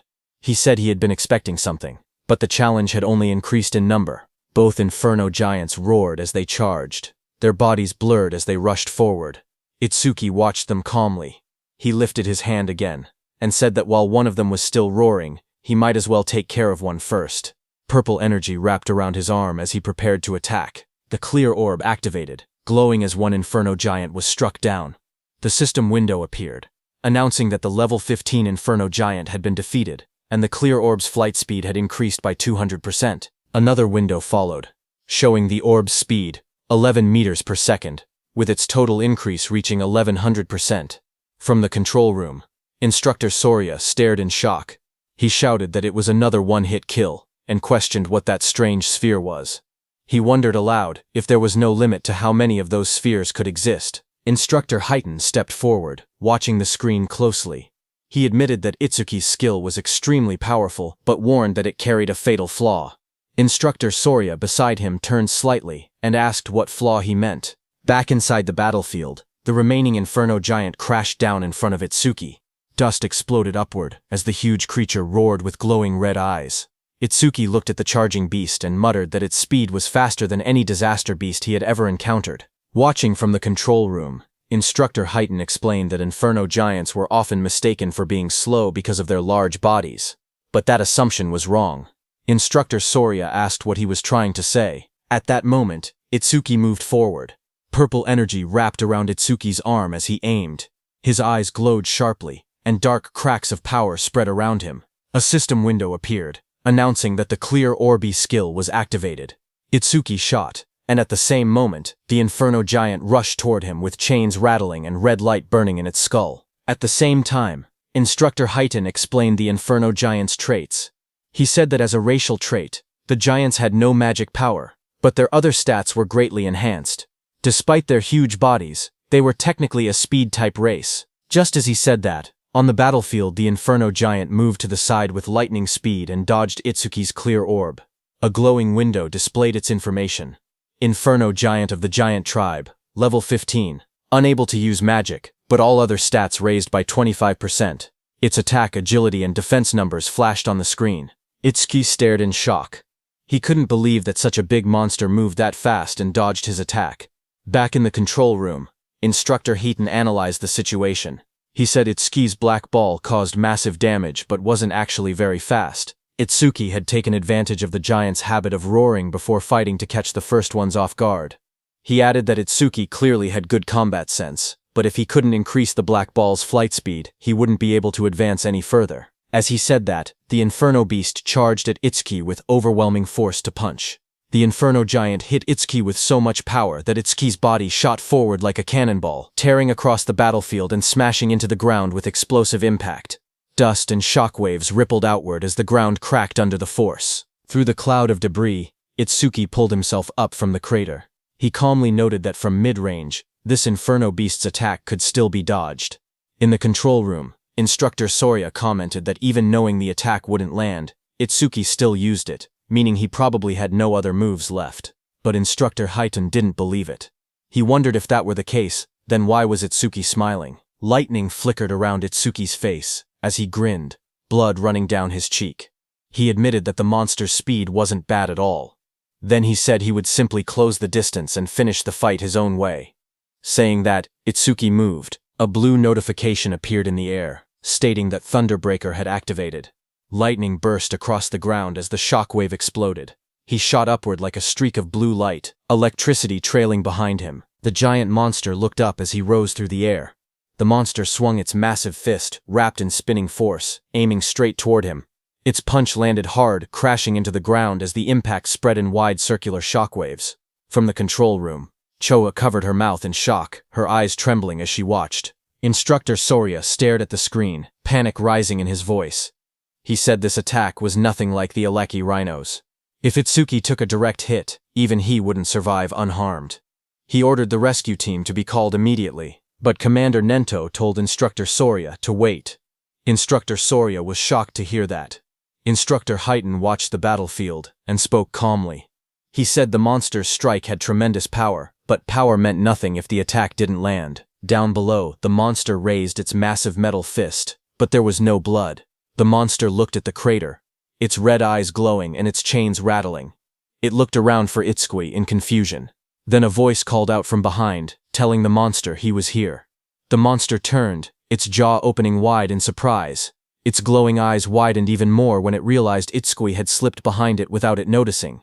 Before the Inferno monster could react, Itsuki's powerful clear orb tore through its neck, purple energy spraying out violently.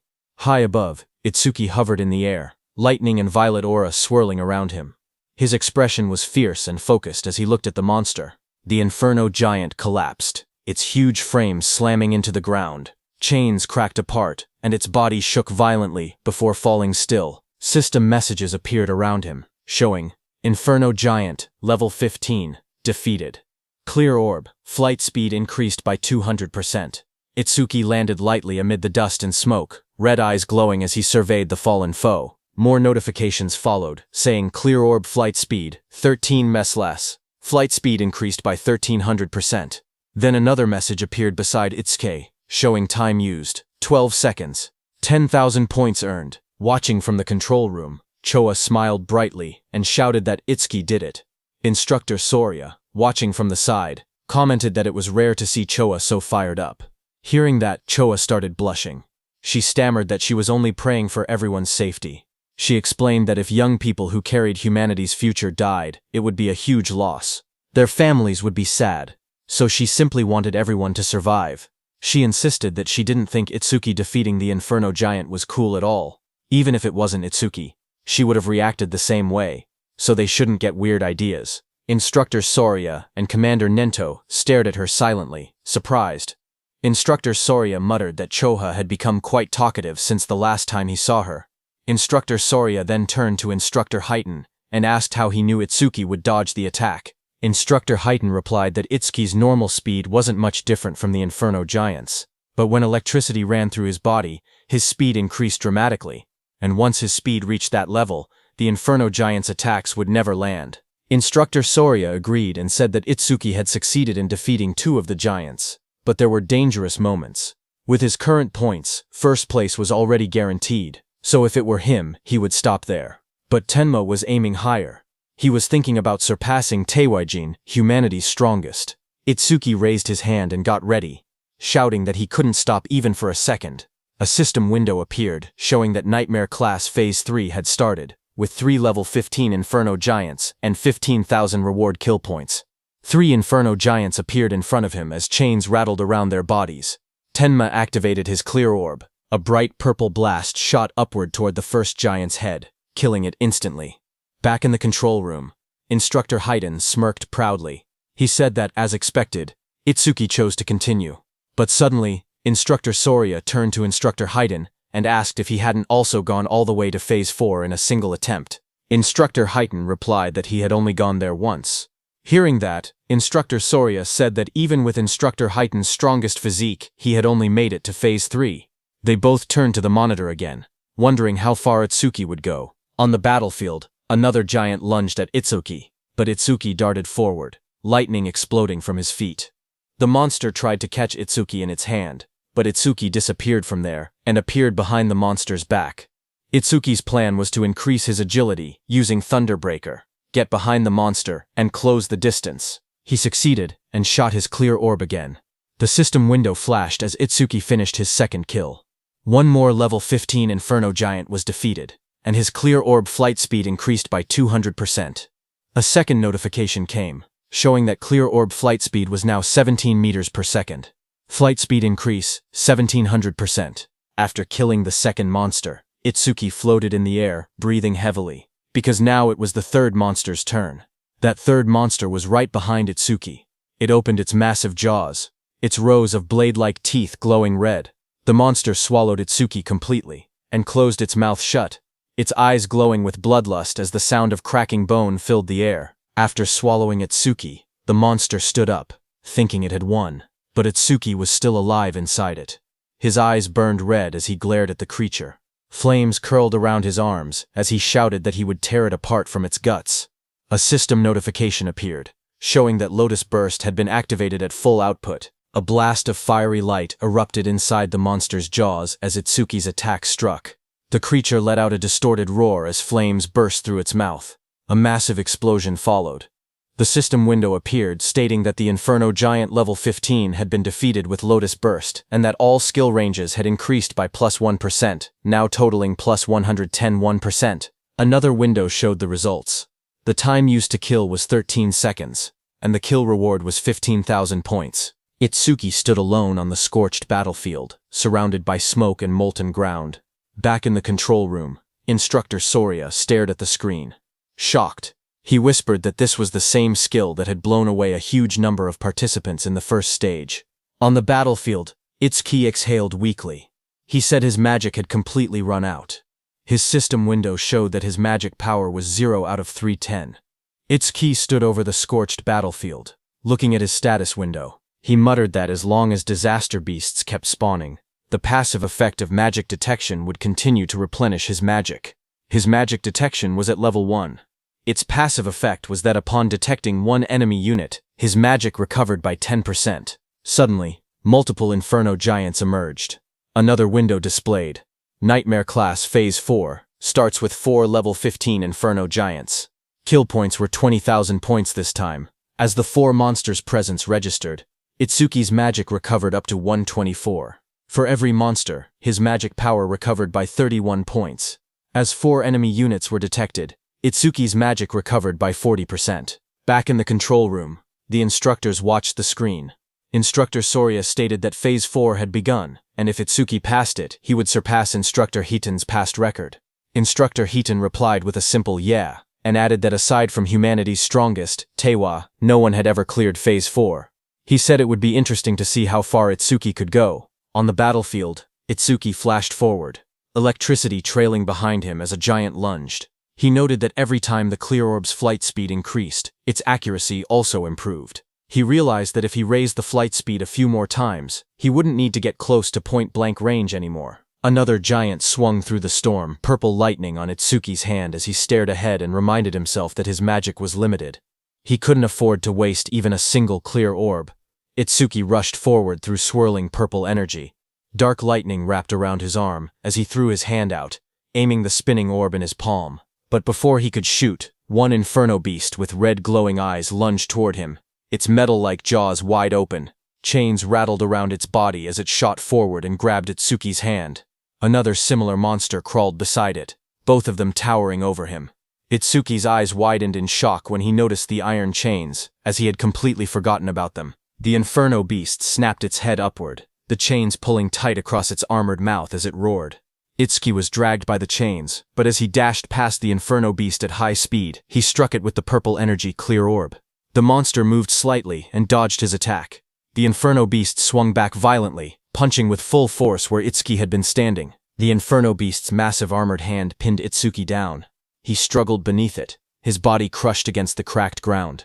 Then the giant tightened its grip, dragging him upward as dust and debris scattered everywhere. Its claws clamped around his torso, squeezing harder. Itsuki was in very bad shape, as he couldn't put any strength into that position.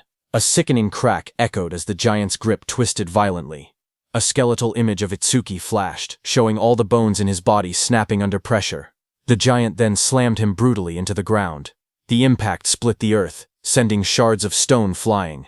His body lay inside the crater, blood covering his clothes as smoke rose around him. Both his arms and legs were completely broken. Back in the control room, Instructor Soria panicked and shouted for Instructor Heighten to go help quickly.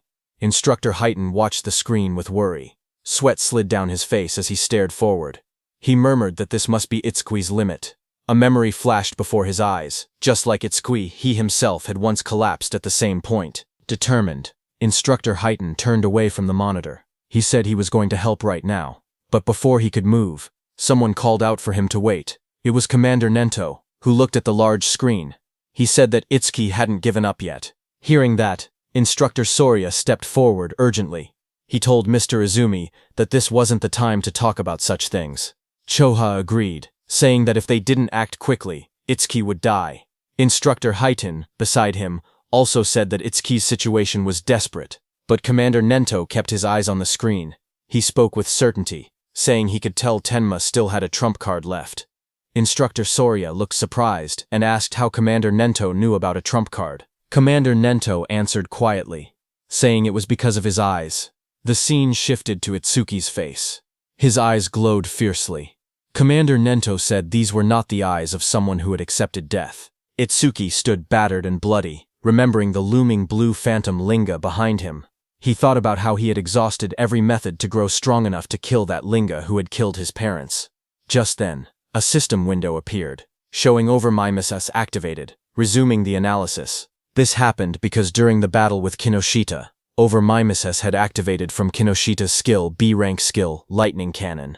But Itsuki had chosen to stop the analysis at the very last moment. At that time, the system displayed analysis progress at 99% when Itsuki paused it. Now, when the analysis resumed, the progress reached 100%. Blue energy wrapped around Itsuki's body as he rose upward. He stated that he had prepared exactly for a situation like this. A system window appeared, showing B-rank skill Lightning Cannon analysis complete. Thunderbreaker, level 2, acquired. Choka suddenly pointed at the screen with excitement. She said that the usual blue lotus had appeared again. Beside her, Instructor Soria stared in shock and asked if that blue lotus was also one of Itsuki's skills. But he wondered aloud what use it could possibly have in Itsuki's current condition. Instructor Hiden looked toward Choha. He noticed how happy she seemed, and wondered whether she knew something they didn't. A system window appeared, explaining Tenma's new power. It showed the details of Thunderbreaker level 2, active effect. He could absorb B-rank and lower lightning attacks into his body. When releasing the absorbed lightning energy, his agility would increase by 100%. Absorption count, 0.5. Passive effect. Each time a B-rank lightning attack was absorbed, his agility increased by 10%, currently increased by 15%. Blue energy swirled around Itsuki's body. His legs lit up first, then his hands slowly clenched as the power surged. Another window appeared, showing that Thunderbreaker level 2 had been acquired. All stats plus 20. All debuffs removed and injuries fully healed. Just then, the Inferno Beasts attacked the blue energy lotus, as lightning burst outward. But Itsuki pushed himself up from the shattered ground, covered in swirling energy, and blocked their attacks. He declared that his warm-up was over. From that moment on, he said he would be going all out. A status screen appeared beneath him, showing that his attack, agility, defense, and magic had increased from 310 to 330 points each. The total rose from 1240 to 1320 points. Instructor Soria stared in shock. He said that Itsuki had been brutally beaten, yet had recovered completely in just a few seconds. He shouted that the healing was stronger than what a dedicated healer could do. He continued, saying that along with that absurd area attack, he couldn't understand how many abnormal skills Itsuki actually had. On the battlefield, Itsuki moved with lightning speed and attacked the Inferno beasts with his clear orb before they could even react. A notification appeared. It showed that an Inferno giant, level 15, had been defeated, and the clear orb's flight speed had increased by 200%. More flashes filled the scene as another giant fell. Again, the display said Inferno giant, level 15, defeated, and the clear orb flight speed increased by 200%. As all the Inferno beasts fell, another pop-up appeared above the arena. It said that Nightmare Class Phase 4 had been cleared successfully. The time used was 31 seconds, and 20,000 points were earned. Itsuki stood confidently as two large Inferno giants fell down. He shouted that the current him would not lose, no matter how many Inferno giants attacked. As time passed, another giant was pierced by Itsuki's purple beam of clear orb. The system message repeated the same result. Inferno giant, level 15, defeated, with another 200% boost. Another notification followed, showing that the clear orb's flight speed was now 27 mets, flight speed increase 2700%. Itsuki killed another Inferno beast. The Nightmare Class Phase 5 message appeared. The system stated that Phase 5 had been cleared in 57 seconds, earning 25,000 points. Then another beam of clear orb pierced straight through the back of another giant. The second later, Itsuki's clear orb again pierced straight through another Inferno giant's body, splitting it from top to bottom as chains shattered around it. A system window appeared, announcing that Nightmare Class, Phase 6, had been cleared successfully. The time used was 1 minute and 34 seconds, and 30,000 points were earned. From the control room, the instructors, Commander Nento, and Choha, watched the results in shock. Instructor Soria's eyes went wide, and his mouth hung open. The scene shifted to the battlefield, which looked like a distorted landscape filled with countless Inferno beast corpses stacked across the ground.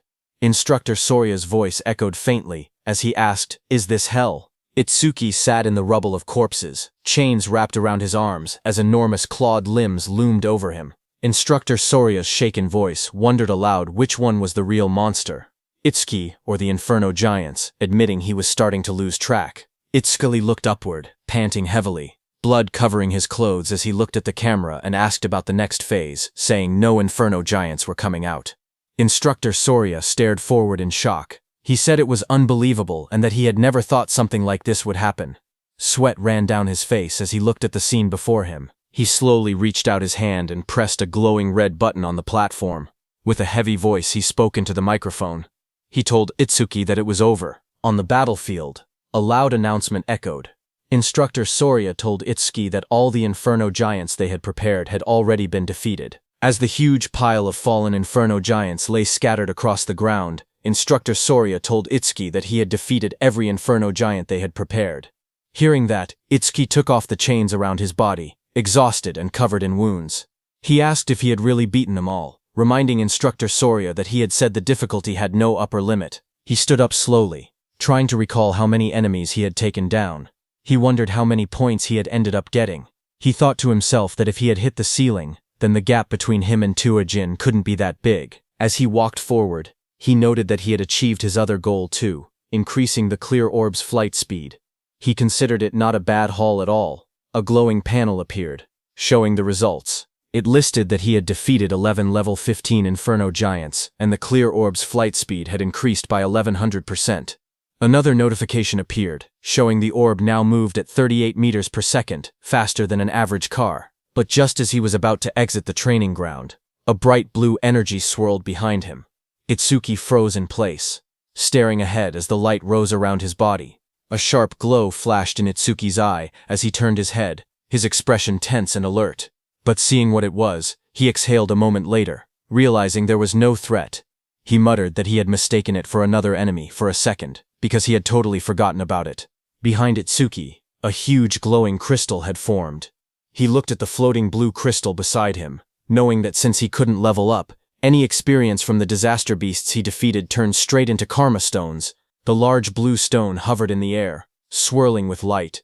In the control room, the instructors stared in surprise. Instructor Soria asked why a karma stone was appearing in the trial grounds. Its blue color meant it held at least 10,000 experience points. Commander Nento explained to them that Itsuki couldn't absorb experience points, so everything he earned in the trial automatically became karma stones. Hearing that, Instructor Heaton said that he had thought Itsuki's level being fixed meant he was just faking it, but now he understood Itsuki truly couldn't level up. Instructor Soria asked if this meant that if Tenma ever teamed up with someone and entered a stage, his teammate would get all the dropped experience points. He added that it was a good thing. Itsuki had been born human. If he had been born a disaster beast, the thought alone was terrifying. Back inside the trial grounds, Itsuki grabbed the glowing blue karma stone. He held it close, the light reflecting in his eyes as he looked at it calmly. He then placed his hand on the large metal door, saying he had done what he came to do, and that it was time to head out. The heavy door slowly slid open. Outside, Instructor Soria leaned forward in excitement, telling the others that Itsuki had come out. A bright panel appeared above Itsuki as he stepped through the exit. It displayed his results. Tenma Itsuki. Preliminaries, second stage clear. Points earned, 106, 600. Time used, 3 minutes 55 seconds. Rank 1. Itsuki walked forward, still covered in blood and dust. Instructor Soria hurried toward him. He said he had witnessed Itsuki's performance with his own eyes, and called him pure potential.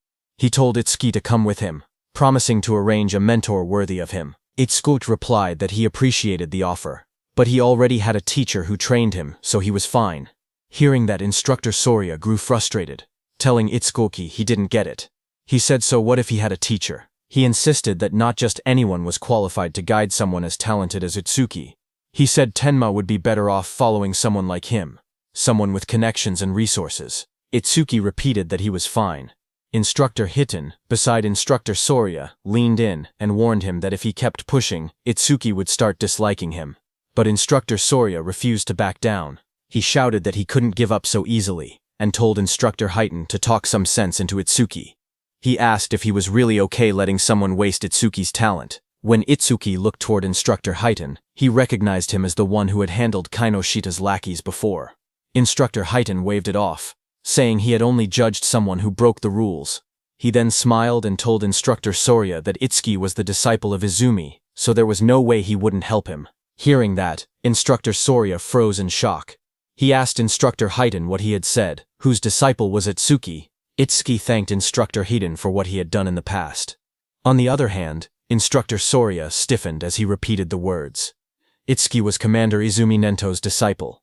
Commander Nento, standing behind, confirmed it with a confident smile. Hearing that, Instructor Soria muttered that an out-of-spec youngster had appeared, and of course he had turned out to be Izumi's pupil. Itsuki looked at Commander Nento and called him sensei. Commander Nento stepped forward and praised Itsuki, saying he had watched his performance closely. He asked if he was hurt anywhere and said he could have Choha heal him if needed.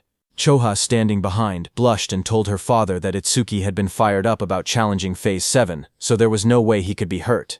Itsuki smiled weakly. He said he wasn't injured but admitted he was a bit worn out. He added that he would be fine after a short rest.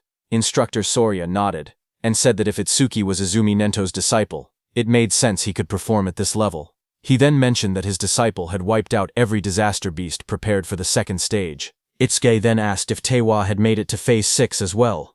Instructor Soria answered that back then, Phase 4 had been the maximum. Later, they expanded it to Phase 6, but even that no longer seemed enough. He suggested they might need to extend it to Phase 8 next time. Commander Nento then told Itsuki to sit back and watch for now, because, for the other participants, the second stage had only just begun. Inside the exam field, the screen showed Rikuru. A notification appeared beside him, showing hard class progress at 100%. Rikuru then collapsed to the ground, saying his arms wouldn't lift anymore. He muttered that nightmare class was beyond him. The screen displayed his result. Horino Rikuru. Second stage challenge over. Time used, 17 minutes, 17 seconds. Points earned, 1600. The screen then showed Saya, whose hard class progress was also at 100%. Saya held a massive water sphere overhead with a beast trapped inside. She said she didn't have any high firepower skills, so she was trying to suffocate the beast by trapping it in water. She admitted it was taking too long, and she was about to run out of magic. She whispered that the next difficulty might be impossible. A notification appeared beside her, showing her result. Kisaragi Saya, second stage challenge over. Time used, 19 minutes 01 second. Points earned, 1600. From the control room, Itsuki watched their results. He said Rikuru and Saya had both capped out at hard class. He thought they would get a bit further. Instructor Highton told him not to assume everyone was as strong as him. He said most participants couldn't even clear normal class. With how fast Rikuru and Saya defeated the Aleki Rhino, he said both of them were guaranteed to be in the top 10. Itsuki then asked why they hadn't been removed from the field, if their runs had already ended. Instructor Sorya explained that unless someone was seriously injured or a special circumstance occurred, participants weren't allowed to leave the trial grounds. He added that Itsuki was a special exception. At that moment, Instructor Highton then looked up and said someone else had reached Nightmare class. Inside the stage, Uegaku swung a huge hammer down with full force. Instructor Highton explained that with a rare karma tool, Gaku should be able to take down at least one Inferno giant. Another scene showed a silver-haired girl fighting an Inferno beast. Instructor Highton said that the Shikigami user, Akagami Shion, reaching this far was impressive too. Just then, Shion shouted for her cat Michan. Her cat jumped as Shion used its complete form. The cat turned into a massive black creature and moved forward as red light burned in its eyes. The monster rose to its full size, towering over the battlefield. Across from it, Shion stood calmly, watching as the creature roared. The beast then charged and struck down with overwhelming force, fighting the Inferno beast.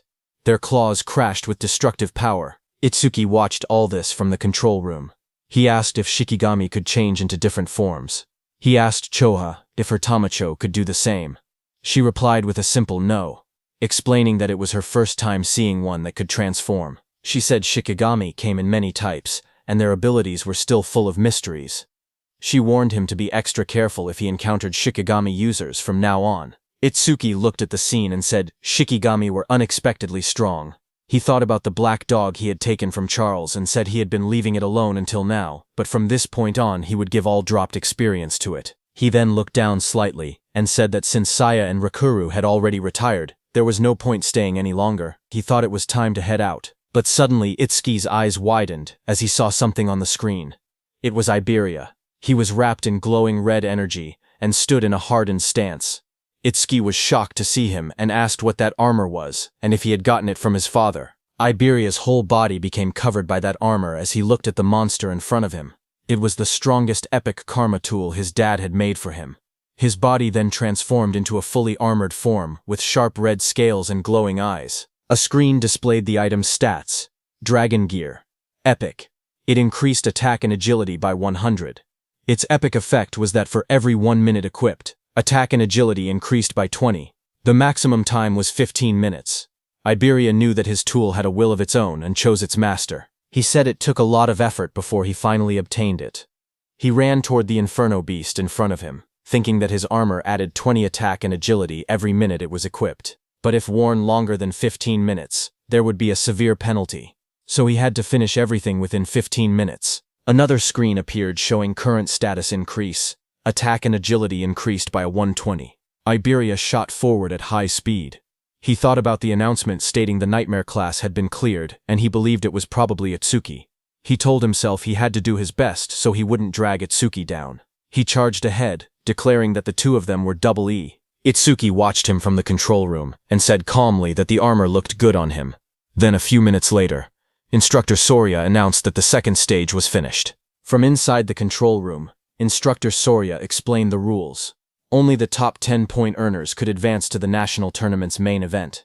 He added that the top 2 would receive special rewards in the main event. Lying on the ground, Gaku smirked. He said that aside from Hanyu, there was no way anyone had more points than him. He laughed to himself, claiming those special rewards would be his. Instructor Sorya then stepped forward and announced that he would now reveal the top 10 results. A large screen displayed the rankings. First was Tenma Itsuki. His clear time was 3 minutes and 56 seconds, and his earned points were 106,600. Second was Hanyu Kana, who took 23 minutes and 43 seconds. She earned 16,600 points. Third was Uegaku. His time was 24 minutes and 23 seconds, and his points were 6,600. Fourth was Iberia. His time was 27 minutes and 59 seconds, and his points were 6,600. Fifth was Akagami Shion. Her time was 16 minutes and 30 seconds, and her points were points 1600. She failed at the Nightmare class attempt. Sixth was Horin no Rikuru. His time was 17 minutes and 17 seconds, and his points were 1600. Seventh was Kisaragi Saya. Her time was 19 minutes and 1 second, and her points were also 1,1600. Seeing the results, the crowd reacted instantly. One man shouted in disbelief, saying Itsuki had scored over 100,000 points, far more than even Tiwajin's 60,000. Another said that with a score like that, first place in the entire country was basically guaranteed. An injured man wondered aloud how many Inferno giants Itsuki must have killed, since each was only worth 5,000 points. Seeing this, Gaku suddenly sat up, shocked that he had fallen to third place. He asked who Tenma Itsuki even was, saying he had never heard of the name before. Haru looked at her weapon and said she wanted to cross swords with Tenma Itsuki. Saya lowered her gaze. She said she hadn't expected such a huge gap between herself and Itsuki. She wondered if a combat job had ever been right for her in the first place. Instructor Soria then reported that all continental trials had ended, and the national rankings were out. He revealed that Itsuki placed first in the entire nation, ahead of second place by a massive 65,000 points. Choa, watching her father, said that she couldn't see her father's face, but she could feel it. Her father was pleased. Commander Nento looked toward the sky and said humanity's new dawn was growing brighter. Meanwhile, on the battlefield, Iberia lay exhausted on the ground. He muttered that over 100,000 points was impressive, but if it was Itsuki, taking first place was expected. He added that he had also done enough not to shame the name of Double E. He was lying next to the defeated giant machine. Itsuki walked up to him and told him he did great, saying Iberia had surprised him. Iberia smiled weakly as he was still dizzy after using that karma tool.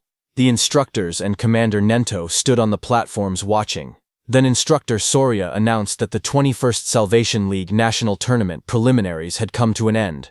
On the battlefield below, Itsuki carried Iberia on his back and walked forward. The view shifted to the South Continent. District 1. A bright city square lay under the sun, with buildings, pools, and statues arranged neatly. At the center, an old man with long white hair and a beard sat quietly, eyes closed. Nearby, soldiers in armor complained. One of them frowned, saying they had been called out at dawn just to watch an old man meditate. Another soldier warned him to watch his mouth. He explained that the old man was the South Continent Commander-in-Chief, someone who could see the future. A prophet. The old man remained still, his hands resting on his stomach. His name was Balgar, South Continent Commander-in-Chief. One soldier then questioned why, if Balgar could truly see the future, they always received warnings after the barrier had already been deployed. He said that if Balgar really had foresight, he should be able to tell them the Stella impact points ahead of time. Another soldier spoke calmly. He said it was true that Elder Balgar could only foresee a tiny sliver of the future. Even so, he explained that Balgar still stood on the same level as the North Continent Commander Izumi Nento, and was considered a pillar of humanity. He said the reason he was called a pillar of humanity was because Balgar's prophecies were correct 10% of the time. At that moment, Elder Balgar suddenly lurched forward, shouting in shock. His attendants rushed toward him in panic. Balgar's voice trembled as he tried to speak. The attendants asked if he was all right, but he pushed himself up with urgency. He shouted again that the North Continent was in danger. His eyes widened, filled with terror.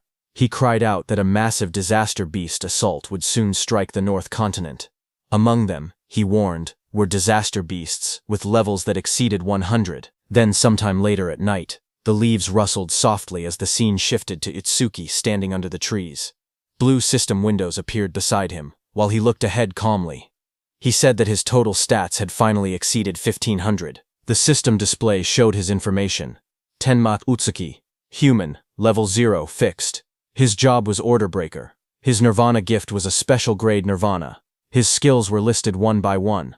Over Mimesis, Thunderbreaker level 2, Black Wall level 2, Lotus Burst level 1, Clear Orb level 2, Magic Detection level 1, and Shikigami Eater level 1. Another window showed his status. Attack 330, Agility 380, Defense 462, Magic 330, with passive increases from his skills. His total stat value was 152. Itsuki knew that when a person leveled up, leveling up normally gave 50 stat points. So looking at his status window, Itsuki realized that having 1500 total stats was the same as being level 30 for a normal awakened person. On top of that, Itsuki's agility and defense could increase infinitely through passive skill effects. He remembered how his agility and defense rose by 10%. Not only that, but even his magic also recovered infinitely with the passive effect of magic detection. However, there was no method to increase attack power. He looked down at his hand and wondered quietly if there was any way to do so. Just then, a voice called out from behind, shouting that the food was ready. Itsuki turned his head slightly at the sound, his expression calm. Behind him, Rikuru and Saya were standing. Rikuru raised a spatula happily and said he had made lots of Itsuki's favorite dishes. Saya stood beside him, smiling gently. Hearing that, Itsuki began walking toward them and said he would think about his problems later. He thought that he might get a new skill that increased attack power through overmimesis anyway. The scene shifted to the dinner table. Dishes were laid out everywhere, filling the table with a large meal. Itsuki sat among the others and remarked that it had been a while since he had eaten Rikuru's home cooking. As he sat down and looked around, he asked where Iberia was and whether he was still sleeping. Choha said yes, and told him that she had healed all his wounds and they had fully recovered, but he still seemed extremely exhausted and remained asleep. While eating, Rikuru said he was surprised that the nightmare-class dungeon that he and Saya couldn't beat was cleared by someone who was only level 7. Hearing that, Saya gasped in shock and covered her mouth. Rikuru looked at her and asked what was wrong, wondering if she was so moved by how delicious his cooking was that she had to cry out. But Saya pointed nervously and stuttered, telling him that something was behind him. Rikuru turned his head slightly and asked what she meant. Behind him, a dark figure with glowing red eyes stood silently. The shadowy figure suddenly spoke in a low voice, saying it wanted food. Seeing that, Rikuru fell back in surprise, shouting as the shadowy figure moved toward the table. Immediately, the shadow figure started eating. It was none other than Iberia, who sat down and stuffed food into his mouth. Seeing that, Rikuru stood up and scolded him, saying that sneaking up quietly like that was bad for the heart. He also asked why Iberia was eating at someone else's seat without permission. Hearing that, Iberia slammed his bowl on the table, holding it tightly as he ate with extreme force. Seeing that, Rikuru backed up slightly, sweating as he asked what Iberia was getting angry for. Iberia suddenly lifted his head with sparkling eyes and food crumbs on his face. He smiled widely and said the food was delicious. Seeing him energetic, Rikuru laughed proudly and said that it was thanks to his cooking. Iberia laughed even louder in response. Iberia then pointed at the plate and asked if Rikuru had made the food. He told him that he should quit being an awakened and become a chef instead, because he had way more talent for cooking. Hearing that, Saya covered her mouth, trying not to laugh, while Rikuru stood there with an annoyed expression, asking if that was supposed to be a compliment. Across the table, Commander Nento leaned forward with folded hands. He said that since all of them were aiming to become saviors, he had one question for them. Everyone looked at Commander Nento as he asked what they feared the most. Hearing that, everyone paused. Rokuru thought for a moment and said that the thing they feared was probably the opposite of what they looked forward to. He explained his own dream to become a savior, earn money, and enjoy gourmet food while traveling the world while he was still young. He then imagined the opposite of that dream. In his mind, he pictured himself as an old man with a cane. He said that aging would definitely be the opposite. When people get old, he explained, they lose the stamina to travel the world, and their sense of taste might deteriorate so much that they cannot even tell flavors apart. The thought made him shiver, and he said the idea alone gave him chills. Commander Nento then asked Saya how she felt. She looked down slightly and said she was born into a medical family and grew up in a hospital. She explained that ever since she was little, she had seen many people suffering from different illnesses.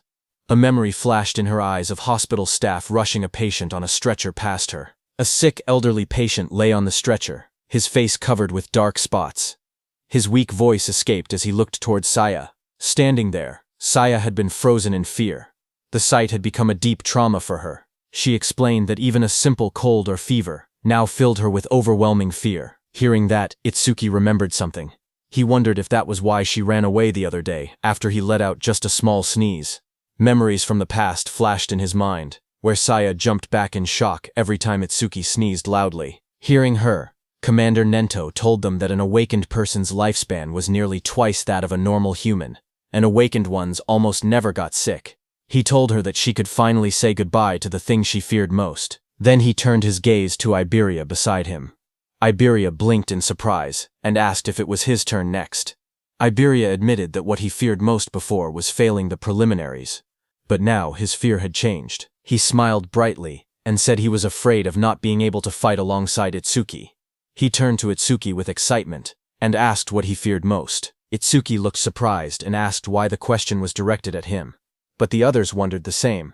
Saya asked if Itsuki even had anything he was afraid of. Iberia told him to answer, saying it couldn't be possible that he feared nothing. They tried to imagine it, but none of them could guess what Itsuki might fear. Itsuki finally spoke. He said that after his parents died, he didn't know how to keep living. He explained that he had been overwhelmed with anxiety. Iberia stared at him, shocked, whispering his name. A dark scene appeared, showing Itsuki curled up alone. Helplessness, anger, sadness, hunger. He explained that all of those negative emotions had taken over his body. Itsuki remembered the moment everything changed. He had been sitting alone in the dark, tears running down his face, until Saya and Rikuru appeared before him. Rikuru's gentle voice asked why he was crying alone in a place like that. Saya told him the sky was beautiful and that it was a waste to look down. Young Saya leaned forward, asking if he had caught a cold and whether they should take him to the hospital. Rikuru held out a lunchbox with a bright smile, telling him they should eat something delicious so all his worries would blow away. Itsuki looked up, his eyes filled with tears. He said the warmth the two of them gave him pulled him out of that negative world. He continued speaking. He said that after that day, he met Sensei, met Choha, and even Iberia. Itsuki looked around the table and said they had become comrades. No, more than that. It felt like his family had grown. A soft smile formed on his face. He said that this sense of security was something he hadn't felt in a long time. Sometimes, he thought, he wished this moment could last forever. Itsuki continued speaking while everyone listened. He said the thing he had feared the most was living alone. Across the table, Saya, Rikuru, and Iberia watched him quietly as he shared his thoughts. Choha observed him with gentle eyes. She noted that the atmosphere around Itsuki felt calm and peaceful, completely different from the unsettling feeling she had sensed before. Suddenly, Iberia rushed forward. He called out Itsuki's name and threw his arms around him, shouting that he would never leave his side, not even a single step. Itsuki stumbled back in surprise, trying to explain that this wasn't what he meant. Commander Nento told them that he had asked earlier to confirm whether they might one day regret choosing their path. When they became saviors and faced true danger, regret would be the most unforgivable thing. He told them to remember that a savior's goal was to reach death without regrets. Everyone stood firmly and answered that they would engrave those words in their hearts. Commander Nento nodded and stood up. He told everyone to hurry and finish eating and then rest. He reminded them that Rikuru and Saya needed to return to North District 6 by tomorrow. The next morning, it was time for Rikuru and Saya to go back. Iberia waved excitedly as he called out to Rikuru, asking him to make home-cooked food again next time. Rikuru shouted back that he would as long as Iberia didn't cause trouble for Itsuki. Their voices echoed as they walked ahead, promising to meet again at the national tournament. Seeing that, Itsuki walked up to Iberia, who wiped his tears. Itsuki asked when Iberia and Rikuru had gotten so close. Commander Nento soon gathered them and told them they should head back as well. Itsuki nodded, but his mind wandered. There was something he wanted to ask Saya.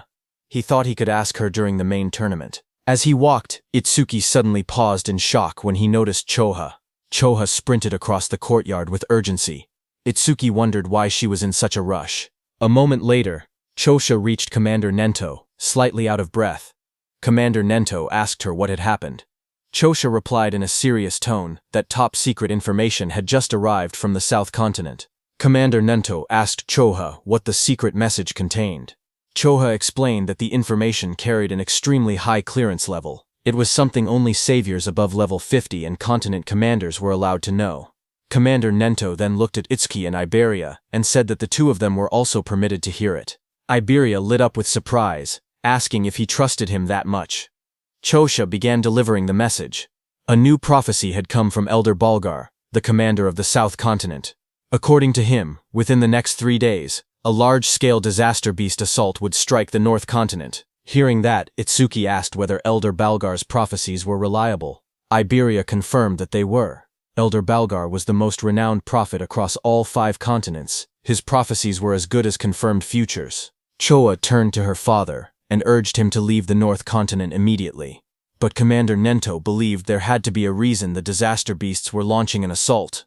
This time, he said, the target was most likely him, the commander of the North Continent. The commander thought for a moment. He said that if that were true, then staying here would make him good bait. Choga stepped forward, insisting there was no reason for her father to remain in the North Continent. She reminded him that combat wasn't even his specialty, and if he already knew he was the target, then remaining here was far too risky. She urged him to evacuate to the Central Continent immediately. Tenma agreed with her. He said that if they lacked manpower, he would remain behind and fight. But the commander raised a hand, stopping them. He told them he had already made his decision and warned them not to argue further. Then he turned to Itsuka, saying there was something else he needed him to do. Itsuka protested, insisting that nothing could be more important than protecting his sensei. Commander Nento explained his request. Iberia's father, Aiden, was the greatest crafter across all 5 continents, and they couldn't allow anything to happen to him. He wanted Itsuki to guard Aiden together with Iberia. Additional awakened fighters would also be dispatched to support them. Hearing that, Iberia looked troubled. He wondered aloud why their forces had to be split just to protect his father. Suddenly a thought struck Itsuki, as he realized that Sensei might be intentionally keeping him away from the battlefield. Nearby, Chobia listened quietly until the commander turned to her as well. He said he had 3 requests for her. First, she had to announce the coming assault to the residents of the North Continent and help evacuate everyone below level 50 safely. Next, she needed to notify all awakened individuals, level 50 and above, to prepare for combat at any moment. Finally, she had to summon Haiten to this location. Since North District 1 had a low population, there would be no danger of civilian casualties. Commander Nento's eyes glowed fiercely as he declared that they would face the disaster beasts head-on right there. Choa returned to her father and reported that she had completed every arrangement he instructed. She told him Haiten would be arriving soon. Commander Nento thanked her for the trouble and told her she could rest for now. Choa hesitated, her expression softening as she looked at him in silence. Her father noticed her worry. He asked whether she was anxious about Itsui, even though Aiden already had skilled guards accompanying him. He added that if that was the case, then as her father, he simply needed to defeat all the smaller threats and lure out the main enemy. Choha lowered her gaze, her cheeks slightly flushed. She admitted that, as expected of her father, he saw through everything. Commander Nento continued speaking. He said a prophecy had revealed that a disaster beast of level 100 or higher would appear this time. In a battle of that scale, someone would be forced to reveal all their trump cards. That was the real reason he sent Itsuki away. Hearing that, Choha nodded slowly as the meaning became clear to her. If Itsuki fought such a beast using his unusual methods, his abilities would be exposed, and the enemy would try to eliminate him at any cost. Commander Nento said yes, but added that there was another reason as well. Based on Itsuki's past battles, it seemed Itsuki lacked raw attack power. Rumors said that Aiden possessed an artifact capable of increasing attack power, and sending Itsuki there might allow him to obtain it. Commander Nento explained that if Itsuki obtained the rumored artifact, everything would change. Attack, defense, mana, agility. He could become a perfect awakener who possessed every attribute. The prophecy began to unfold soon after. On day 1 of the prophecy, at 8 p.m., the northern continent was struck. In every district, stone monuments began falling from the sky like rain, crashing into the ground and signaling the start of the disaster beast assault. In North District 2, the skies were dark as Utsuki and Iberia sprinted through the cold winds. Utsuki asked how much farther Iberia's home was. Iberia estimated another 100 kilometers. Hearing that, Itsuki narrowed his eyes, thinking that a disaster beast could appear at any moment. They had to reach Iberia's father as fast as possible. Suddenly, from behind, Iberia shouted for Itsuki to look, pointing ahead in shock. Hearing that, Itsuki stopped and looked forward. Iberia's trembling voice barely formed the words. A blazing object was falling from the sky. It was a stone monument. Itsuki realized that the attack had already begun, and the monument had landed right in the middle of a populated area. The two watched as the fiery structure crashed straight into the city. The impact sent a massive explosion of light through the skyline. Itsuki's expression tightened. The warning had only been released moments ago. Civilians were still evacuating. If a disaster beast appeared now, the situation would become catastrophic. Elsewhere in the city, awakened warriors stared at the monument that had descended. Chaos erupted as they shouted that massive casualties were unavoidable, and that a disaster beast was already approaching. Someone recognized the scene. It was exactly as Elder Vargar had foretold. They cursed at how early the event had arrived. Back with Itsuki and Iberia, a glowing barrier began forming around the impact zone. Iberia panicked as he watched it rise. Itsuki was also panicking inside, thinking that if they left the citizens behind, many would die, but if they stepped in to help, their main mission would be delayed. Itsuki glanced at Iberia and thought quietly to himself. Iberia had traveled a long distance, yet he hadn't asked for a single break. He must have been that worried about his father. If he suggested stopping to save citizens now, Iberia would surely hate it. But before he could decide, Iberia suddenly pointed forward, shouting for them to go help. The barrier had trapped a disaster beast inside the city, and he insisted they couldn't ignore it. The creature inside was at least level 20. If no high-level awakeners were present, countless people could die. Hearing that, Itsuki's worries vanished. Then, with a firm voice, he agreed to change the plan. They would take care of the disaster beast in the city first. Just then, the ground shook violently as the stone monument split open. Flames burst out, and a massive creature emerged from within.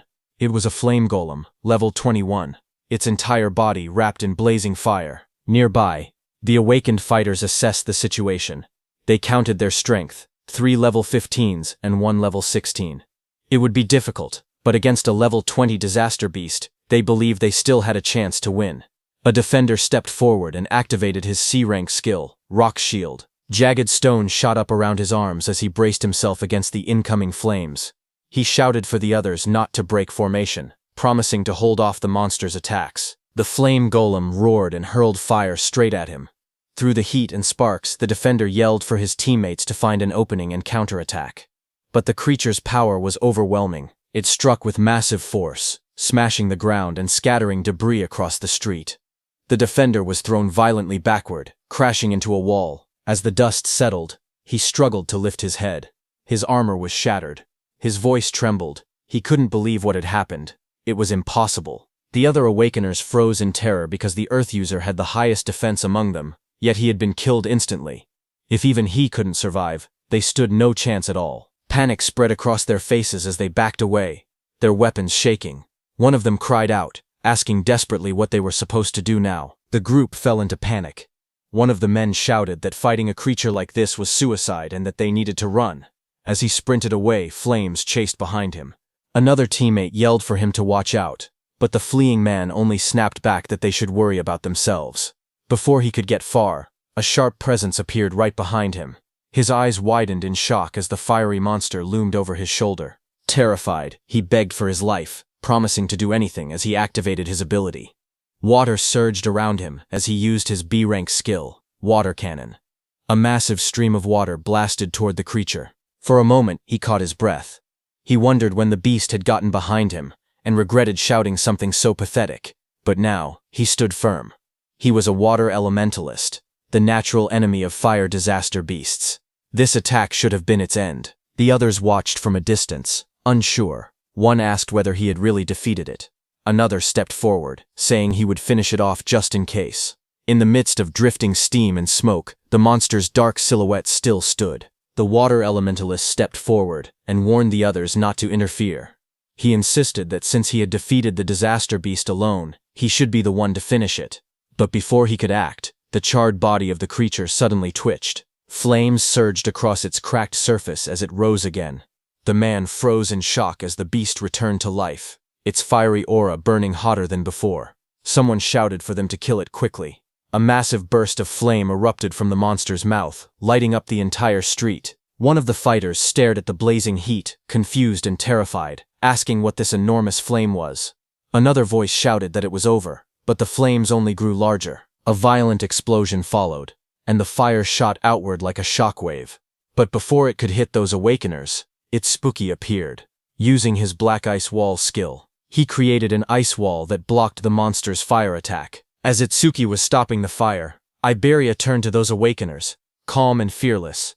He told them to leave the creature to Double E. Clad in black armor, Itsuki told Iberia not to worry about the monster and instructed him to evacuate the citizens. Iberia acknowledged with a Roger. A blue screen appeared, displaying new information.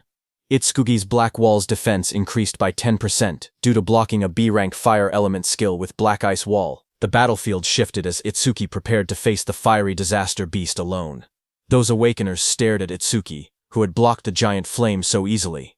One of them asked Iberia if he and his companion were saviors. Iberia explained that they weren't saviors yet, but he declared that someday he would become one stronger than Tiwajin himself. Hearing that, the awakeners were shocked, saying he talked big for a kid. Iberia walked over, annoyed, and asked what they were doing being saved by a child. One of the awakeners immediately argued back, insisting that no one asked for help and that he was going to defeat the beast anyway. Someone else wondered aloud if a mere awakener could really handle a disaster beast like that. Their eyes shifted to Itsuki. One man whispered whether the ice-like armor covering his body was some kind of artifact. On the other hand, Itsuki narrowed his eyes, remembering something his sensei told him before they left. His memory showed his sensei warning him about the black sphere he could release. Its power was immense, but it required chanting time, and its flight speed wasn't fast compared to strong disaster beasts. Missing the first attack would only put enemies on guard, making them harder to hit afterward. His sensei advised him to avoid using the black sphere unless absolutely necessary, keeping it as a trump card for critical moments. The memory ended with his teacher's voice telling him to listen carefully and only use that black sphere under the right circumstances. His teacher's words echoed in Itsuki's mind. He should only use his strongest attack when he was certain he could take down the opponent. Looking at the crowded battlefield below, he realized he couldn't use the penetrating true sphere here. There were too many people around. Down on the streets, civilians stared up at him in shock. Some wondered if he was an awakener who came to help. Others pointed out the equipment he wore, guessing he must be a high-level awakener. High above, the fiery disaster beast roared as it swung its massive body. Itsuki, covered with lightning, shot forward, slamming straight into the creature's rocky surface. He made up his mind. If he couldn't use his special skill, he would suppress the beast with brute strength instead. With full power, he punched the beast. Explosive impacts echoed through the buildings as he drove the monster backward. His movements blurred with speed as burning fragments scattered everywhere. A bright system window flashed, showing that Itsuki's Thunderbreaker activated Thunderclap Wave. Lightning surged across his entire body as he appeared above the beast. The beast raised its head, its eyes glowing red, fire swirling around it. Itsuki struck again, driving the massive creature through the ground with overwhelming force. Dust and flames erupted as the beast crashed hard, its body half buried in the shattered street. The ground trembled from the impact. Lightning wrapped around Itsuki as he rose into the air, his entire body glowing with blue energy. Flames raged around him, but he shot downward like a meteor, slamming into the massive creature below with overwhelming force. The impact shook the entire street. A huge shockwave burst outward, cracking the ground and sending flames scattering. A crater formed where the blow landed, smoke rising from the broken asphalt. People watching from a distance stared in disbelief. One person said the disaster beast was being pushed back completely, even though it was supposed to be powerful. Another mentioned that the awakener looked like he was only 18. Someone else suggested the beast must have been injured beforehand, but an awakener nearby could only stare with wide eyes, whispering in shock that this couldn't be real. Even a level 21 flame golem couldn't fight back at all against that young man. He wondered who the young man facing it truly was. When the smoke finally cleared, the battlefield was quiet. The golem lay smashed into the ground. One of the awakeners looked around in confusion and asked where the young man had gone. Another man explained that as soon as the young awakener defeated the disaster beast, he left the area with the blonde boy.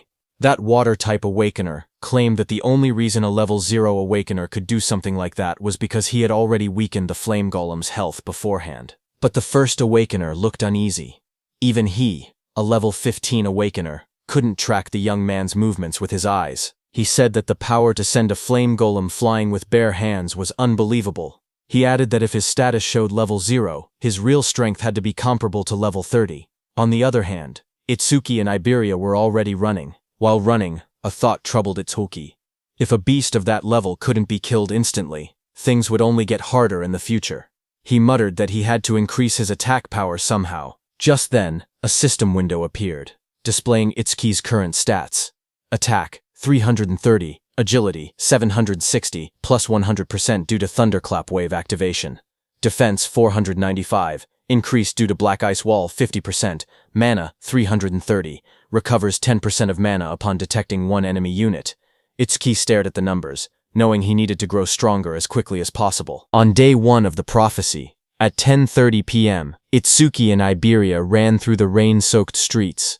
Iberia stared in awe, saying Itsuki's speed was so incredible that he couldn't even track him with his eyes. Itsuki replied calmly that speed meant nothing without power. While they were running, suddenly Iberia started panting heavily, admitting he had never thought of Itsuki that way before. When they stopped, he told Itsuki that if he wanted to raise his attack power, he knew a good method. Itsuki looked at him and asked what he meant. Iberia explained that his dad's warehouse contained tons of artifacts, and there had to be one that boosted attack. He said Itsuki was strong and was also Sensei Izumi's student, so his dad would definitely be happy to let him have one. As he spoke, he imagined Itsuki wearing a powerful artifact, standing tall in a dark, glowing armored suit. The thought made him laugh to himself in a strange way. But Itsuki looked unimpressed and asked what that creepy laugh was about and what exactly he was imagining. Iberia cheered excitedly and told Itsuki to follow him. Once they arrived, he said he would ask his father to prepare a useful artifact for Itsuki. Itsuki watched him struggle to stand straight and thought to himself that he had already slowed down on the way. But even with all that agility, Iberia must have had trouble keeping up. Itsuki then stepped forward and grabbed Iberia by the arm. Iberia panicked and shouted, asking what Itsuki was doing. Itsuki told him not to push himself if he was tired. If they ran into a calamity, he wouldn't be able to fight properly in that condition. Before Iberia could answer, Itsuki lifted him and dashed forward at full speed. Iberia yelled that he wasn't ready, but the wind tore past them too fast for him to react. The two shot through the city like a blur. Iberia screamed that it was too fast, while Itsuki said they had already wasted enough time and told him to hold on. Later, at 11:05 p.m. on day 1 of the prophecy, the moon hung over a quiet set of wooden houses deep in the forest. A gust of wind swept through as they arrived. Iberia collapsed forward, shaking. He gasped that they finally made it and complained that he thought his arms were going to rip off. As they walked deeper into the woods, Itsuki asked why his father chose to live so far from town when the town was much safer. Iberia replied that his father said the town was too noisy for him to focus on his crafting. Ahead of them stood an old wooden house. Iberia explained that the place might look run down, but its defenses were strong. His father had traps set all around the perimeter. Itsuki nodded, saying he thought he felt a faint magical fluctuation. A system window appeared as he activated magic detection. Iberia told him not to worry. As long as Itsuki followed him closely, he wouldn't trigger anything. Itsuki silently thought that with his detection ability, he could avoid them on his own. Iberia walked ahead proudly as Itsuki asked him to watch his step. But Iberia grinned to himself, happy that it was finally his turn to take the lead. But the next second, a small trap placed on the ground clicked under Iberia's foot. Iberia froze. He started sweating as he realized he had stepped right on one of the traps. He shouted that he got carried away and forgot about it. Itsuki stared at him blankly and asked if he was sure this was really his own house. Iberia froze the moment the trap activated. He shouted that this was bad, because he had stepped on the nastiest trap of all. Itsuki focused for a moment and noticed the magical fluctuation around them growing stronger. A loud mechanical roar echoed through the forest as the ground shook. From the dust rose a massive humanoid construct, an iron golem, glowing with red eyes and a core embedded in its chest. A system window appeared, listing its stats: Attack 500, Defense 500, Agility 300, Magic 200. Itsuki's eyes widened in surprise. He couldn't believe Iberia's father even owned humanoid artifacts. Before Iberia could react, the iron golem swung a giant arm toward him. The blow came crashing down with tremendous force. In the next instant, Itsuki dashed forward and pushed Iberia out of the attack's path. As the iron golem's punch came down, Itsuki also punched it with full power. Their attacks smashed into each other, creating a massive shockwave that cracked the earth and sent debris flying everywhere. Itsuki slid backward across the ground, shocked that even a mere artifact had higher attack power than he did. As he steadied himself, he realized another problem. Because the iron golem was created to protect Iberia's father, he couldn't simply destroy it with his piercing sphere. That made the situation more complicated. Itsuki quickly called out to Iberia, asking if there was any way to stop the golem. Iberia, panicking, shouted back that the key was the karmic stone embedded in its chest. If that stone was destroyed, the golem would shut down. The iron golem's eyes glowed red as its chest stone pulsed with green light. Iberia yelled that the stone was its power source, and taking it out would end everything. A system window appeared as Itsuki activated Thunderwave. Lightning surged around his body, crackling across his arms and shoulders. He smirked, realizing that knowing the golem's weak point made the fight much simpler. The golem had strength, but he had speed. He dashed forward, lightning trailing behind him as the iron golem slammed its massive arm into the ground. Stone shattered everywhere, but Itsuki slipped past the attack, aiming straight for the glowing stone. The golem swung again with both arms, trying to crush him, but Itsuki moved in a blur of thunder. Multiple afterimages flickered around the battlefield as he closed the distance, electricity lighting up the entire area. Lightning wrapped around Itsuki's body as he dashed straight toward the iron golem's chest. The golem swung a massive arm down at him, but he slipped underneath the attack, closing the distance in one quick burst. He reached out and grabbed the glowing green karmic stone embedded in the golem's chest. The moment his hand made contact, the stone cracked and came free from its socket. The iron golem's body froze. Its red eyes dimmed, and its raised arms stopped mid-movement as all power left its frame. Itsuki stepped back, holding the fractured stone in his hand. Just then, a shadow loomed behind him, raising a sword to attack, as Itsuki calmly asked if that was enough.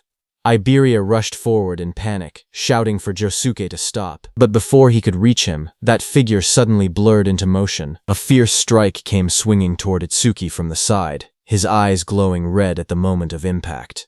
But the blade stopped inches from his chest. Itsuki froze in shock. He wondered when his opponent had even moved. Josuke stood in front of him, lowering the heavy sword. He looked confused as he recognized Iberia behind the stranger.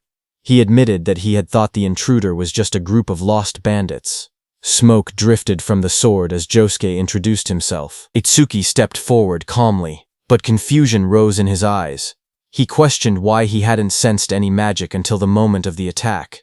Josuke's gaze moved between Iberia and the newcomer as he asked who this person was. Just then, Itsuki glanced down, startled to see that the massive sword in Josuke's hand had vanished without a trace.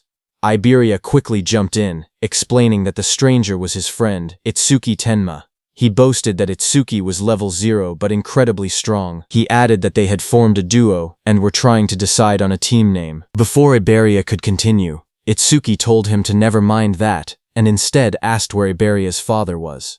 Josuke told them that his master was in the back and warned Iberia to be careful. Just then, an older man with a white beard stepped out from the back of the forge. Iberia recognized that man as his dad. The old man stepped forward, his expression dark and heavy. Even Josuke quietly noted that he didn't seem to be in a good mood. Iberia ran up to him excitedly, waving his arms. He shouted that he had passed the qualifiers. The old man remained silent. Iberia proudly continued. He explained that he had ranked 4th in the region on nightmare difficulty and demanded the reward he was promised, being allowed to choose any artifact he wanted. But before he could finish boasting, a sharp slap struck his cheek. Iberia's head snapped to the side, his eyes wide in shock. He touched his face with trembling fingers and asked why his father had hit him. The old man glared at him furiously, his voice rising as he demanded that Iberia hand over the dragon gear. He accused him of stealing it. Iberia staggered back, clutching his cheek. He shouted that he had only borrowed an epic artifact, and complained that there was no need to hit him. His father pointed angrily at him from the ground. He warned that the dragon gear caused irreversible damage if worn for too long. He added that if Iberia ever took it without permission again, he would not be so lenient next time. Frustrated, Iberia turned and ran off into the forest, yelling that he would never use his father's crappy artifacts again. The dragon gear dropped from his shoulder and landed on the ground behind him. The old man then turned toward Itsuki and asked if he was Izumi's second student.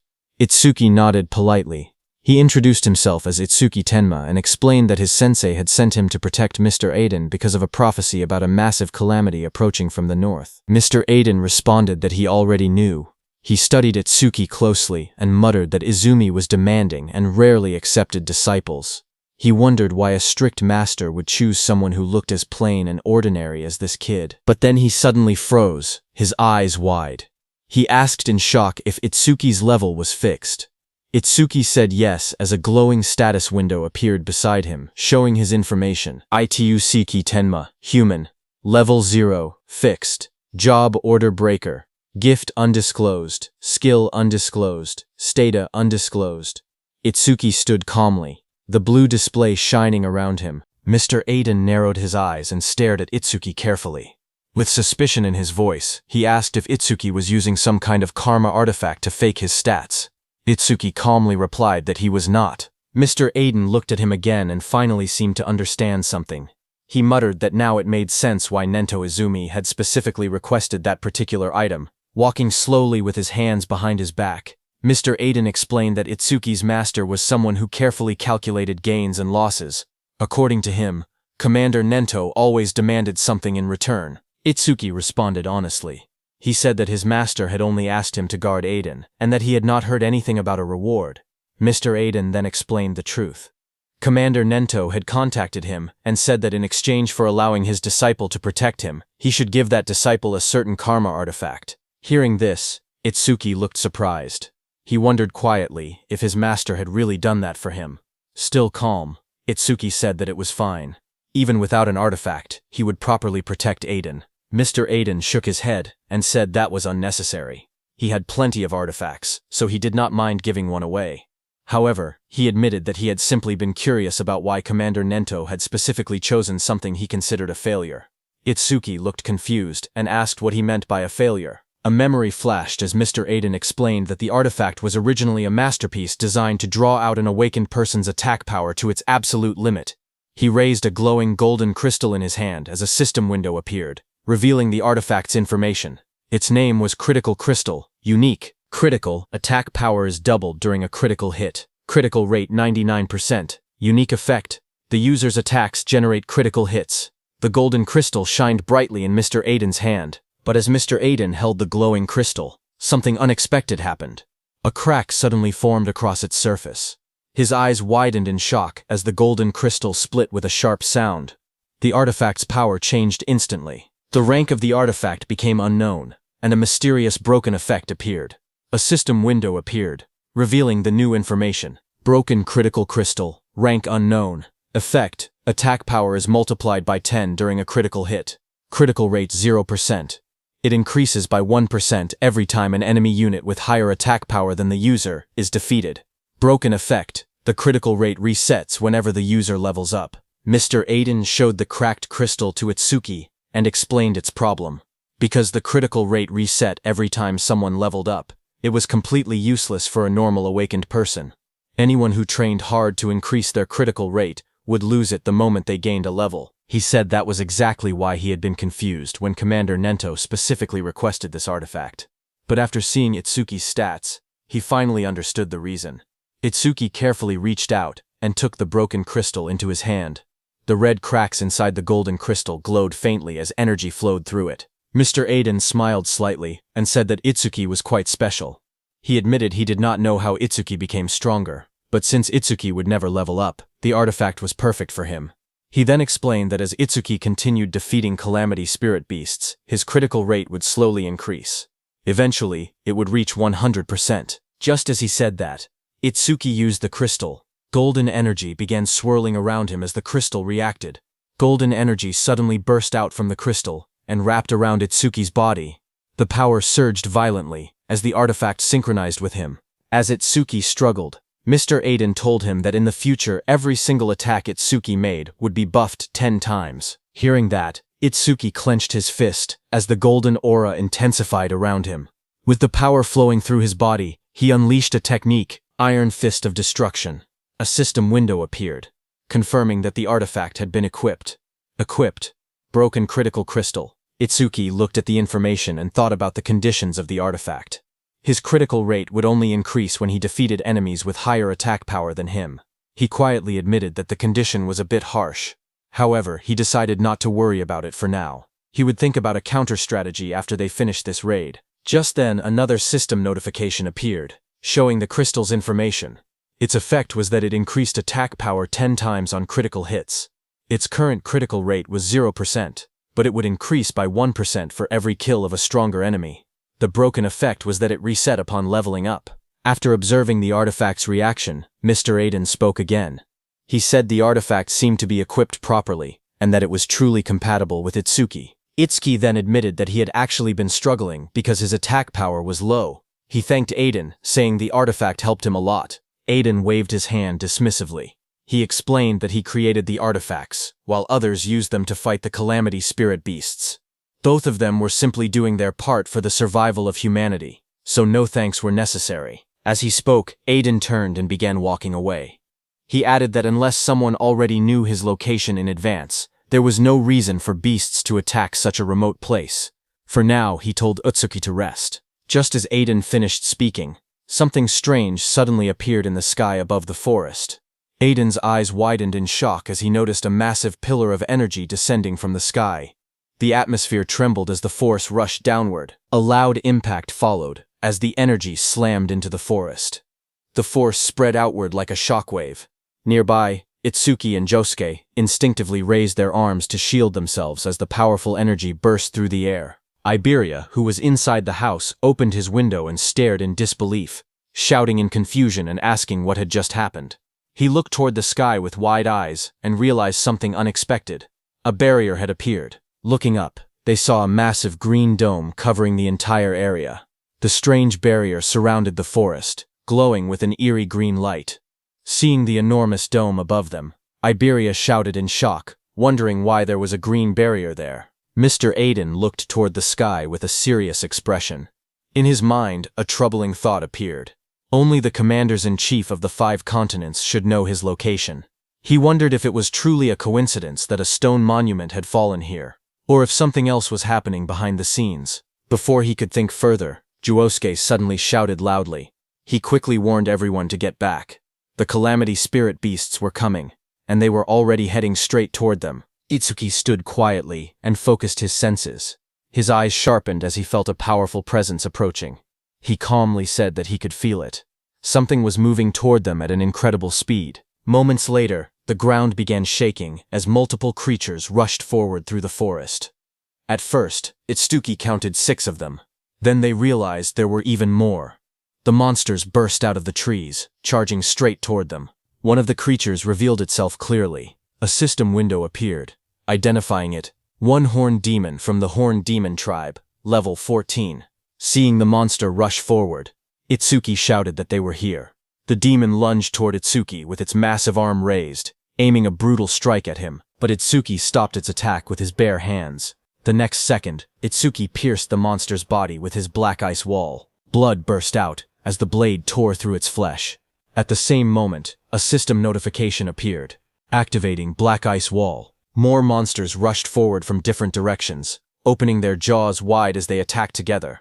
Electricity crackled around Itsuki's body as he moved calmly through the battlefield. Inside his mind, he thought that enemies at this level were not a problem. No matter how many came, he could finish them instantly with Lotus Explosion. However, he hesitated, thinking that Josuke might not be able to withstand the shock of a Lotus Explosion, and it was still risky. Itsuki glanced behind him and remembered that Aiden and Iberia were hiding in the shed right behind him. If he used Lotus Explosion recklessly, the blast might catch them as well. Because of that, he held back his power and continued fighting the monsters directly instead. After defeating the surrounding monsters, Itsuki stood quietly among the fallen enemies. Looking at the battlefield, he calmly admitted to himself that he was probably more suited for fighting alone. Just then, he suddenly paused. He sensed something unusual. Itsuki frowned slightly as he felt another surge of mana spreading through the area. This new wave of power felt far stronger and more intense than the ones that had appeared before. Moments later, a massive creature revealed itself. A system window appeared, identifying the monster. 2-horned guardian beast of the Horned Demon tribe. Level 24. At the same time, far away in a dark and terrifying realm, towering demonic structures stood beneath a crimson sky. Inside a sinister palace, the most powerful demon emperor, Linga, sat on the throne. An orange-haired figure standing in front of him spoke calmly. He reported that the first wave of the advance party had already been teleported to the human realm, consisting of lower-class slave demons. Then he asked another question.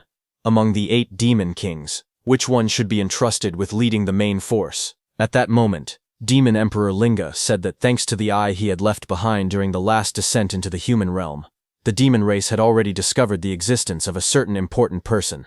With a cold command, the demon emperor told him to capture them. This orange-haired figure was Enma-Raku, also known as Yama, one of the 8 demon kings. He asked whether the task should also be entrusted to one of the 8 demon kings. However, the demon emperor sitting on the throne calmly refused the idea. He said that sending a demon king might destroy the very eye that had been secretly left behind in the human realm. Because of that risk, he decided that the matter would instead be handled by a demon general. The order was accepted without hesitation. Demon King Yama simply replied that it would be done as commanded. Then Demon Emperor Linga declared that the command of the main force would be completely handed over to Inshokuma, also known as the ape-eating Demon King. The scene then shifted to a terrifying beast-like demon. This was one of the 8 demon kings, Inshokuma. Demon Emperor Linga said that since Inshokuma had not eaten a living human in a very long time, he was certain that Inshokuma must be extremely hungry. At the same time on the battlefield, while Itsuki was fighting, a loud scream suddenly echoed through the area. Hearing it, he immediately recognized the voice. It was Iberia. His expression changed as he realized something was wrong. He wondered if a disaster beast had broken into the room. But before he could react further, a disaster beast burst forward to attack. A system window appeared in front of him, identifying the beast as a double-horned guardian from the Horned Demon Clan, level 24. The beast attacked with overwhelming force, striking toward him without hesitation. Seeing the situation, Itsuki's eyes sharpened. He realized that things had reached a critical point, and he had no choice but to use that power. As the attack came crashing down, Itsuki quickly glided on the ground and dodged it. At the same time, he aimed at the beast and used Clear Orb. He judged that the creature's attack power was likely higher than his own. However, if he managed to defeat it, he could increase his critical rate. A system notification appeared, explaining the effect of the broken critical crystal. It stated that attack power would increase tenfold during a critical hit, and the critical rate would increase every time he defeated an enemy stronger than himself. However, the critical rate would reset whenever he leveled up. With determination, Itsuki shot the Clear Orb. A beam of purple energy shot into the sky, cutting through the darkness like a sharp spear as the attack was released. Another system message appeared, saying Clear Orb was activated. After the beast died, another system notification appeared, telling Itsuki that his critical rate had increased by 1%. Looking at the result, he calmly confirmed that it had risen just as he expected. Without wasting time, he turned and spoke to Josuke. He told him that he would take down the disaster beast that had broken into the room, and that everything here would be left to him. Josuke, who was engaged in battle, immediately accepted the responsibility without hesitation. Lightning flashed as Itsuki ran toward the cabin where Iberia and Aiden were. At the same time, inside that cabin, Iberia was pushed back and hit the wall. He stood there, injured and covered in blood. Lowering his head, he admitted that it was useless. Without his dragon gear, he knew he could not win. Pain filled his body as he struggled to stand, realizing how desperate the situation had become. As the disaster beast came toward him, Iberia quietly muttered that if it had come to this, then there was only one option left. As the monster lunged forward with its terrifying jaws wide open, Iberia cried out for help, calling Itsuki's name. But in the next second, someone appeared behind the disaster beast. It was Iberia's father, Aiden. He swung his massive weapon down with overwhelming force, hitting the beast on the head. Watching this, Iberia was shocked. He wondered how his dad, who was a non-combat class, could face a disaster beast without any fear. Seeing that nothing happened to the beast, Aiden remained calm and called it stubborn. Aiden's attack made the beast furious, and it turned around in anger. It immediately charged at Aiden at full speed. Seeing it coming, Aiden stood firmly and declared that he would leave the rest to him. He was saying that to Itsuki, who appeared there just before the monster's attack could hit Aiden. Itsuki moved instantly, his body wrapped in crackling electricity as he intercepted the attack. The beast tried to strike again, but Itsuki stepped in from behind, and using his black ice spike, pierced through the monster's body. A system message appeared, announcing that his black ice wall had activated. Blood splattered as the creature's massive frame was struck down. After the clash ended, Itsuki apologized to Aiden for being late. He explained that it had taken a little time to deal with the lookouts. Aiden then asked about the situation outside. Itsuki immediately used his magic detection skill, but he could no longer sense any magic fluctuations from outside. Seeing that, he told Aiden that Josuke had likely wiped out every last disaster beast. As they went outside, the battlefield was covered with the bodies of disaster beasts. Iberia looked around in shock and stammered in disbelief, wondering if Josuke had really done all of that by himself. Josuke immediately warned everyone not to lower their guard. He explained that unless they destroyed the barrier, disaster beasts would continue spawning from within it without end. As time passed, they would only grow stronger. With a firm expression, he declared his intention to head toward the barrier and destroy it while eliminating as many disaster beasts as possible along the way. Looking at Itsuki, he added that if any beast managed to slip past him, he would have to deal with it. However, Itsuki stated that he would be the one to slaughter every disaster beast within the barrier. His eyes were filled with hatred as he instructed Josuke to remain there and protect Aiden and Iberia. Seeing Itsuki's expression, Aiden narrowed his eyes. He muttered that those eyes showed no trace of fear. Instead, they were filled with a burning thirst for battle. Finally, with firm resolve, Aiden declared that they would leave the destruction of the barrier to Itsuki. Josuke warned Itsuki seriously. He explained that if the barrier was green, then the disaster beasts inside would be at least level 250. He asked if he was truly prepared for something like that. Without hesitation, Itsuki answered calmly that he was sure. Lightning crackled violently around Itsuki as he ran toward that green barrier. A sharp smile formed on his face as he admitted that finally, he could fight to his heart's content. Seeing him go, Iberia immediately spoke up. He declared that if Itsuki was going, then he would go too. He told Josuke to look after his old man. But his father, Aiden, stopped him. Iberia protested, asking why not. He reminded them that they were a team. Aiden answered bluntly, telling him to stop pretending they were a team. He said it was pathetic. He added that he and Itsuki lived in two completely different worlds. Iberia clenched his fist, anger rising in his voice. He argued that they had walked this path together all this way and demanded to know what he meant by different worlds. Aiden also shouted, telling Iberia that a team was meant to support one another and cover for each other's weaknesses. Aiden's eyes widened with anger as he spoke harshly. He told Iberia that he was not supporting Itsuki at all. Instead, he said he was only dead weight at this rate. His voice grew even colder as he warned that he would end up getting Itsuki killed. Hearing that, Iberia froze, shock spreading across his injured face. Aiden continued, saying that he was not just talking about him alone. He explained that Itsuki was special. No one else from his generation could even stand on the same stage as him. Then he asked Iberia if he had ever truly seen the look in Itsuki's eyes when he faced a disaster beast. He told Iberia that those were the eyes of someone drowning in hatred. At the same time, while Itsuki was running toward the barrier, a system window appeared showing, "Mana 5 enemy units have been detected. 50% of Itsuki's mana recovered." Itsuki noticed it immediately. He realized that 5 disaster beasts must have just come out of the barrier.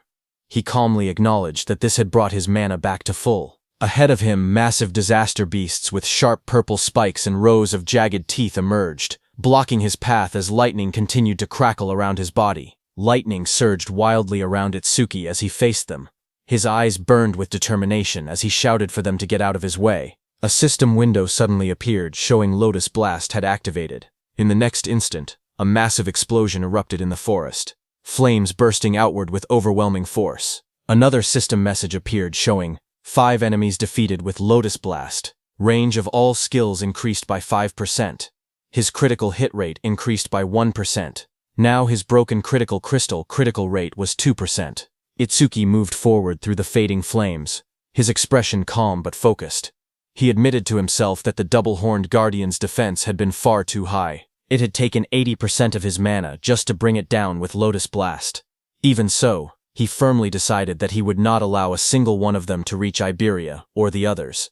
In the distance, smoke and fire from Lotus Blast rose above the trees. Josuke turned toward the explosion in shock and demanded to know where it had come from. Iberia immediately realized and stated that it was Itsuki's skill and that he must have run into disaster beasts in the forest. Josuke stared toward the forest, his expression serious.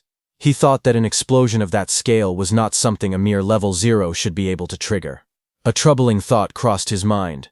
He wondered if the reason Itsuki could not level up was because of a debuff from his gift.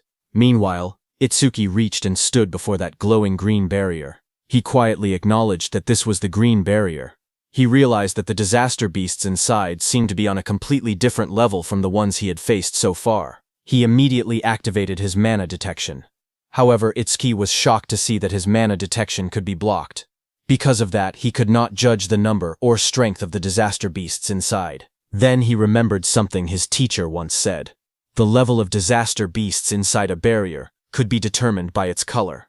Gray barriers contained disaster beasts from level 1 to 25. Green barriers contained disaster beasts from level 26 to 50. Blue barriers held level 51 to 75. Purple barriers held level 76 to 100. Red barriers contained level 101 and above. Since this barrier was green, the disaster beasts inside were between level 26 and 50. Itsuki looked at his hand calmly and concluded that if he killed them all, they would drop a massive amount of experience. Itsuki then summoned his Shikigami, Death Hound. White petals of light swirled around him as a massive spectral hound formed at his side, its sharp teeth glowing in the darkness. Just as the Death Hound appeared, a system window displayed its information. Death Hound B rank, level 16. Skill, Death Smell, C rank, detects all traces of mana within the area to locate and track the source. Respawn design, Death's Craving, B rank, drastically reduces respawn time after the Shikigami dies. Its attack stat was 250, agility was 250, defense was 150, and mana was 150. The Death Hound's glowing eyes shone in the darkness as it stood beside Itsuki. Itsuki placed his hand on the hound's head and told it that it would receive all the experience that dropped later. However, he made one thing clear. Until he gave the order, it was not allowed to lay a single finger on them. The green barrier loomed in front of him as the hound crouched low, teeth bared and ready. Before entering the barrier, Itsuki's eyes sharpened. He declared that every disaster beast inside the barrier was his prey. Meanwhile, on Prediction Day 1 at 11:30 p.m., Commander Nento was seated in a garden when Choha arrived there with a man. She informed her father that the awakened guards had arrived. A young man stepped forward confidently. He introduced himself politely, saying that from that moment on, he, a first-class savior, would serve as Commander Nento's protector. This man was level 63 Wind Elementalist, first-class savior, Kei Chirajima. Commander Nento thanked him for coming. Choha then explained that besides him, 5 third-class saviors and 3 second-class saviors had also arrived. Commander Nento asked her if Akira Hiton had not arrived yet, saying he had assigned Hiton to guard the perimeter. Choha frowned slightly and explained that when they spoke 6 hours ago, he had said he was already on his way. However, when she tried calling again 3 hours later, she could not get through. She added that massive stelas had been falling across the northern province since 8 p.m. that night. Because of that, she thought he might have run into trouble along the way. Still, she remained confident. Commander Nento stated that a normal disaster beast would not be a threat to him. After all, he was one of the 6 pillars among the special class saviors. He asked her to keep trying to contact him, adding that only a special class savior could stand against the disaster beasts appearing there. Choha quietly responded that she understood, but hearing all that, the Wind Elementalist spoke up, questioning whether they were overestimating the special class saviors a bit. He argued that no matter how strong Wajin Tei and Akira Hiton were, they were still only human. He continued confidently, saying he did not believe there was such a vast gap between the special class saviors and those in the first class. They might struggle a little, but there was no way they could not defeat a disaster beast that a special class savior could. Commander Nento told the Wind Elementalist that it was good to be confident, but thinking one could stand on the same level as a special class savior was another matter entirely. He added that such thinking likely came from never having fought a truly powerful disaster beast before. Just as he said that, suddenly there was a blast in the sky as a huge pillar fell down. Seeing that, the Wind Elementalist reacted instantly, saying a stele was approaching, and a disaster beast was coming with it. He raised his sword as the air trembled around him. As the stele fell to the ground, it created a huge purple barrier. Seeing that, Commander Nento declared that it had finally arrived. At the same time, Choha tried once more to reach Akira Hiton, but her voice shook as she admitted it was useless. She still could not contact him. The Wind Elementalist smirked confidently. He declared that if even a special class savior could not make it, then he was not much to rely on. He told Commander Nento there was no need to worry. They would finish every last one of them off. His expression then turned serious as he looked toward the purple barrier. He boldly stated that he would prove right now that a first class was just as capable as a special class. On the other hand, at Itsuki's side, he entered the green barrier with his Death Hound. Inside the barrier, A strange green glow filled the surroundings. Itsuki walked beside his death hound, quietly observing the area. He noted that the scenery inside the barrier was not any different from the outside. However, he admitted that there was an aura in the air that made him feel uneasy. A system notification appeared, saying mana detection activated.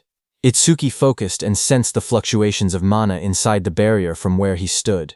But just as he expected, he could not grasp the situation outside. After observing carefully, he concluded that the inside and outside of the barrier seemed to be separate spaces. Just then, his mana detection detected 5 enemy units, which restored 50% of Itsuki's mana. Itsuki calmly observed the surroundings and said that he now had a general idea of where the 5 detected units were located. He then turned to his death hound and gave it a clear order. It was to stay there and wait. If it found any disaster beasts that had fled, it could eat them. After giving the command, he softly praised it, calling it a good boy. Another system notification appeared, showing activating Thunderbreaker, roaring wave. Blue lightning began to crackle around his body as his eyes sharpened with focus. He decided that he should start moving as well. At that moment, 2 muscular disaster beasts charged forward at high speed, their claws digging into the ground as they rushed toward him. Suddenly, electric energy surged through the air as one of the beasts reacted in surprise. It was Itsuki. He activated his Black Wall skill and struck the 2 disaster beasts. With a single attack, he killed both of them by piercing their bodies with Black Wall. Just then, 2 more beasts appeared. Lightning exploded across the battlefield as Itsuki struck the first disaster beast directly. Blue energy tore through its body, and blood burst from its wound as it was slammed into the ground. The second beast immediately rushed forward, but Itsuki's electric current surged between them like a roaring wave. The ground cracked under the force as his attack ripped through both monsters. While Itsuki was killing those 4 one-horn beasts, suddenly a 2-horn beast charged at him. Blue lightning surrounded Itsuki as he drove forward with unstoppable momentum. He dodged the beast's attack and jumped high. A system notification appeared, activating clear orbs piercing sphere. A glowing purple sphere formed around Itsuki's finger. It shot forward with incredible force, piercing straight into the beast's chest and drilling through its armored body. The impact cracked the monster's armor apart as the energy pushed deeper inside. That beast fell to the ground. A system notification appeared, showing critical rate increased by 1%. Itsuki landed on the ground, lightning still flickering around him. His broken critical crystal had reached 3% critical rate. After killing those 5 beasts, Itsuki immediately moved forward. Seeing that his critical rate had gone up again to 3%, he calculated that statistically, this meant about 3 critical hits for every 100 attacks. He thought maybe he would get to see his first real critical attack soon. While moving, something else caught his attention. This was the first time he had seen a stele from this close. He narrowed his eyes and thought that if he broke the stele, then the barrier should disappear. He thought 1 hit should be enough. But at that moment, a system notification appeared, showing 1 enemy unit detected and 10% of his mana restored. Itsuki's eyes widened as he realized that there was still 1 left. Immediately, he used all the force in his body to stop himself. Lightning cracked violently around his legs as he stopped. Just as he stopped, many sharp spikes came toward him at full speed. He immediately jumped back and dodged those spikes. A sharp thought crossed his mind. If he had not sensed the mana fluctuation and stayed on high alert, he would have already been impaled. He fell back, crouching low as debris scattered around him. His eyes narrowed as he saw those spikes coming from behind the stele. Itsuki realized that this 6th monster was hiding behind the stele. He stared at the disaster beast's shadow carefully, realizing it was a different kind of disaster beast than the ones before. Meanwhile, from far away, Iberia watched the large green barrier curve over the forest like a dome, glowing faintly in the night. Worried, Jusuke told Iberia that even Itsuki might not be able to stop all the disaster beasts, so he told Iberia that it was dangerous outside and that he should wait inside the room. Iberia, who was still shaken by his father's words, lowered his gaze and asked Josuke if he would really end up letting Itsuki die someday. Josuke told him that Master Aiden had a habit of exaggerating, so he should not worry too much about it. But Iberia admitted that, looking back, he felt like he had really just been dead weight. Josuke then explained that the level of disaster beasts inside a green barrier usually ranged between 20 and 50. He asked Iberia honestly whether he had the confidence to defeat even a level 26 disaster beast. Iberia quietly answered that he did not. Not at all. Seeing his discouraged expression, Josuke told him not to be so down. He clarified that he was not saying Iberia was useless. When he himself had been about that age, he had not even had the courage to step into a green barrier and fight a disaster beast. Iberia looked at him in surprise and asked if that was true, even for Josuke. Josuke's expression turned serious as he explained that the difference between gray barrier disaster beasts and green barrier disaster beasts was not simply a matter of levels. Iberia asked him if there was something else. Josuke told him that the disaster beasts inside gray barriers had no intelligence. They were merely creatures that endlessly repeated cycles of slaughter and destruction. They were strong, yes, but with a proper plan, there were many ways to defeat them. Then, with a serious tone, he explained that inside a green barrier, things were different. Inside a green barrier, just like humans, there could be disaster beasts with intelligence. At the same time, on Itsuki's side, from behind the green stele, a towering armored beast surrounded by crackling blue lightning appeared. This was a level 34 square general beast. The beast wondered if it had made a mistake, as it realized that Itsuki possessed a detection-type skill. Seeing that square general beast, Itsuki's face darkened. He said that, as expected, the disaster beasts inside this barrier were different from any he had encountered before. At that moment, Josuke told Iberia that among the youth of the same generation as Itsuki, only a few could stand against a disaster beast of that level.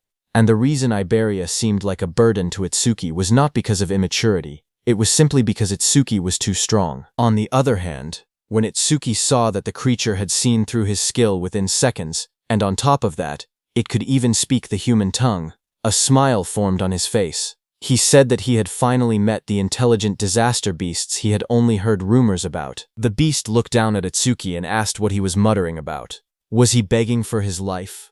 The beast sneered, saying it had thought Itsuki was strong, but he was only level 0. To it, Itsuki was nothing more than a coward who could not stop trembling just from looking at it. Hearing that, Itsuki smiled faintly and admitted that he was simply excited.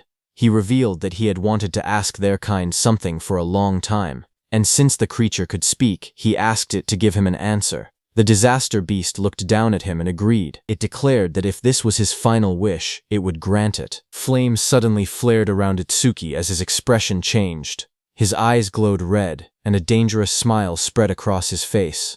Then, with burning intensity in his gaze, he asked the creature a single question. Do he feel pain?